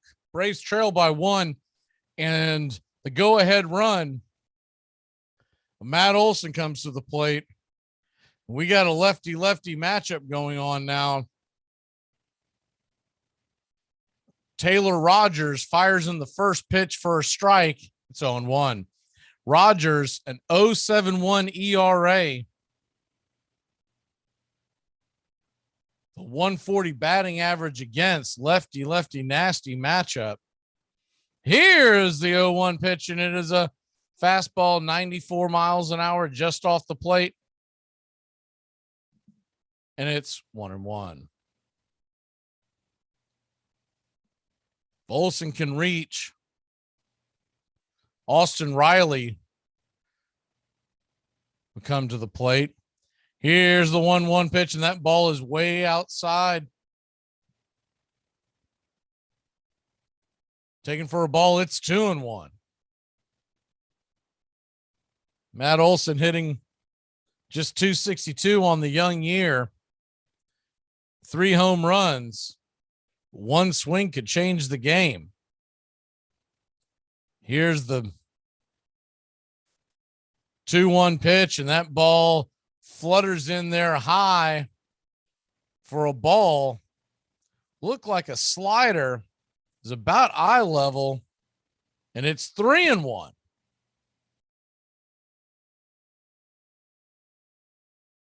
The 3-1 pitch to Matt Olson. Demeritte stands on first with speed if it gets in the gap. Here's the delivery, swung on and missed. Slider off the plate, and he chased it. It's 3-2. So the bad news is Olson swung at ball 4. The good news for Braves country, Demeritte's going to be on the run. So there's 2 away. A full count. Demeritte going with the pitch. Rogers gets the sign. Here's the delivery. Runner goes, and it's a fastball off the plate. Ball 4 at the knees. And that'll put the tying run at second. Padres don't like it, but it was definitely a ball. They tried to frame it. Olson, good eye, but even more nerves of steel to take that because he could have easily been rung up on that. So that'll bring runners on first and second. 2 away, and Riley, who's 0 for 4, having a terrible night with a strikeout, comes to the plate. Here's the first pitch, and it's a slider swung on and missed inside. It's 0-1. Terrible night so far, but could be the hero if he could come through in the clutch here. If they can keep the line moving, Ozuna stands on deck. Darnold is in the hole. Braves trail by 1. Runners on first and second, 2 away. Here's the pitch, and it is in the dirt. Did that clip Riley? Guess he danced out of the way. It hit the dirt and went behind him.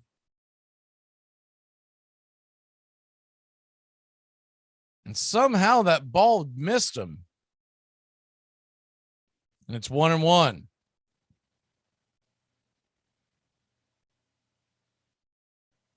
So 1-1 pitch to Riley. He kicks and fires, swung on and popped up high and easily playable into center field. Azakar's got it, and that's out number 3. We'll head to the top of the 9th inning. The Braves trail by 1. Don't go anywhere. Everybody's attention for 1 minute. Here's something I need to say to everybody. And I am tired of living a lie. I need it to be known. I like fat women and they like me. Anybody got a problem with that? Anybody? Girls need love too, baby. You get a whole lot of something with Farmers Policy Perks. So much, I'm going to have to speed things up. You can get the Farmers Signal app, and that could get you up to 15% off your auto policy. That's just for using the app and driving like the normal speed limit, hearing, full stop, making lane change, signaling human being you are. Get a whole lot of something with Farmers Policy Perks. Start with a quote by calling 1-800-FARMERS. We are farmers. Bum, bum, bum, bum, bum, bum. Hey there, pal. First draft? How can you tell? Look, there's a few things you're going to want to know. Kickers go fast. You're going to take one early. Don't worry about running backs. You can always trade for one later. Cool, thanks. And one more thing. It's good to have you here. You're my friend. Armchair. This portion of the show is being brought to you by Ed's Almost Good Beer. Remember, Ed's Almost Good Beer was brewed in God's country when God wasn't looking. Stupid interviews. Hey, you're a member of the Buffalo Bills. How does it feel? Well, it's a blessing. I want to thank God. Going to try to do my best. It's a great organization. And I'll say the last 80 guys said. So, yeah. Armchair.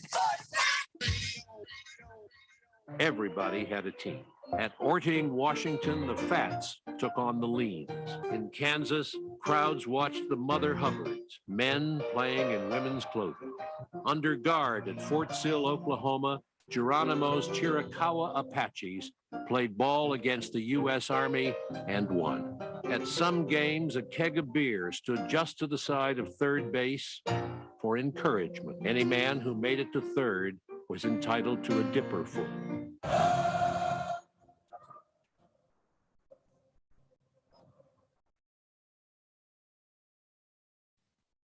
Welcome back here to Braves Country Baseball. The Atlanta Braves trail by 1. They'll try to keep it close here. Spencer Strider coming back out to the mound to face Eric Hosmer.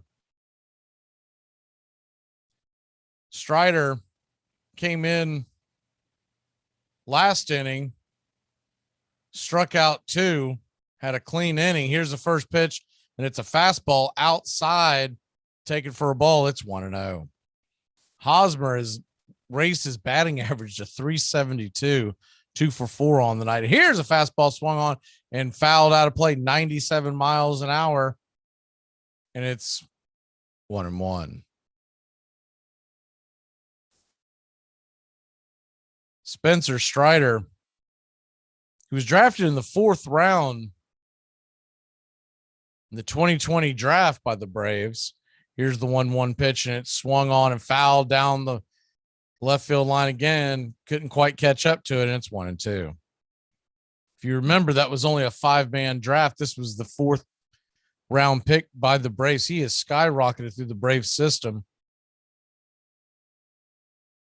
23 years old, right-hander, and brings it. Here's the 1-2 pitch and a 99-mile-an-hour fastball, check swing, foul, back behind the plate, and it's 1-2. Welcome to Braves Country Baseball. We're here every Tuesday night, every Friday night. First pitch to last pitch. Please like and subscribe today. Here's the 1-2 pitch, and that is a slider swung on, and that ball is drilled into right field. Cutting it off before it gets to the wall is Demerit, and the Padres have one on and nobody out.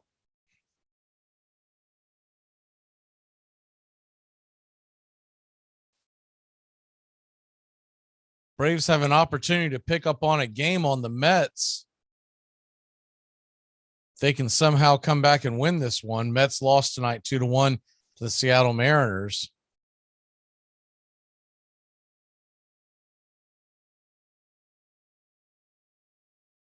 Here's the first pitch on the way, and it is outside to Luke Voit, taken for a ball. It's 1-0. Voit 1 for 4 on the night. Gets ready for the second pitch of the at-bat. Strider kicks and fires, and it is a slider. Did he go around? They're going to say no. Looked like he might have offered, but it's 2-0. Spencer Strider trying to keep the Braves here at just one run, give him a chance to tie it up in the ninth or go ahead. Here's the 2-0 pitch, and it's a fastball down the pipe and at the knee, swung on and missed. It's 2-1. Standing on deck, Will Myers, and Kim, who had a 3-run shot earlier, is in the hole. Here's a 2-1 pitch, and it is off the plate outside.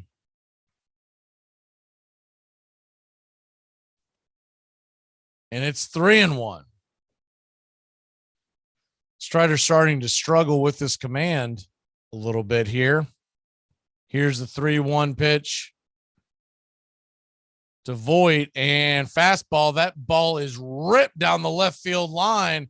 Ozuna's going to chase it, and he'll get it back into the infield, but not before runners move to second and third, and there's nobody out.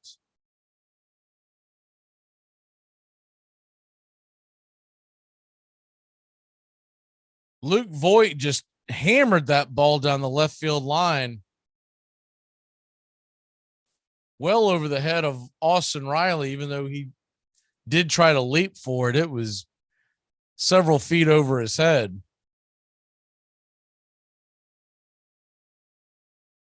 And the Padres have runners on second and third, nobody out, and Snicker is coming to the mound.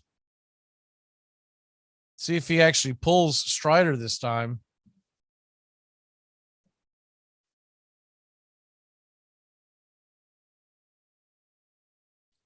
They are going to take a break, so we will be back in a flash. Runners on second and third. The Braves lead, or the Braves trail by 1, top of the 9th inning. I was in the pool! I was in the pool! Hey, Braves fans, the Armchair Quarterbacks YouTube channel are bringing you Braves baseball all season long. Hi, I'm Mac McGee, and I'll be bringing you Braves baseball play-by-play for the Braves fans out there. Pulling no punches, calling it how I see it for all of Braves country. So pull up an armchair and join us for Braves Country Baseball, first pitch to last pitch, all season long, right here on the Armchair Quarterbacks YouTube channel.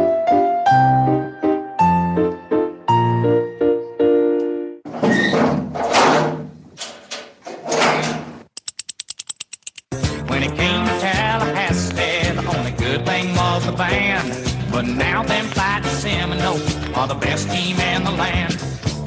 Bobby Bowden, you're the coach for me. Bobby Bowden, please stay in Tallahassee. Them Gator fans used to joke and clown when would come to town, but they stopped laughing thanks to Bobby B. Armchair.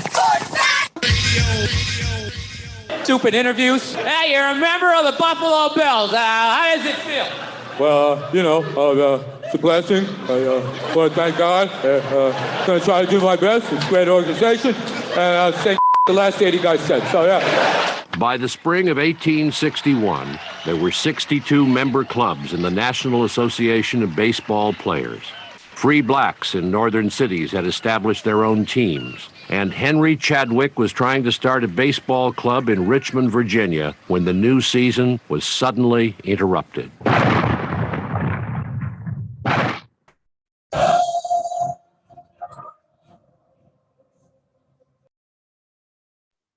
Welcome back here to Braves Country Baseball. Darren O'Day is in the game, and he fires the first pitch into Will Myers, and it's banged foul off the plate. It's 0-1.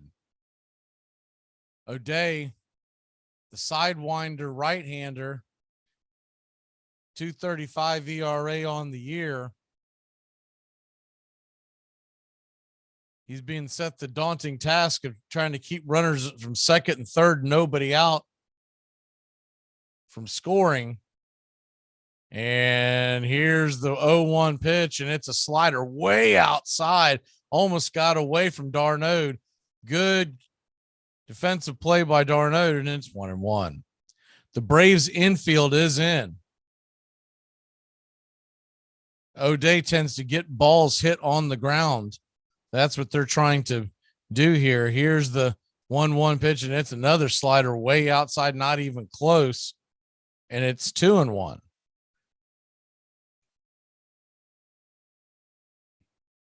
Hoping to get some kind of a mistake. Swing. So little room for error here.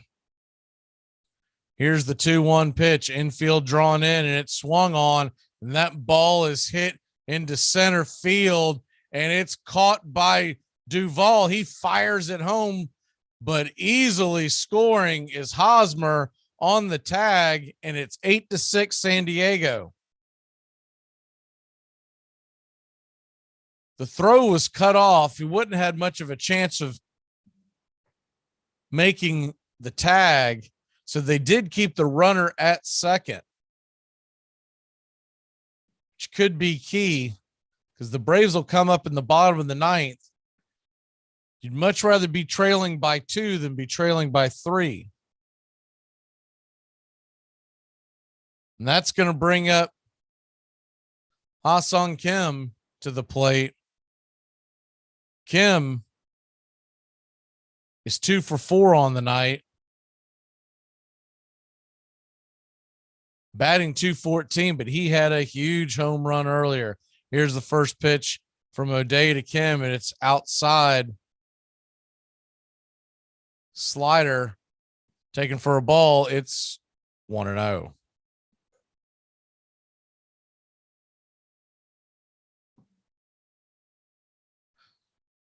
One-0 pitch on the way, and that ball is swung on and rifled up the middle off the glove of Dansby, and he's going to be safe at first. Runner will move from second to third.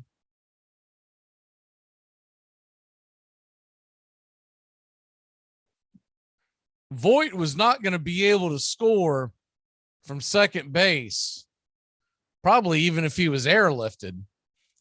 But when the ball was shot to Dansby, he retreated back to second. The ball came off of Dansby's glove as he was diving for it, just past his outstretched arm. Voit was making a U-turn back to second, then turned around and ran to third. So you got runners on the corners, one away, and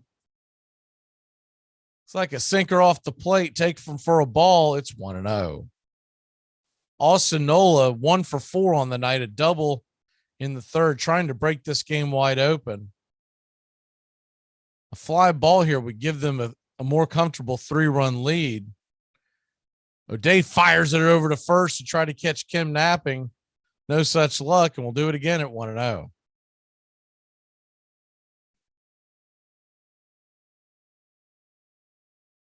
Caught up on the scoreboard real quick. In the NHL, the Panthers and Capitals have gone to overtime. Capitals have came back and tied that one.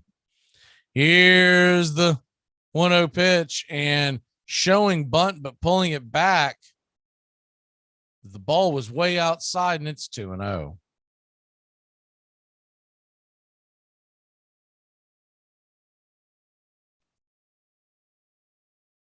I'm sure Snicker's going to get some questions about why they went to O'Day, who's looked upon as a guy that's not a high leverage guy, but the game's still on the line. Here's the 2-0 pitch, and that ball is way low, and it's 3-0.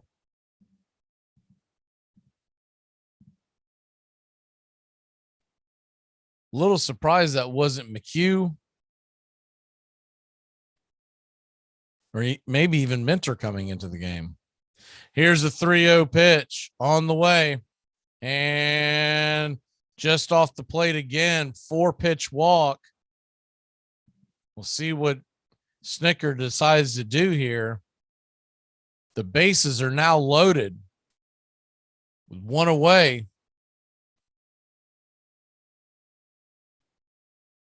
And the center fielder, Azakar, is due up. We'll see if they pinch hit for him here. Azakar does have a base hit on the night, but is batting below 200.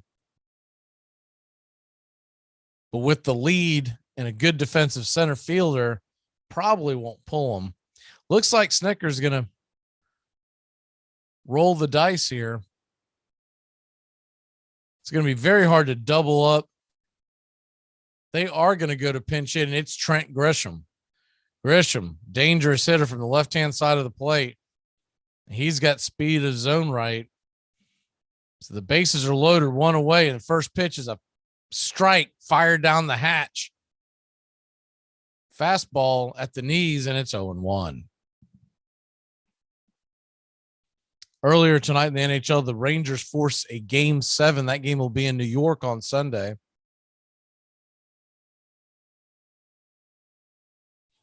And in the NBA, another Game 7 force. Here's the 0-1 pitch, and it's a fastball, inner part of the zone, but Blues is going to say just missed, and it's 1-1. Celtics toppled the Bucks 108-95, so they'll head to a Game 7. That game is scheduled for 3:30 on Sunday. Grizzlies and Warriors are at it. Golden State up by 4. Here's the 1-1 pitch, and it's fouled back against the screen, and it's 1-2. This would be a big out if O'Day can get him with either a strikeout or a pop out, something that does not advance Voit. Remember, Voit doesn't run well. A little surprised they haven't pinch ran for him.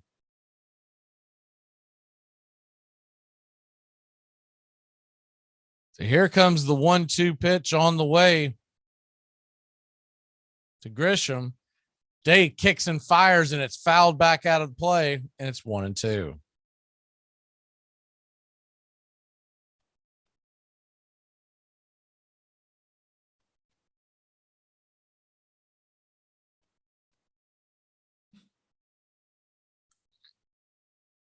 Trent Grisham standing at the plate on a 1-2 count. O'Day taking his time. He's got the sign now. Here's the delivery. Darnode sets up outside, and a fastball way outside the zone. It's 2-2. Nowhere to put Grisham. Batting just 143 on the season. In the top of the order, standing on deck. The Braves are playing Grisham to pull. Here's the 2-2 pitch, and it is inside slider, nibbling on the outer edges, And it's a full count now to Trent Grisham.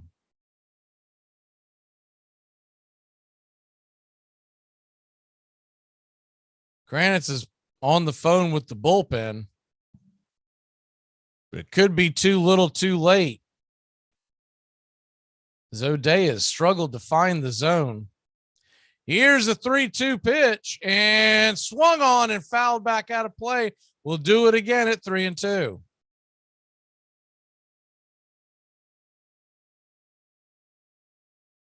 O'Day's got to force Grisham to swing the bat. With a slow runner at third, as long as he doesn't hit it deep, you've got a chance to keep him at bay. Here's the 3-2 pitch. On the way, O'Day kicks and fires, and it swung on. That ball's fouled back again behind home plate. We'll do it again at 3-2. Ball came off the screen and shot back and almost hit Darno. It bounced right in front of him, kind of startled him.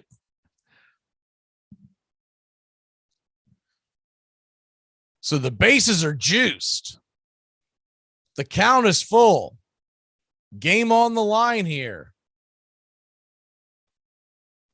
Here's the delivery, and it swung on and hit deep into left field, and it's over Ozuna's head, and around come the runners. Voit is going to score.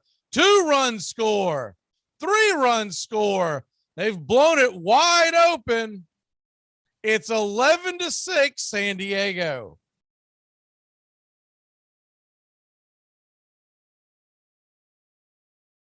Brian Snitker rolled the dice and came out snake eyes tonight, going to Darren O'Day in the bullpen.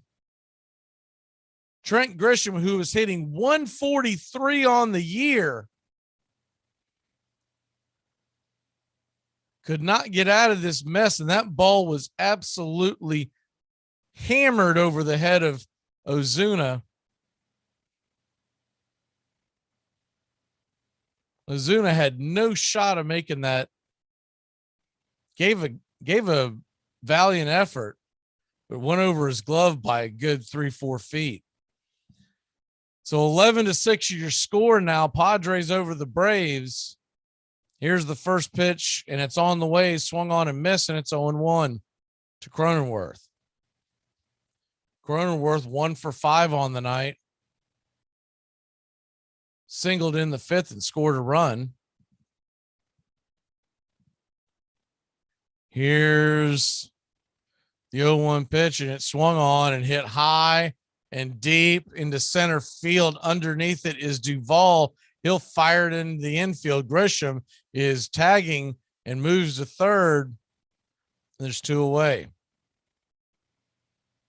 Not a very close play, but got to wonder what Grisham's thinking there. I mean, first of all, you're up by 5, but second of all, you don't want to be the last out at third base. But it worked out for him, and that'll bring up Profar. Profar 1 for 4 on the night, hitting 189, and now O'Day is just going to be left to twist in the wind because you don't want to wear out any more of your bullpen. You still got 2 more games in this series. Here's the first pitch to Profar. It's off the plate inside. It's 1-0.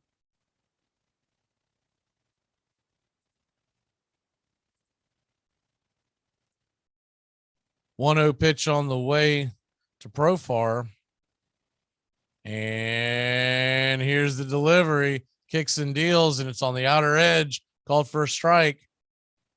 It's 1-1. Braves got the Padres at 4:00 tomorrow Eastern time. Then 11:30, quick turnaround.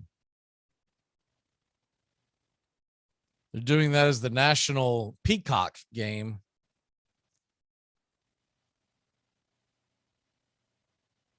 And then Monday, they head to Milwaukee. Monday, Tuesday, and Wednesday. We will have the Tuesday night game here, 7:40 first pitch.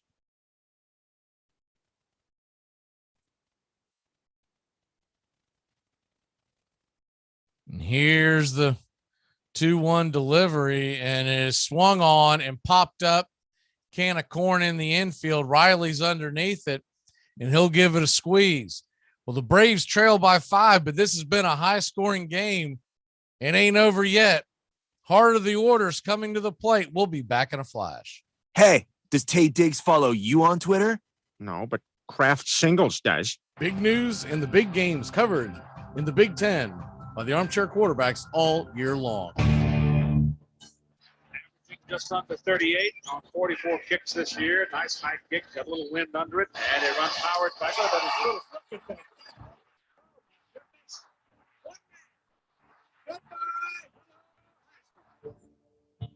Well, the ball is actually a little short of the 1 yard line now. It is 4th down, the final play, unless they can stick it in the end zone. Andre Johnson, Roscoe Parrish, and Kellen Winslow, and Dorsey under pressure. Throws it! They went to Hickman, and Penn State well-timed the blitz. LeVar Arrington, the All-America candidate, came across. Well, it was a great athletic play by LeVar Arrington. As you see, he times his blitz very well, leaves his feet, and hits Hickman in the backfield. Big Ten football covered in the Southeast by the Armchair Quarterbacks. Hey, can I tell you one thing? That's 3 holding penalties on one football team in a quarter and a half. That ain't funny. Virginia, April 3rd, 1862. It is astonishing how indifferent a person can become to danger. The report of musketry is heard but a very little distance from us. Yet over there on the other side of the road is most of our company playing bat ball. And perhaps in less than half an hour, they may be called to play a ball game of a more serious nature. Frederick Fairfax, 5th Ohio Infantry.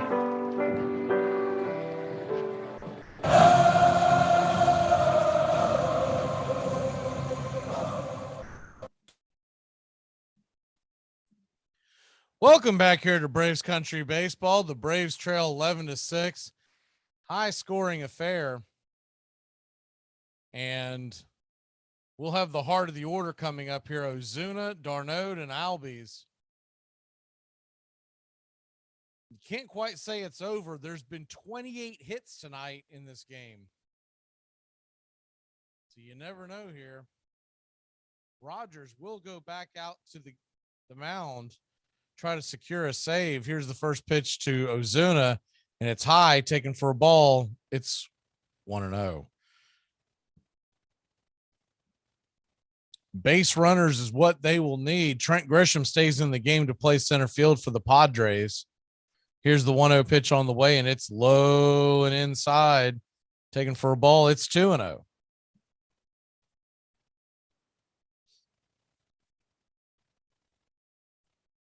If you're trying to do the math and count it down,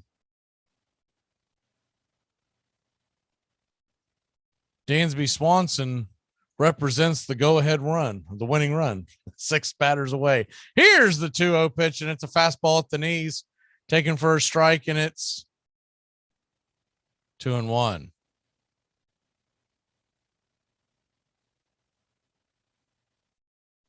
Two-one pitch to Ozuna.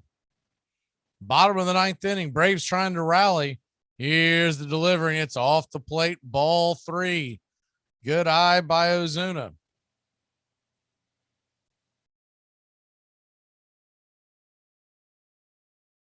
Three-one count from Rogers.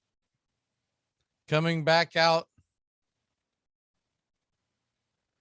You got the last out of the last inning. Here's the 3-1 pitch, and it's a fastball pumped down the center of the plate, taken for a strike, excuse me. It's 3-2. So Zuna's been working the count here, trying to get on, but now with 2 strikes, can't hold the bat. Here's the 3-2 pitch, and it swung on, missed strike 3, 95 miles an hour at the knees. Could not make contact, and there's 1 away.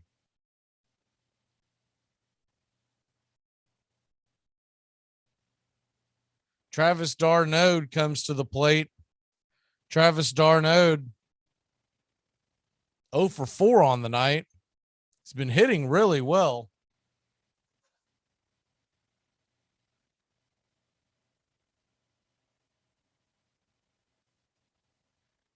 And first pitch is a called strike on the outer part of the plate. It's 0-1.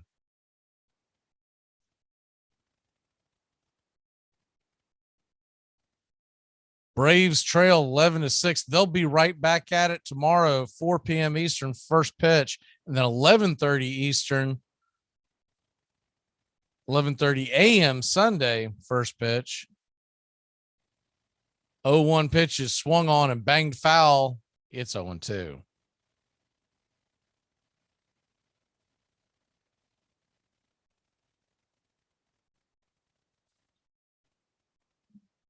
O2 pitch to Travis Darnode, trying to keep this thing alive. Here's the pitch, and it swung on and dribbled back to the mound. Comebacker to Rogers. He'll turn around and flip it over to first. And there's 2 away. Braves down to their final out.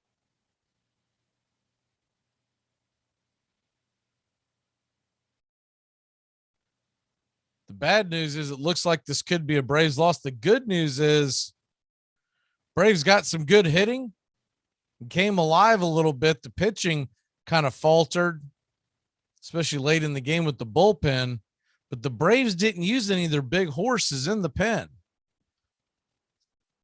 So the back end of the bullpen should be pretty fresh tomorrow. Here's the first pitch to Ozzie, swung on and missed. He's standing on the right side of the plate, and it's 0-1.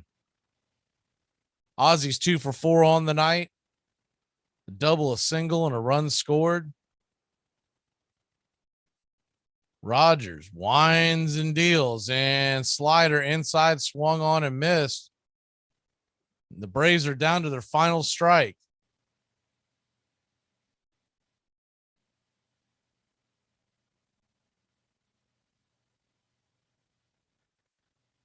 San Diego, 11 runs, 16 hits on the night. Here's the 0-2 pitch. Rogers is going to step off the mound and go through the signs again.